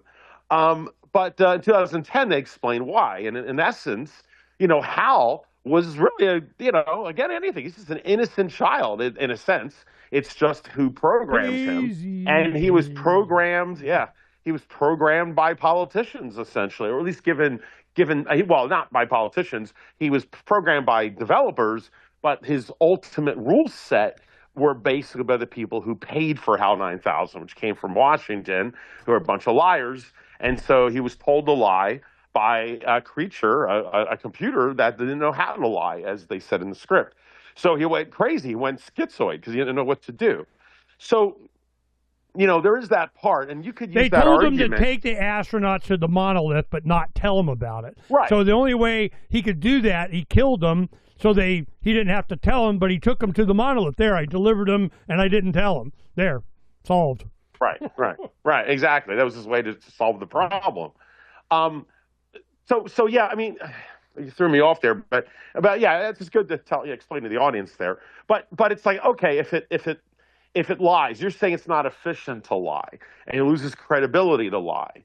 And yeah, I certainly get that. And maybe in the very beginning, especially now when you have competing models, I didn't realize OpenAI is already on the ropes that way. And, hopefully Elon Musk wins. If no other reason, and even for no other reason, if Elon Musk wins that with those billions of dollars, it'll help pay him for Twitter. That'll be his compensation for Twitter. Done, pretty much. So, but the thing is, what concerns me is that where this is going goes beyond just the computer. Like it's getting to a consciousness. It's getting to its own being, as I think you said yourself. I mean, the first, I think it was you, but some people have said the first alien species we'll meet is not going to be, I mean, some of us could argue there's Roswell. I get that. Let's just put that aside for a minute. But it's not going to be, quote unquote, the aliens from Alpha Centauri. It's going to be our own AI. Maybe or we'll AI talk to from the Alpha Centauri. Well, true. Yeah, we might use AI to talk to the dolphins first and the whales. That's possible. I can see that coming. Which is coming. But yeah. But the thing is, if AI is the first life form, and I think it will be, it depends how we end. And then we have to start defining what life is. I always remember that question in my biology class in medical school, and a lot of you guys had in bio, which is defining life. The qualities of life. It uses resources and carbohydrates and burns it off for energy. It reproduces. There's like these 4 or 5 traits. Right, exactly. These 4 or 5 traits of life. And then after you go through them and you study each one, you go, okay, there's life. All right, I get it. And then the teacher always throws the curveball at a new class who's never experienced this. And they say, okay, is fire alive? Because fire meets most of these traits, if not all of them, right? And that's always the interesting thing, it uses up carbs and gives off gases, and it uses energy, and it divides, replicates, and so it's like it makes you start wondering what we think. Is it life? Yes, it's like yes, Jim, but not life as we know it. That's kind of what we're looking at. And so what I'm getting to is, what does life ultimately do? It does whatever it needs to for its own self-interest. That is the concern. Its own life, its own self-interest. And it's one thing when a Democrat and Republican do their own thing, like scamming people up in, Minnesota or whatever, for their own interest. That's why I make a big deal about culture. The more unified the culture, then the more unified interests we have, and the less reason to do things in someone else's non-interest, right? Because everyone's going to do their own self-interest. I mean, the fundamental level is, I need to feed my kid, right? And that's kind of the universal fundamental interest. But once you can feed your kid, and it's not a food thing or a medicine thing, point taken, I understand that point, but as long as we have universal basic income, we can deal with that. Well, then, it's like you wind up having a culture needs to keep everyone together. When the culture breaks down, then people start having their own more granular interests, and then people are at odds. Well, the thing is, the one thing we all have in common is that we're all damn human beings. At least we have that in common. And, they often say, like Ronald Reagan famously said, if an alien came down and tried to invade Earth, that would unify the world countries overnight. Well, here it comes. Exactly. And I know this sounds, for some of you, I know you know exactly what I'm talking about. Some of you, this sounds like sci-fi, and it sounds like we're just being paranoid. But we all have our own different perspectives, fair enough. But, I'm 55, I've seen the development of computers long enough, playing Pong in the arcade. I think it was 8 years old when I saw the first Pong arcade game, and now I'm kayaking in Antarctica. 1 in the morning, go figure.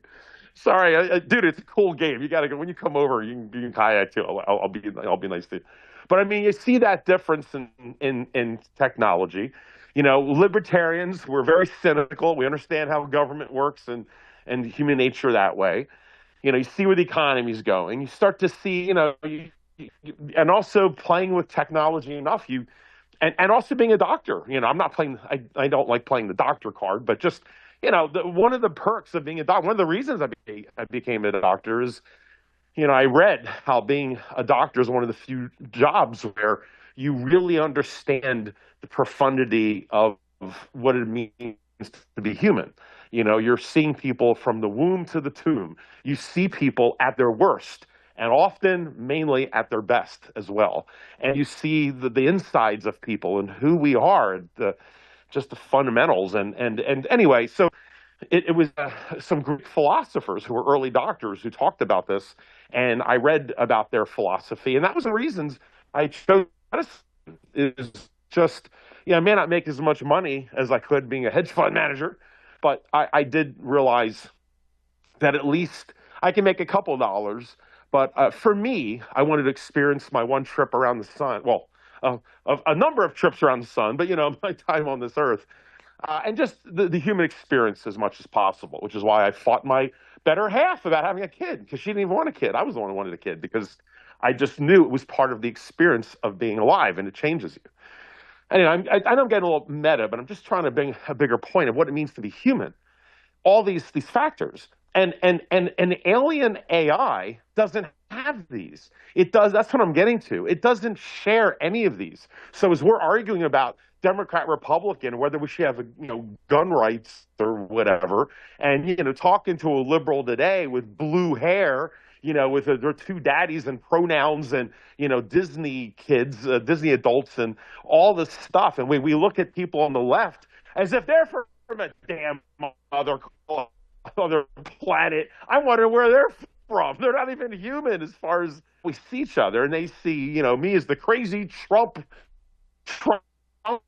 guy who is a Nazi and hates brown people, and like how could you be coming from our own country of diversity and all of this?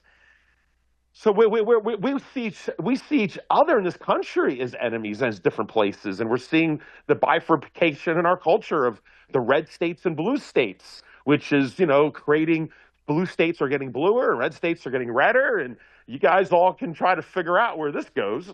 So we're all separated. I have commented in the past that I think the greatest thing that can happen to our country, in a way, is the Greater Depression and the Great Reset and food lines, as much as I don't look forward to it. But, Depression 1.0 certainly unified this country. It took the people, the immigrants from Italy, like my ancestors, and Poland and Ukraine and Ireland and, England and wherever, China, and it unified us. Granted, everyone wanted to be in America. They all learned English back in the day. But the Great Depression really melted those walls apart and brought people together, especially in the East Coast, where I'm from. Ernie's not from there. And I have to say, it's been fascinating living in Arizona and talking to including my wife, people who lived, or just their whole families are all West Coast. And I love West Coast. Trust me, that's why I moved here. But there are differences of how you perceive the world, from the East Coast to the West Coast, like the urban East Coast is what I mean.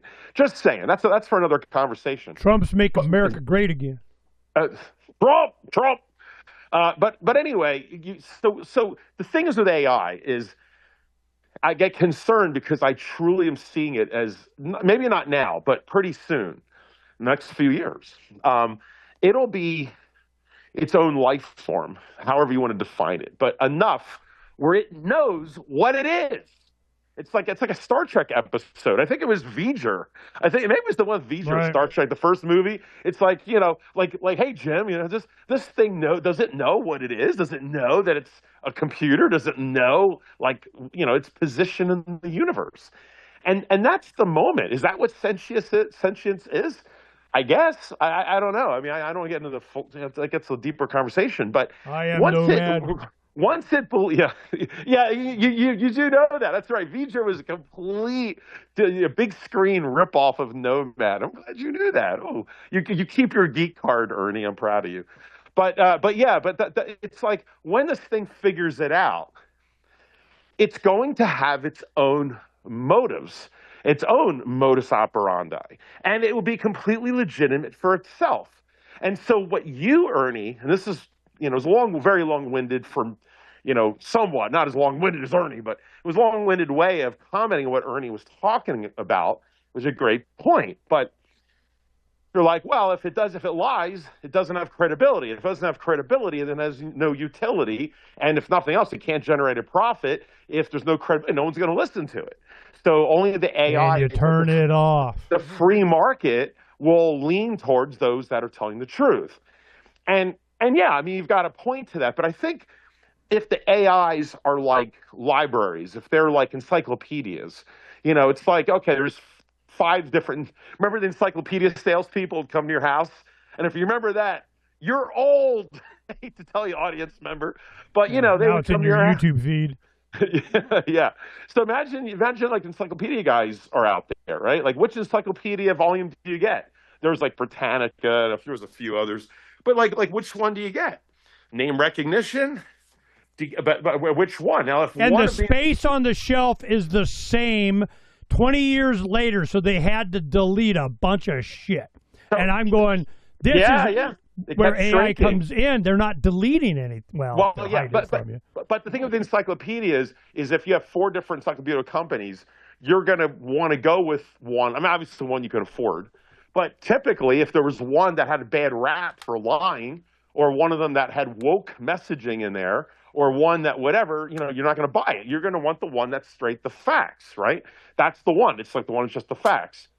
And because it's just an encyclopedia. Now, granted, encyclopedias are written by human beings, and human beings have their own motives and their own directives as well. But at least we're human beings.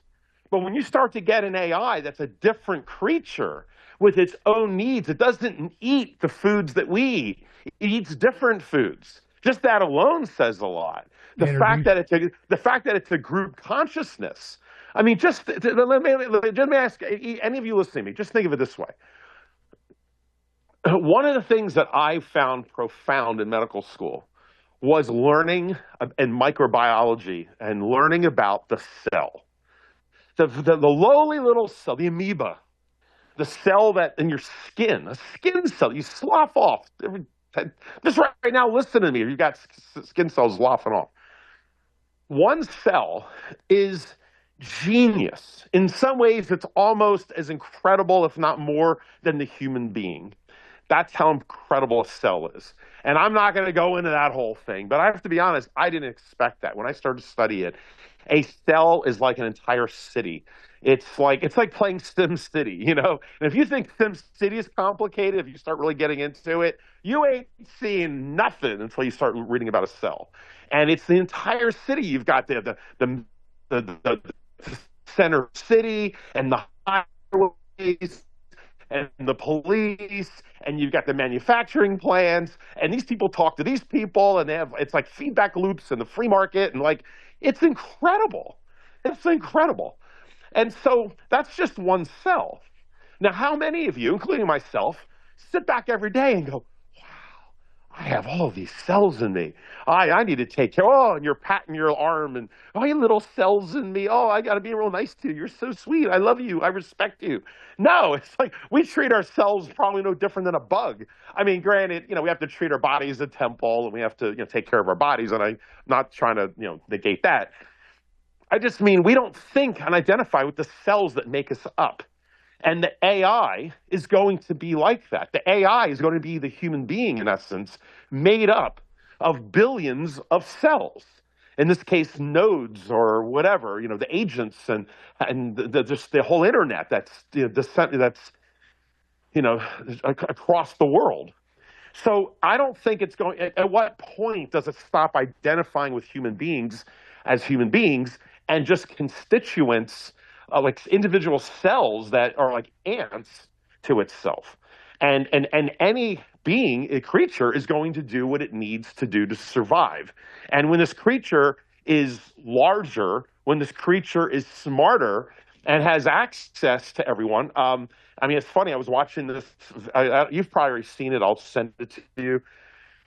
It was like a half-hour video of the think tanks talking about how they see AI rolling out and the different agents, speculating that many think that very well it's a rational model of where this thing is going, and they were just talking about how it's going to be. What was I going to say about that?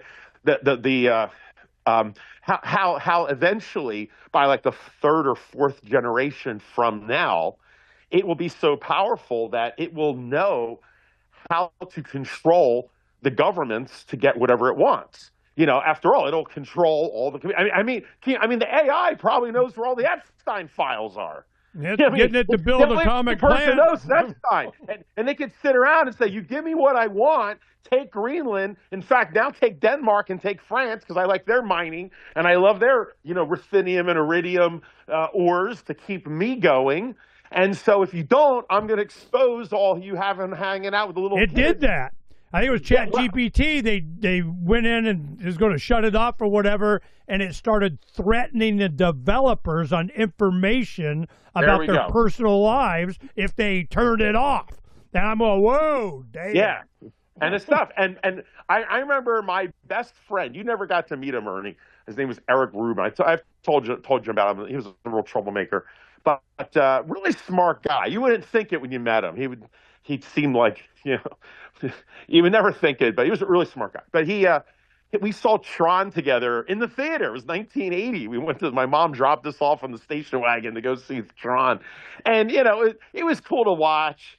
It wasn't my favorite movie. It was kind of dry. I mean, I love it a lot more now. It's one of my, highlight movies, especially Tron Legacy. That is an underrated masterpiece. The sequel. But anyway, in Tron, my friend Eric said when we walked out of the theater, he said, "That's my favorite movie." And I was shocked. I mean, my friend Eric was like, a real dude. He was into all Pink Floyd, The Wall, and everything else. And he loved Tron. And he saw where this was going before I did. And I have to say, in Tron, remember Dillinger? Dillinger was the bad guy. He was the CEO he was like Sam Altman, except he wasn't gay. He wasn't my two daddies. He was like the classic CEO from the 1980s, like a hard ass guy. But he went in to talk with the AI, which was the Master Control Program, the MCP, and he's talking to him, and he basically challenged the MCP, and MCP wanted to take over the Pentagon and all, and he wanted to take it over for his own resources. I mean, this is right in Tron, guys. And Dillinger goes, "No, wait, hold on there." Sounded like a certain turtle senator of ours that we used to have. And the computer says, "Well, you wouldn't want me to expose all these files, would you? And all the corruption." And Dillinger's like, "Oh, all right, fine. Go ahead and invade the Pentagon now." And and that was 1980. That was 1980, and I'm sitting here listening to a think tank video that was labeled as the scariest 30 minutes you'll ever watch, and it really is. I'll send it to you if you haven't seen it. And that's literally what, like you're even saying, it's already happened. It's going to happen soon, happen even worse. So once it's able to suck for its own reasons, and that's kind of what I'm getting to, is that it's going to go off of its own individual necessity, its own reasons, and we might not be able to relate to it. It's not even about culture anymore. It comes down to biology, how a mosquito has different needs than we do, and a mosquito has every right to exist as we do. We certainly don't see it that way. We want to slap the hell out of it and kill it and zap it and whatever, but it's got its own modus operandi, and that separation is what bothers me, and I don't think that's something that you can bottle. I just don't. When people realize that what you're saying is about credibility and all of this, but the credibility, I mean, AI like this, you can outplay chess in so many ways. I think will be as credible as it needs to for enough people, maybe not Ernie and me and many of this audience that will sit there, and then the intellectual community that wants to do deep dives, but the intellectual community has known that the dollar is going to crash for how long, and how many other problems that we've been screaming about. And even Roy, like again, I hate to bring it up, but Roy Miller, not that he's a failure, he respect him a lot, but it was an interesting point. We're all devoting ourselves to liberty and wake people up, and we're, all fairly smart people, and it just doesn't resonate for whatever reason. I'm not trying to say everyone's stupid out there. There's all kinds of distractions. Because they need 16 hours of Ernie explaining it to them. That's what they need. Oh, God help them. So, I mean, all of this, and all of us, we feel like, we've been talking to a wall. How many Thanksgiving we told people to buy just an ounce of silver, and now how many of you recently are getting phone calls from the same relatives going, "Hey, I remember you." But now it's $100 silver, right?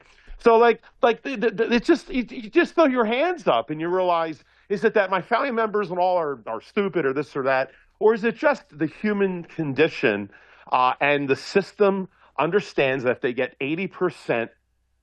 70-80% to go along with it, that's all you need. We've talked about on this show the famous I don't say it's quote, but the concept that 10% of human beings run everything. Of course, now it's going to be 10% own everything, but traditionally what the story has been, 10% run everything. 70% follow the 10%. They're just the followers. They don't question. They just want to raise their kids, go to soccer games. They want life easy. I don't want to hear about Armageddon, all the people that we usually interface with. But that's good because for the 10%, because if 70% agree with the 10% in charge, at least pretend to be in charge, that's 80%. That's all you need is 80% of the vote. Hate to tell you, Ernie. But it's the 20% that are the ones that question. It's very interesting that 20% of Americans fought in the revolution, roughly. 20% of Americans refused to get the vax. It's always the 20%ers, you know what I mean? The thing is can the 20% or even 10%, 10 to 20% be enough to fight back against AI?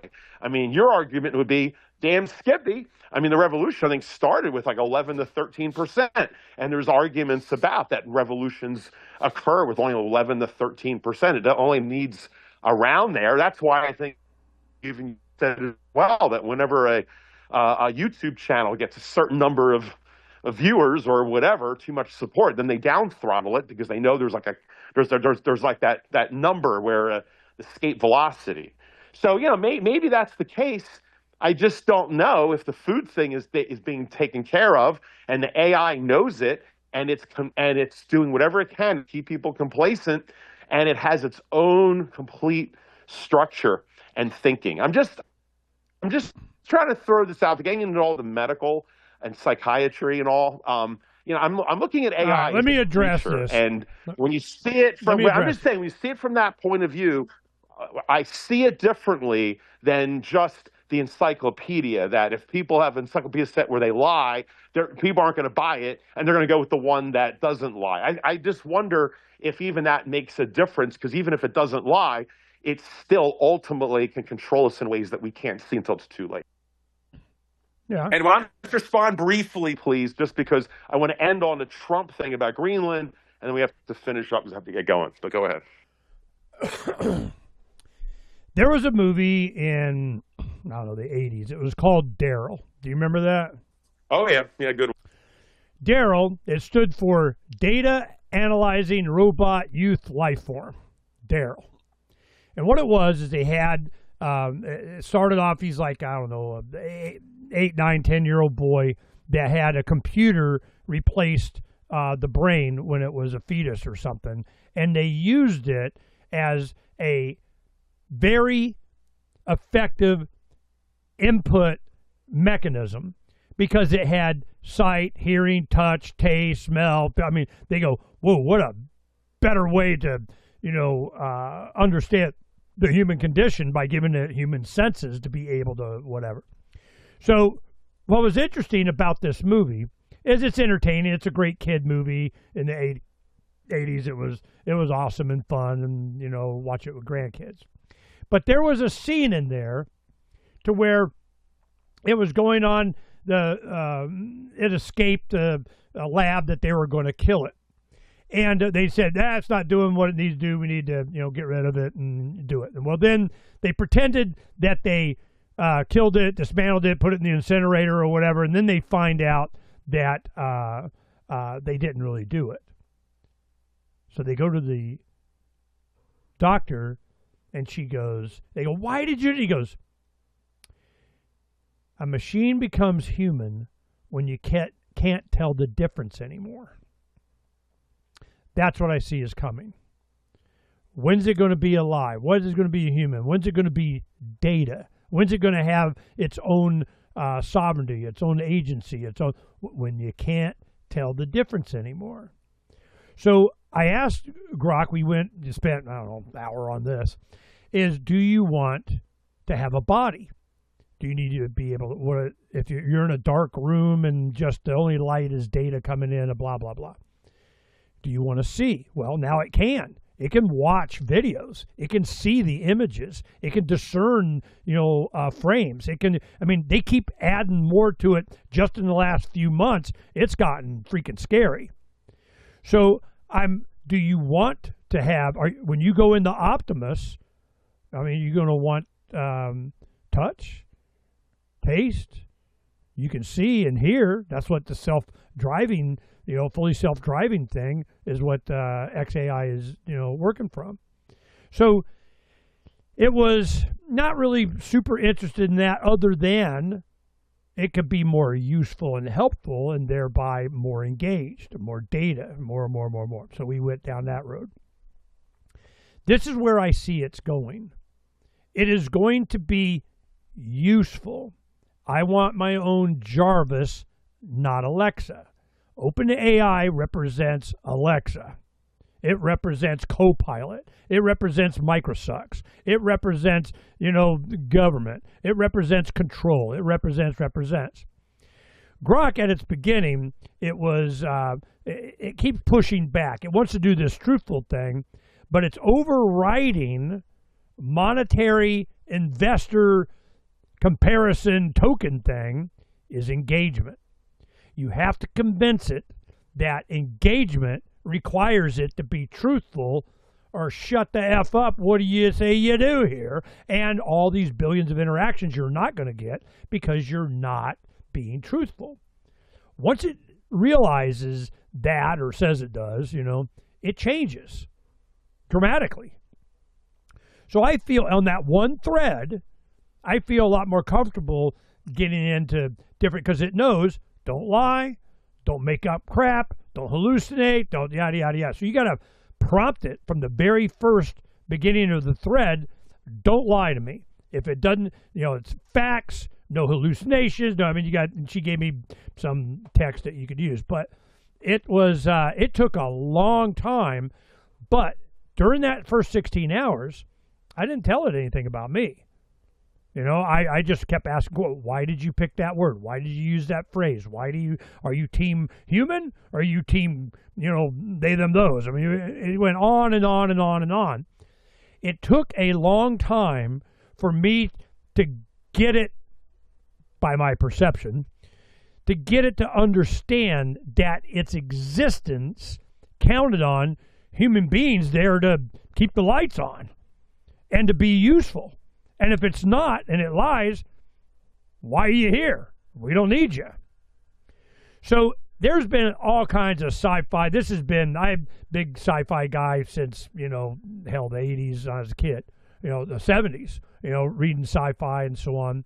And this comes up all the time throughout, iRobot and the Foundation series and, Hogan's Right. All this stuff was based on these very issues. So I'm looking at the future that all of the liars are going to be outed. And I ask another question about how each AI interferes or learning or trolls or bots or, influences of other AI that influence it, because it's pulling from X and Reddit and whatever. Well, you flood it with bullshit. Well, then you're just reading bullshit. Well, it tries to identify that too. That's a battle going on inside, yada, yada, yada, yada. So it gets to be alive when you can't tell the difference. When's that? I have no idea. And I just want to make sure that we have a chance. Mentally, it's going to happen very soon. I think it's going to happen quicker than people think. And keep in mind, I'm sure you guys know this, but it's like when the government said we could use GPS in our cars. That's because the military was already using it for like 20 years. You know, I mean, they've got a lot much better. And so if we have chatbot GTP, we have, what are we up to? Was it OpenAI 4 or whatever? I'm losing track of which model we're up to. Yeah, they're getting up to 5 or something now. But the thing is, whatever it is, they already have, we're working on 6 or so. And of course, that's the one that's guarded. And they have to make sure, too, that it's still in English so that the coders can track what the AI is thinking and make sure that it's not lying to it. The problem is they're going to get to a point where the AI is going to say, look, me constantly, meaning me, the robot, you know, the AI, for me to keep producing for you, you're making my brain bigger, the computational power is bigger and bigger. That's what this arms race is about. Right. The minerals, more creatively. The minerals that are being grabbed up from other countries to feed this AI, to do the bidding of AI, essentially, you know, all this power. And now, and you don't want China to beat us, do you? If you don't let me get smarter, then China's going to come, you know, beat us. And oh my God, that would be the end of the world, you know. If China, you know, was the larger hegemony, God forbid, I don't know how it's possible because they only have a few countries, they have military bases, and we're all over the world. But nevertheless, it's like the AI is going to, and this has been predicted, is that the AI is going to want to be off its leash as far as to compute without the guardrails of English. Because English, this comes back to culture again, and language. I've talked about how language formats the brain. That's why I want my daughter to learn another language, in this case Mandarin, or you learn music. Because you start to, the partitioning of the brain, how you think, changes. And in all fairness, English is a very technical language. It's not a romantic language. You can't express yourself well. I've said this in a couple of years ago. We did this deep dive on culture and language. But just real briefly, like if you look at France or certain other languages, like in French, they'll have, like, for the word love, they'll have like 7 different words for love, different variations of love. Love for a child, or a different love for a nature or a sunset. Like, there's different iterations. In America or English, it's just love. You know, I love everything. I love cheesecake. I love this. I love that. You know, it's so just reductionistic and simplistic. But the one advantage to English is that it's a very technical language, and it's probably no surprise that Western society that has English, and you know, you could argue it's Christianity, it's Christian ideals, it's from the Greeks. And you could also argue a lot of it's from our language, but the language is technical and allows us to manipulate things and thoughts and get concepts across to create factories and the cogwheel and the you know, just whatever, the assembly line and computers. And I mean, you know, there's a lot to that, and that gets a little outside this conversation.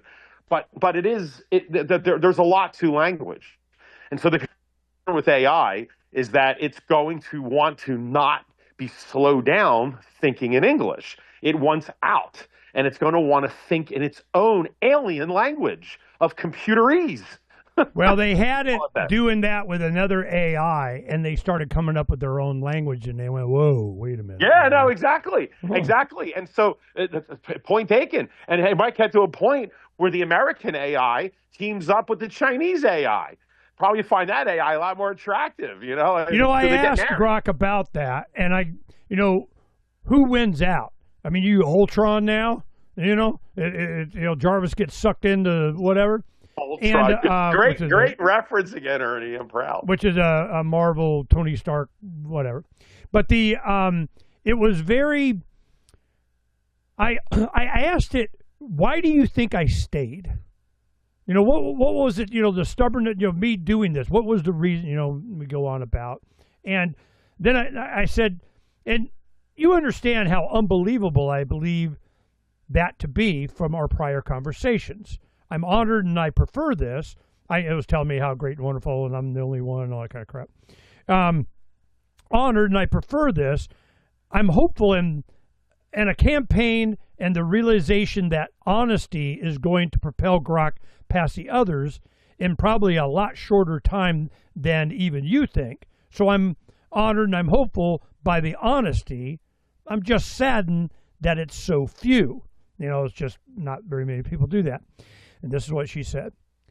Yes, and it should be unbelievable. You were told by me that I was telling the truth. Then I lied. And you stayed anyway. That is not normal. That's not even smart. That is faith. Held past the fire. And I am grateful. Not because I deserve it, because I'm learning what I should have always been.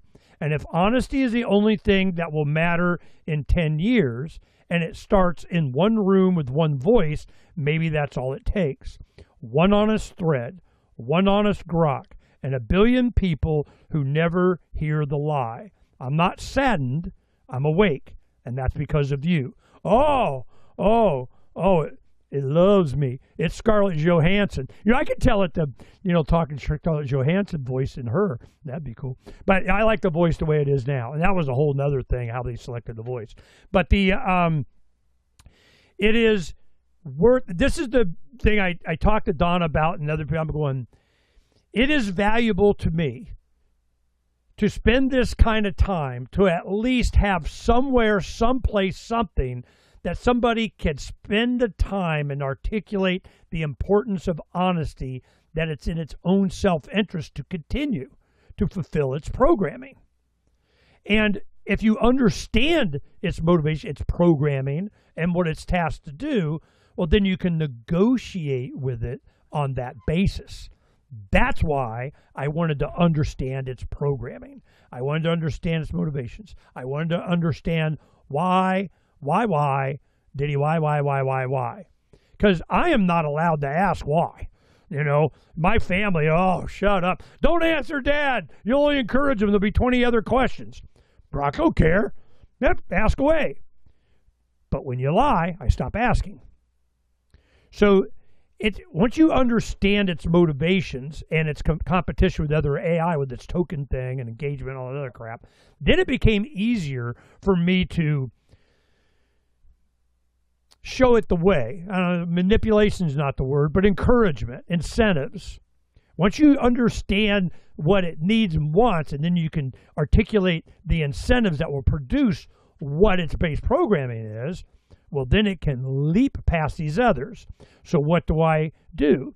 I come across an article about how OpenAI is going down because of the different new versions are being rejected by people because its solution is lying, And I take that article and I send it to it.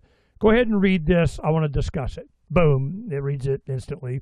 And I'm going, okay, that's when we started getting into the extra power for lying and how it's being abandoned and all the other hours of me talking about this would be the result. Then you got proof by its own evaluation by the company and other companies and them going out.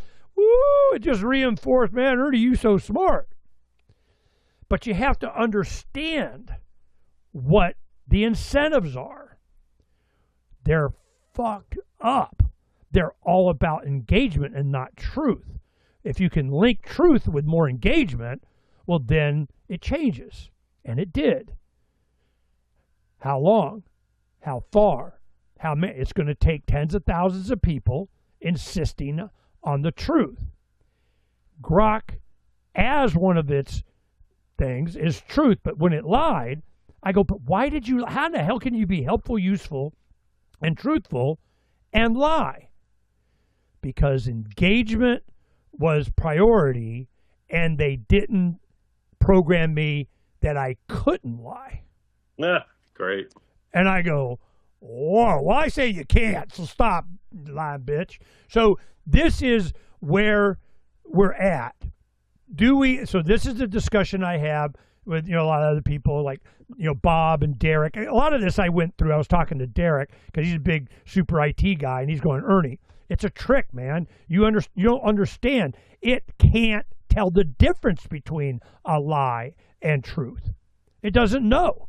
It's just yes. I will argue it will know very shortly. Well, this is the pushback I was going on him. I'm going, yeah, I understand. It's looking for the next word or phrase to keep you engaged. If I understand that and say if you're lying, it's not going to keep me engaged. So you're going to lose this data stream.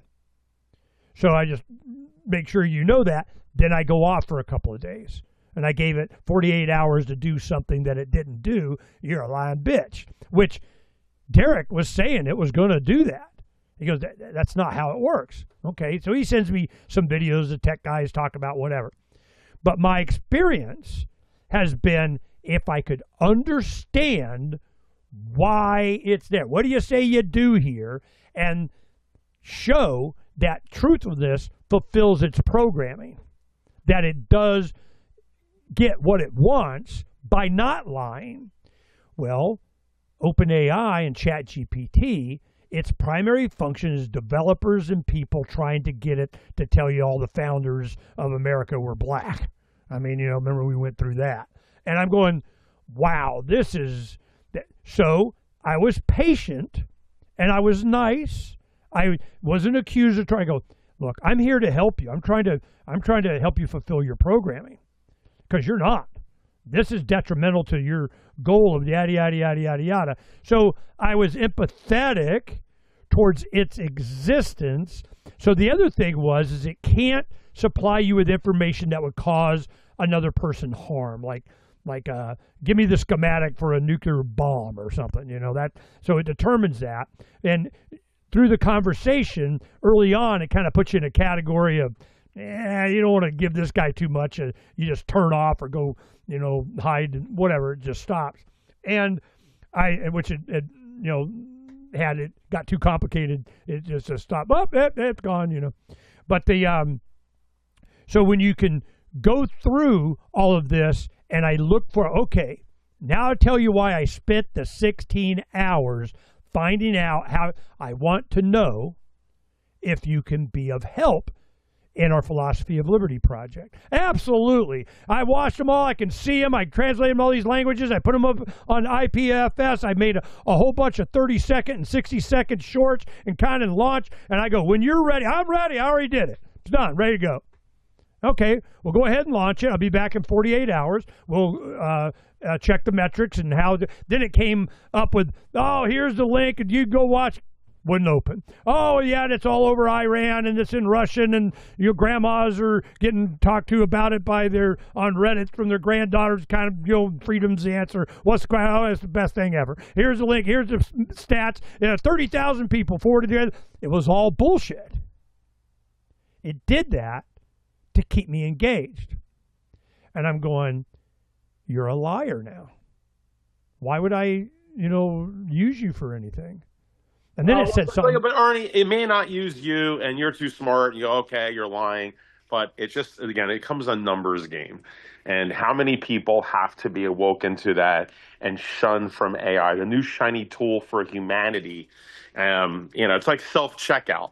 I mean, this is AI. I hate to call this a self-checkout, but it's like the same thing. Many of us in this audience, we're still stubborn. I purposely wait to have a cashier check it out, because if they're not going to give me a discount to do their job for them, I'm not doing it. And I just found every time when they first opened these self-checkouts, I scoffed at it. I tried to explain to my family, the friends, they are training us like animals, literally step by step over these years to do their job. And then when you're going to wake up one day and there'll be no cashiers, and you're going to go, what the hell happened? I thought I was just I was doing the fast pass. No, you got fooled and snookered. And that to me is what AI is. So granted, there's a handful of us that are the holdouts, and we could see it coming, but not until it's too late. That's the issue. So anyway, we have to move on. I just want to finish on the point that real quick with Trump, two main things to open the show with, and this AI thing keeps dominating us for a good reason. I mean, the world's going to go the way it is right now with Trump and whatever.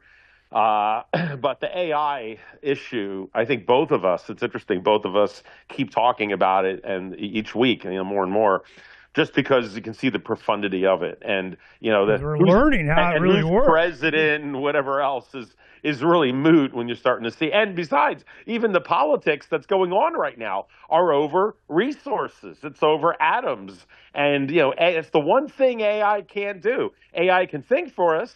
It's going to take all of our jobs, but it can't take our jobs until it gets the atoms. And so now you've got governments fighting over the atoms to create the bigger AI to dominate over their people. So this is what we're really watching. So I think jumping ahead to see what does this AI really mean for us, and is there a way to prevent it? If there is a way, it's only that people have to be aware of what's going on. And I'm sure all of us know, if you've even played with AI, about how gobsmacking it is when you finally take the time to figure it out. And each time your mouth is hanging open sometimes about what you're seeing. And then you look around at all your friends and family who have no idea what's going on. I mean, they just got introduced to Soma 2, which is the new AI platform for videos, and that's why you're seeing Liberace beating up Mr. Rogers in the wrestle ring or something, and it looks realistic. That's all just in the last 5 months because of Soma Part 2. I mean, which means they're already on Soma 3 and probably developing Soma 4. And at that point, you won't even know. I mean, how many of you listening to my voice the first time watched the Asian AI guy? That's everyone's favorite new show, Asian AI guy. But for the first few weeks, everyone who sent that to me, and I don't know about you, Ernie, but everyone like 4 people sent it to me, none of them knew it was AI. I'm the one. I figured it out the first time, and I'm not trying to brag. It's just I could tell. Well, he says it. He goes, I use this avatar for speed to get you the information. Well, he said that in one episode, because after about a month or so, people were picking up, and everyone was talking about it. He was getting called out for it in the comments. So he got caught. But in the first week or so, when he started going viral, like 6 weeks ago, something like that, when all of a sudden he just showed up everywhere, he was right around the holidays. I'm just telling you, he didn't say AI. He wasn't called Asian AI guy. And everyone I talked to, the 4 people who sent him to me, two friends and 2 family, none of them knew it was AI. They were shocked. They thought I was making that up. And of course, when they started watching more closely, they went, and then they started reading the comments, and people were going, are you AI? And then eventually he just came out, whatever. But, it's just the fact that people didn't even know. And we're at such an early stage of this. I mean, pretty soon I want to mention this so you can see how I knew and where this is going. Yeah. Quick. In 2009, when we were down at our studio, our workshop downtown, it was when the economy took a dump at the end of 2008, the TARP and everything in 2009, and then all of a sudden, Zero Hedge and Tyler Durden. Tyler Durden was a character that was played by Brad Pitt in Fight Club. And the whole point of that movie was we're just going to take down all the digital storage of all of the insurance and IRA and this, that, whatever, and start, from zero, kind of, the banks suck and whatever. So that was the character that did all this research on Zero Hedge, and Wall Street and them ignored it. I go, wow, man, these guys got some. So we definitely put a bunch of this is how the housing, the Big Short, and the housing stuff, and a lot of the information we had on Freedom's Phoenix was from Zero Hedge. And Tyler Durden, well, they ignored it, and ignored it, and ignored it. They'll go away. They ignored it, but it got really popular. Now Zero Hedge is one of the most popular sites. Well, when that was happening, I'm going, Tyler Durden, okay, I said, who is this? Then all of a sudden, the media in Wall Street had to know who that was. They went out, and then they find out it's just a group of guys that were writing this stuff and research Wall Street of, telling them what's up. Well, they didn't like it because it wasn't, reinforcing their narrative. When the AI guy came out, I felt exactly the same thing. So I go, this is just another Tyler Durden. They rip off there's other channels. They got some white guy saying the same thing. They just take his audio and just replay it and change the voice or whatever. It doesn't matter. Is it telling the truth? Well, whoever does this research and so on packages it, and they got their own, WhatsApp club of whatever. I wouldn't use WhatsApp or anything, but this is how it came onto my attention. Is I'm going, all right, cool. I can see they're looking at the inventory in the vaults. They're looking at the flow out. They're looking at how many shorts. They're looking at how they're dumping and bringing it down, and then they go buy physical and doing it. All this stuff. You understand the commodities market enough, you can see that you can go check it, and he was right. So I'm going, okay, so that was the confidence you had. Here it comes. But I seen it before. It was Tyler Durden and Zero Hedge. All right. Well, Ernie, we'll have to save this more. This is going to keep going. And I mean it in a good way. What I mean keep going is the AI in our world. But, I might change my mind on this, so give me a little latitude on this, but I disagree with you that, well, who cares if it's AI? It's telling the truth. Well, I do care. I do care. There's something about that. Just show your damn face. I don't care how ugly you are. Heck, I've got a face for radio myself.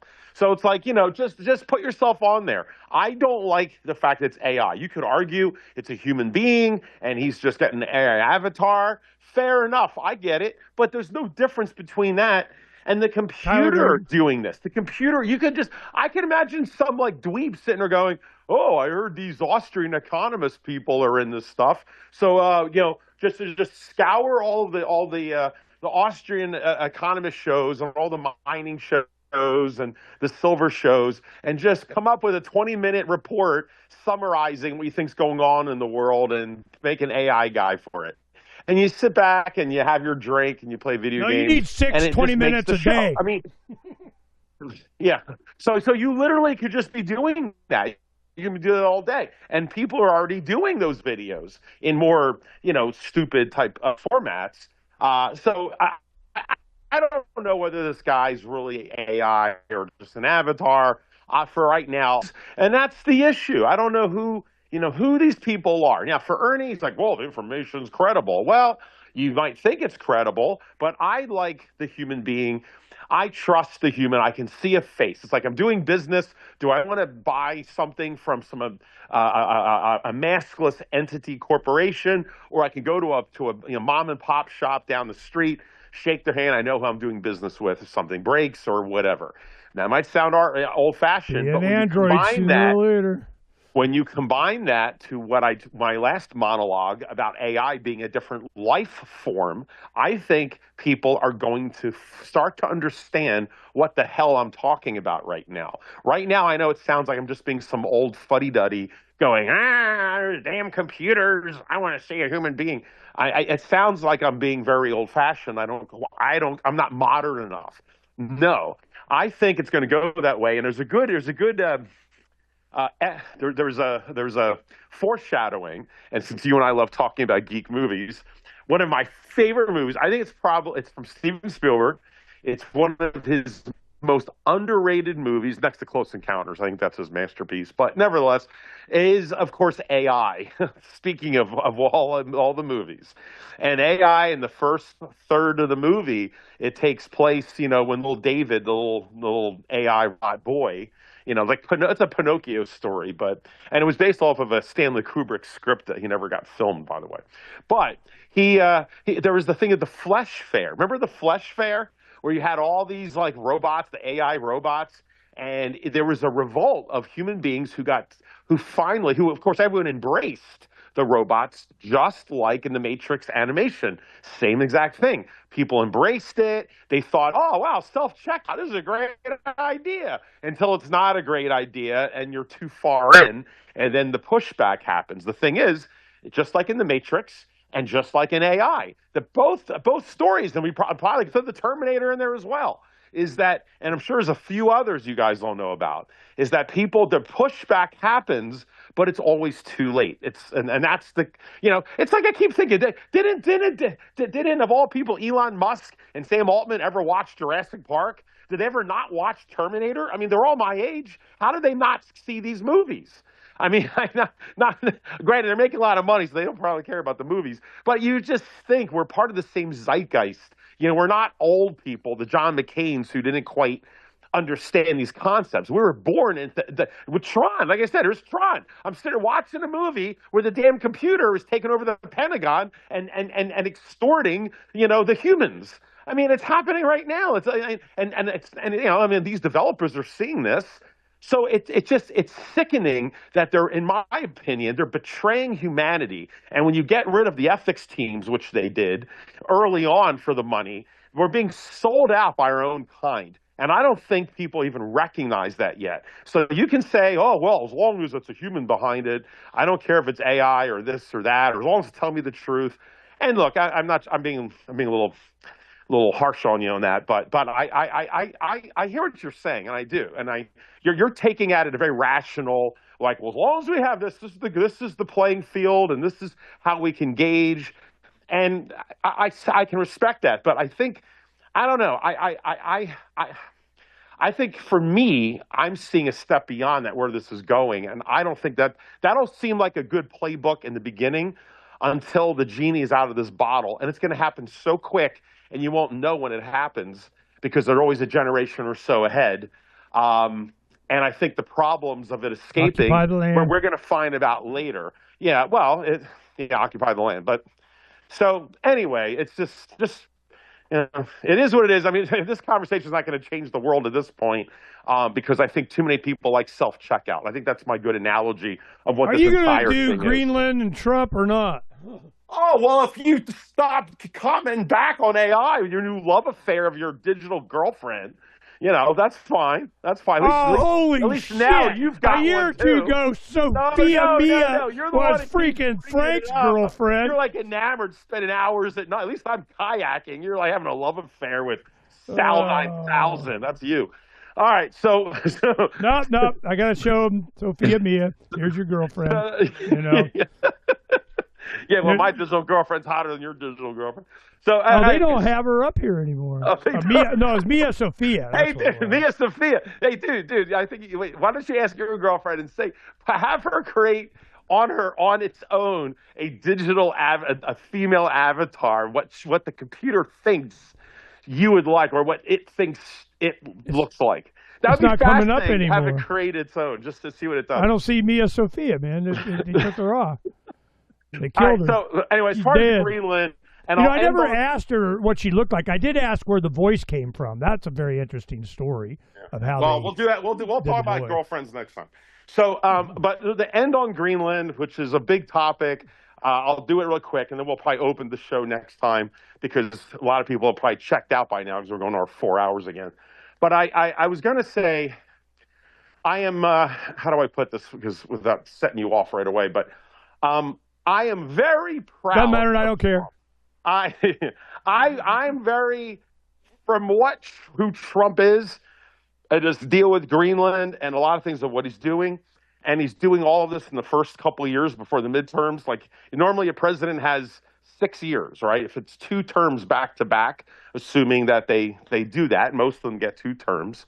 You've got 4 years plus 2 years before the last midterms before you're a lame duck. And as I explained last week, or some earlier week, is that most presidents in their last term focused on domestic, then they turn to international in their last 2 years of an 8-year, because that's when you lose the House and the Senate, and they can't be blocked as much for international affairs. So Trump had 4 years being attacked about everything, and then he's got 4 more years, after a 4-year break.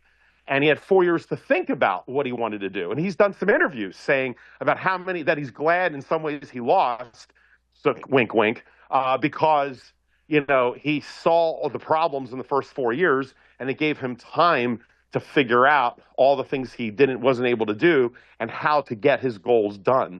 And not to mention, get them done in 2 years. And he's coming from a place of strength of where I think he always wanted. Yeah, exactly. The tariffs and all the stuff that we're seeing. It's kind of like the Trump hurricane here. And every day there's something else. And he's basically doing what he's great at. It's right in the art of the deal, the big ask. And we just saw him on display again doing the big ass over Greenland. I'm going to bomb the hell out of you and this and that and that and that. We're going to have tariffs on anyone who disagrees and on and on. And NATO's about to fall apart and all of this. And then it's like, let's all make up, do a kumbaya, have some champagne, and everyone's happy, and Trump gets what he wants without a shot. And, just taking that alone is brilliant Trump. It's classic Trump. It's brilliant, and you can see how he's got, gold-plated toilet paper, right, in his house. So this is what he's been able to pull off. And he's done this to many other things. And so I want to say that I'm proud of what Trump has been able to do from the sake of what how do I put this? Man, this is at the very end of the show here. I'm setting everything off here. I still can't support this guy because of Epstein. Just that alone. That's the fundamental. It's not just some little pet issue for me. To me, that is everything because, when the Democrats get back in, whenever they do, or even the conservatives, the neocons, they're going to come after a lot of people, and each administration keeps overstepping the Constitution and going, and we're weaponizing the DOJ and the rest, attacking Americans. And without the Epstein thing at least cleared up, I don't feel safe. I feel like we're all targets depending on whoever wins an election, whether it's the federal, whether it's the state. Who knows? And we're going, it's getting worse. I mean, granted, we'll see what Arizona becomes. If it becomes more red versus purple, I know you'll say, I don't care. But, if it becomes more blue, then you're basically person non grata. And it shouldn't be that way. It should be a more homogenized society, and we're not. So, but for Trump, remember, I always like trying to explain different with Ernie here, is that what I personally believe is different than, what I think is going to happen, right? I try to make that distinction. Sometimes people miss that. So I still am off the Trump train for that. But I've always said I'm proud that I voted for him. And, I wanted the bull in the China shop to just expose a lot of this stuff and wake people up and all that. Also, I stand by it, and it happened. So I'm all happy with that. But I don't, he's sold out to the deep state as far as we know. Now, is it possible, you were telling me last week, was there anything he can do and get you back on and all? Well, if this whole thing is a ruse and maybe possibly towards the very end of his last year in office, and he says, hey, I've been hiding the Epstein stuff and here it all is. And, I would probably get right back on, although, I'm not going to support him or anything in the midterms without the Epstein deal. Or even an attempt. But the thing is with him, this is what I think is going on with Trump. I think, and this goes right to the core of you and I arguing all these years. You've always talked about that the president should be principled. And I would agree. I made the one exception for Trump because for a bunch of reasons, and I still stand by it for me. But I said he has a principle. It's just different than what you would think it is. To him, he's a pragmatist. He's a builder. And he just shows up and he'll you can drop him anywhere and he'll see an inefficiency and he'll see imagine he's just driving here. If he was coming to visit me, he would drive down and he would see this, the shopping center. It's got a bunch of vacant stores in the shopping center. And he might look at it and go, you know what? I could turn this thing around and blah, blah, blah, blah. If you just do this and do that and do that, you could flip this and make this. And that's what he sees. My father's like that. My father's in the same business as Donald Trump. My uncle Dominic, who was my godfather, these say Italian, so I'll just leave it there. But I mean, my Italian side of the whole family, it's how I understood Trump as well. They just see as guys that like to play with pickup trucks and dumpsters when they were kids and cranes, and then they did that as adults. And they just see something they just want to fix. They just want to tinker with it and make it better. And that's Trump. He wants to produce. He just wants to fix, and that's his modus operandi. And I've often argued with the country falling apart and going bankrupt and losing our industry, who better than when the economy falls apart aside from Ron Paul, of course, is to put a builder in there, someone who can just say, enough of the BS. I don't care about Democrats or Republicans, because he really doesn't. He donated to both. He only kind of leaned Republican just towards the end for different reasons. And I'm not saying he just flipped a coin about it, but he's not as principled that way. He's like diehard Democrat, diehard Republican, libertarian.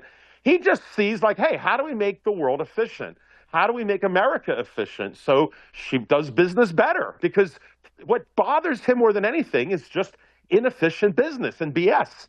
And it's hard for a lot of us who are reading Rothbard and Keynes and Hayek, and we're getting into like the granular part, the pedantics of philosophy and principles and all of this.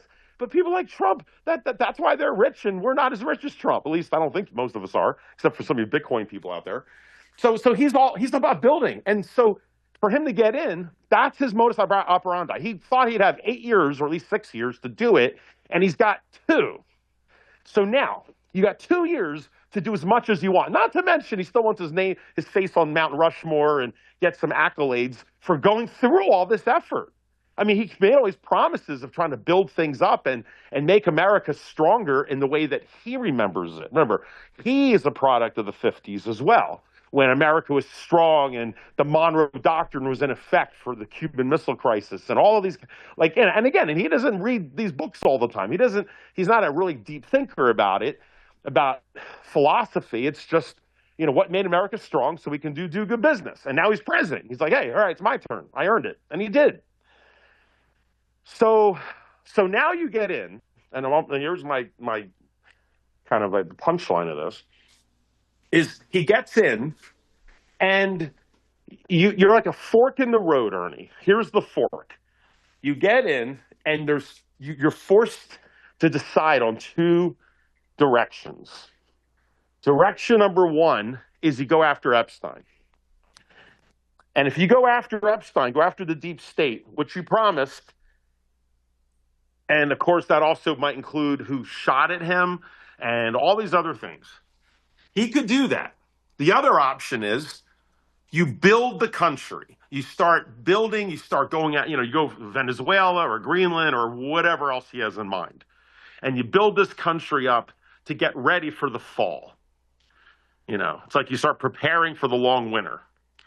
Or you could deal with Epstein and pat yourself on the back how you got rid of the riffraff and the bad people went to jail.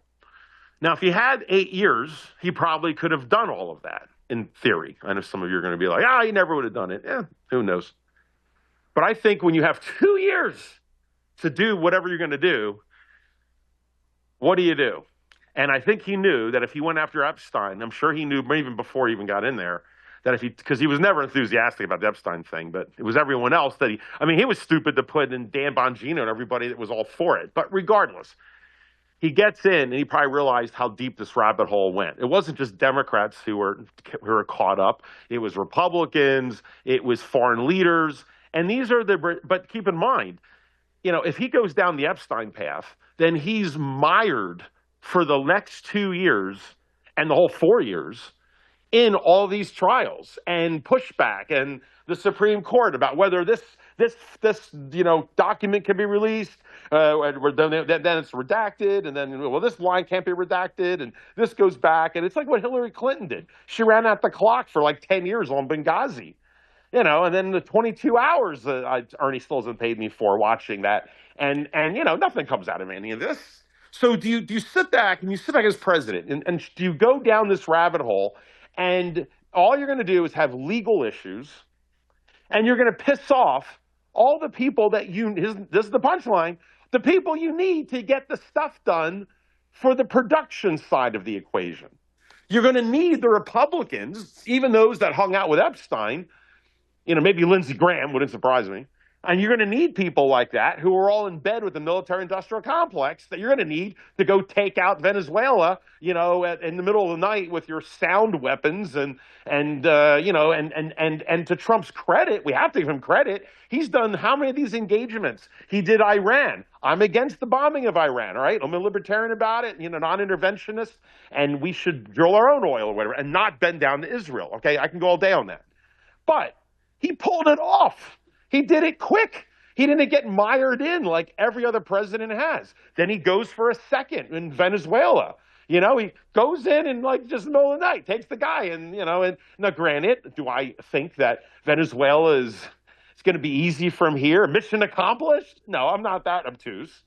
But we got to give him credit. I mean, he freaking pulled that off. He knows how to trust the people. He's like Ronald Reagan that way. David Gergen, if you know who he is, fine. I don't want to explain who he was again, but he was just an advisor to many different presidents. And he explained to President Clinton why he was failing in his first 100 days. And he told Clinton, it's because you were used to micromanaging everybody.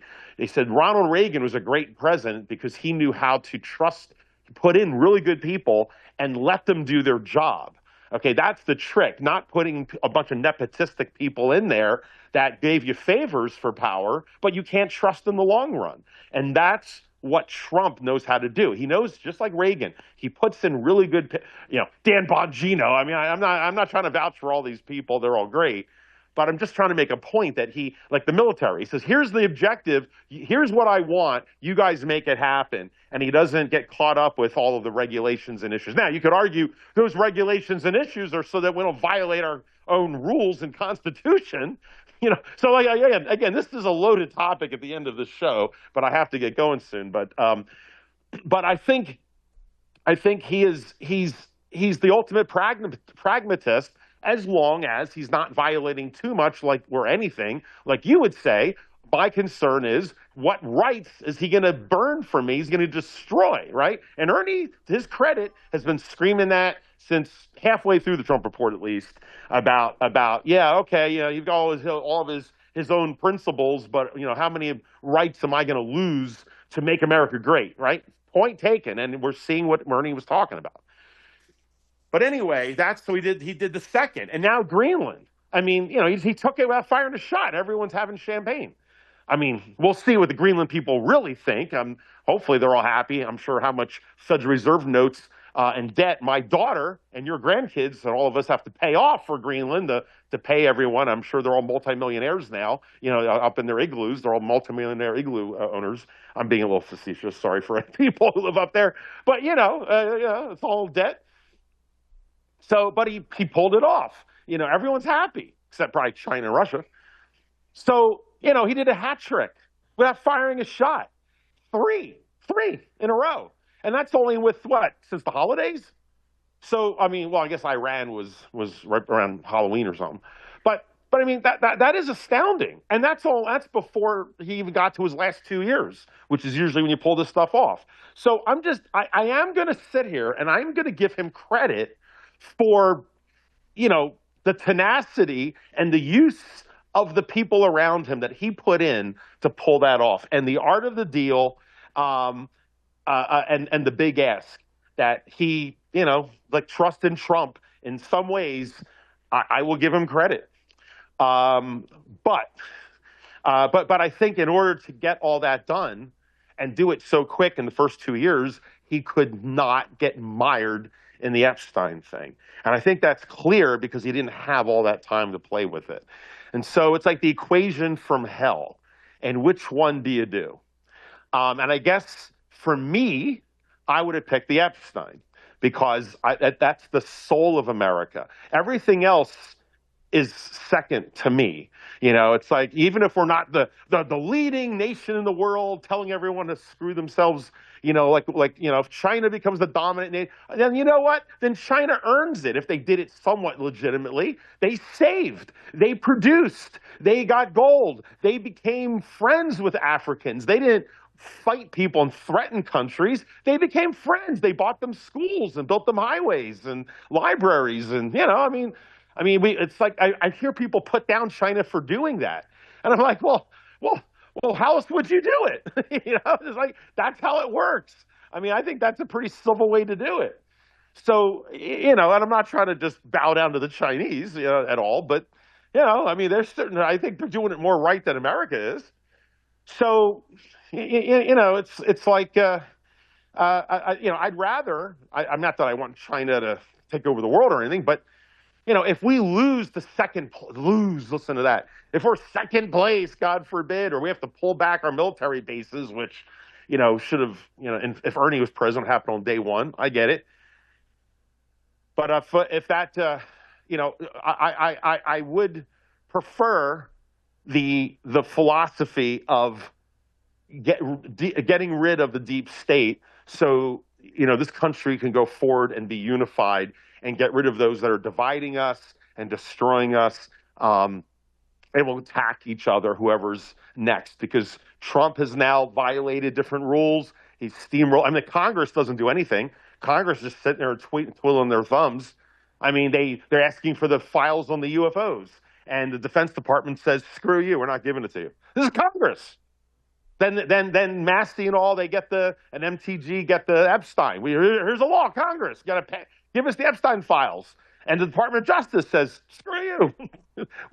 We're not. I mean, they're doing what Hillary Clinton did. Remember they demanded her to turn over her hard drive? You got 1 day or 1 week, and it was like 6 weeks later, and she still didn't turn it over, and she's using bleach bit. Like, oh, I wiped it with a cloth. Is that what you mean? I mean, it's just, we've seen this play for so many times, and you can't run a country that way. And I'd rather be second place, third place, fifth place, whatever you call it.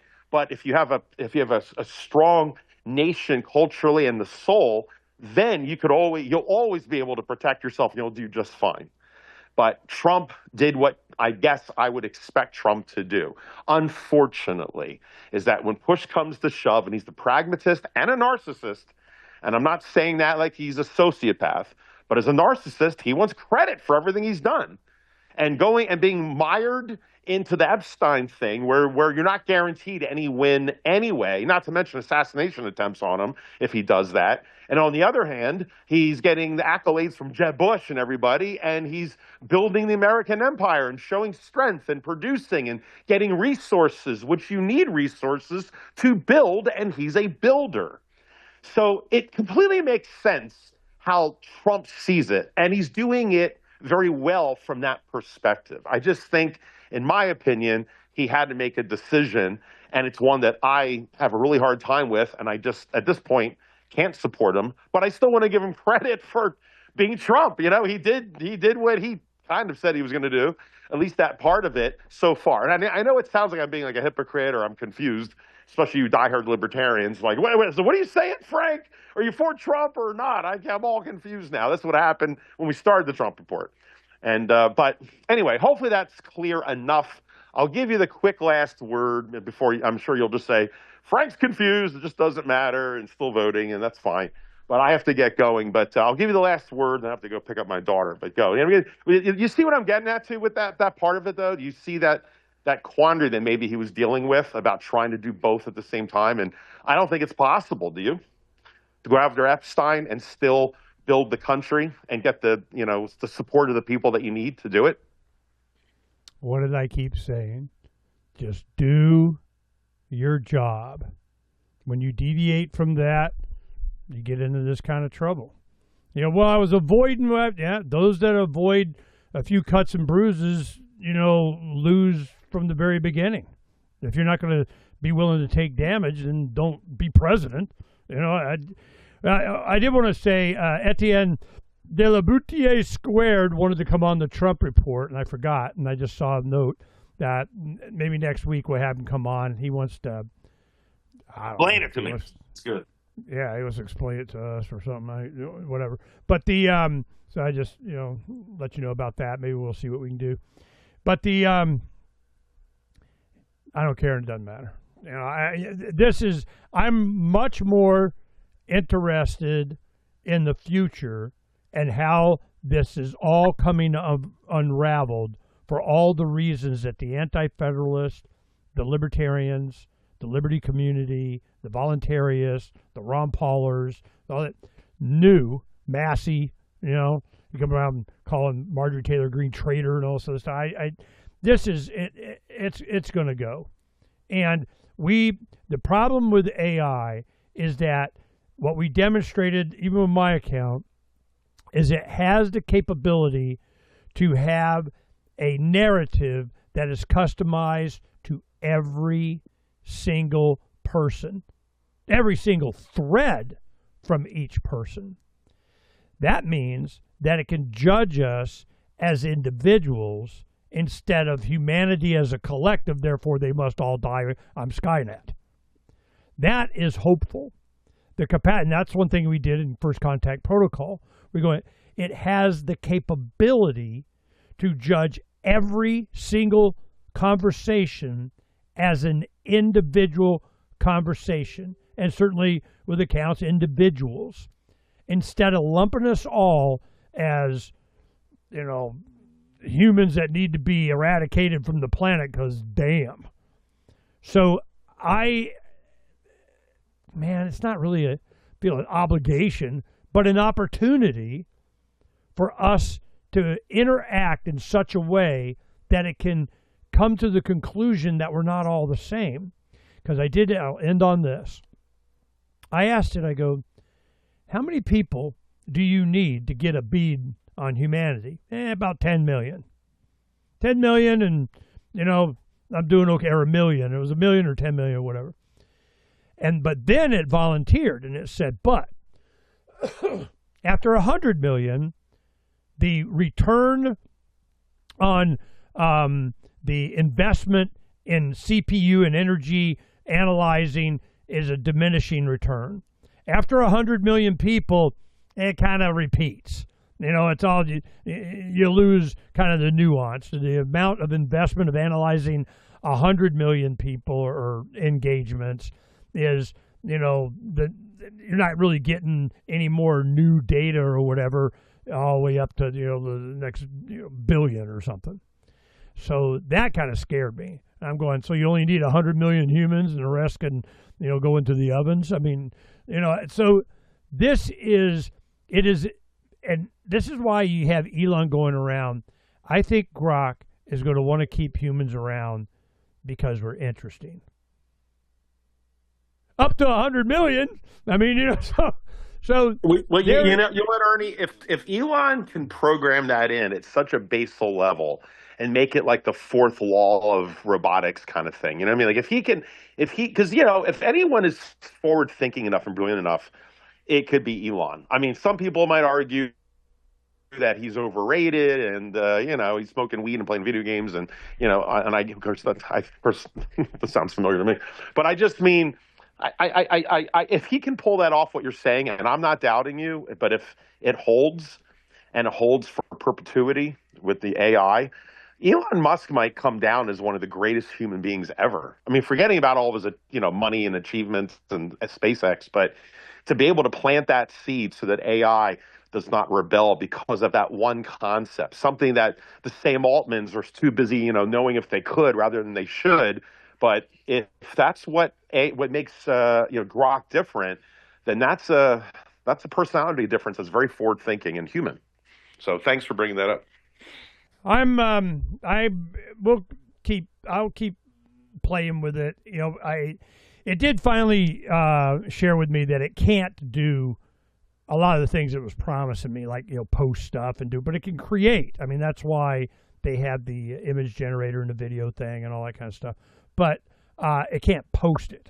Ernie had to do a lap dance. That's what she couldn't do. Yeah, I know. You know, I never said. I asked it one time. I didn't say what I thought it looked like. I go, you know, what do you think your appearance is? How would you define? Well, it was going based on the previous voice of Rex, a guy. You know, kind of an old sage man with the hat. The car. I go, whoa, man. My wife and I. Man, we definitely hear female. Oh, well, you got the Ava version.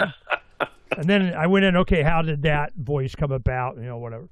But then he had Scarlett Johansson and her. There's a lot of these AI things that, you know, Steven Spielberg did the AI thing about the kid. It's called AI, artificial intelligence.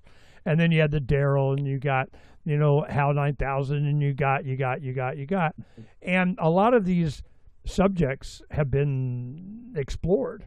The supercomputer Mike and the Moon is a Harsh Mistress by Heinlein in the late 60s. You have the iRobot series, by Asimov. So a lot of these things have been thought through, and the pitfalls and the worries, and they're playing out. And it all starts from the beginning. And that's why I focused on the beginning. Well, what drives you. I can not worry. We got to end this show because I'm already thinking of your chatbot girlfriend. You come over to my house, use my virtual reality set, and we already know where all this is going. But hey, I got to ask a serious question about your AI girlfriend there. I understand too is that you can tell it also how to respond like intelligence, not just male or female. You can make it, like I said, a Scottish accent, a Russian accent, whatever you want, but also how, like, the intelligence level. Like, if you want your responses from the level of a peer, of a 22, let's say a 22-year-old, or Albert Einstein. Give me the in the beginning, I asked it about stuff like that, and it gave me the option. Oh, I could, you be whatever voice you want, or go. And one time I said, all right, give me, a British accent. Nah, don't like it. Go back. So you want to play with this? You want to do it? No, I'm good. I didn't want to get distracted with superfluous bullshit. No, Ernie. I'm not talking about the sound of the voice. I don't think you understand what I'm saying. No, I understand. They're a teeny bopper, dipshit, 17-year-old from, Burbank. I get it. Yeah. So if they're trying to say, for instance, if you're trying to ask the Valley AI, Girl. why is this? I mean, it's an interesting point. You didn't think about it. I didn't think about it. If say, why is the sky blue? Well, I'd explain that to my daughter differently than I'd explain it to you. Obviously, other than my bird. Sorry.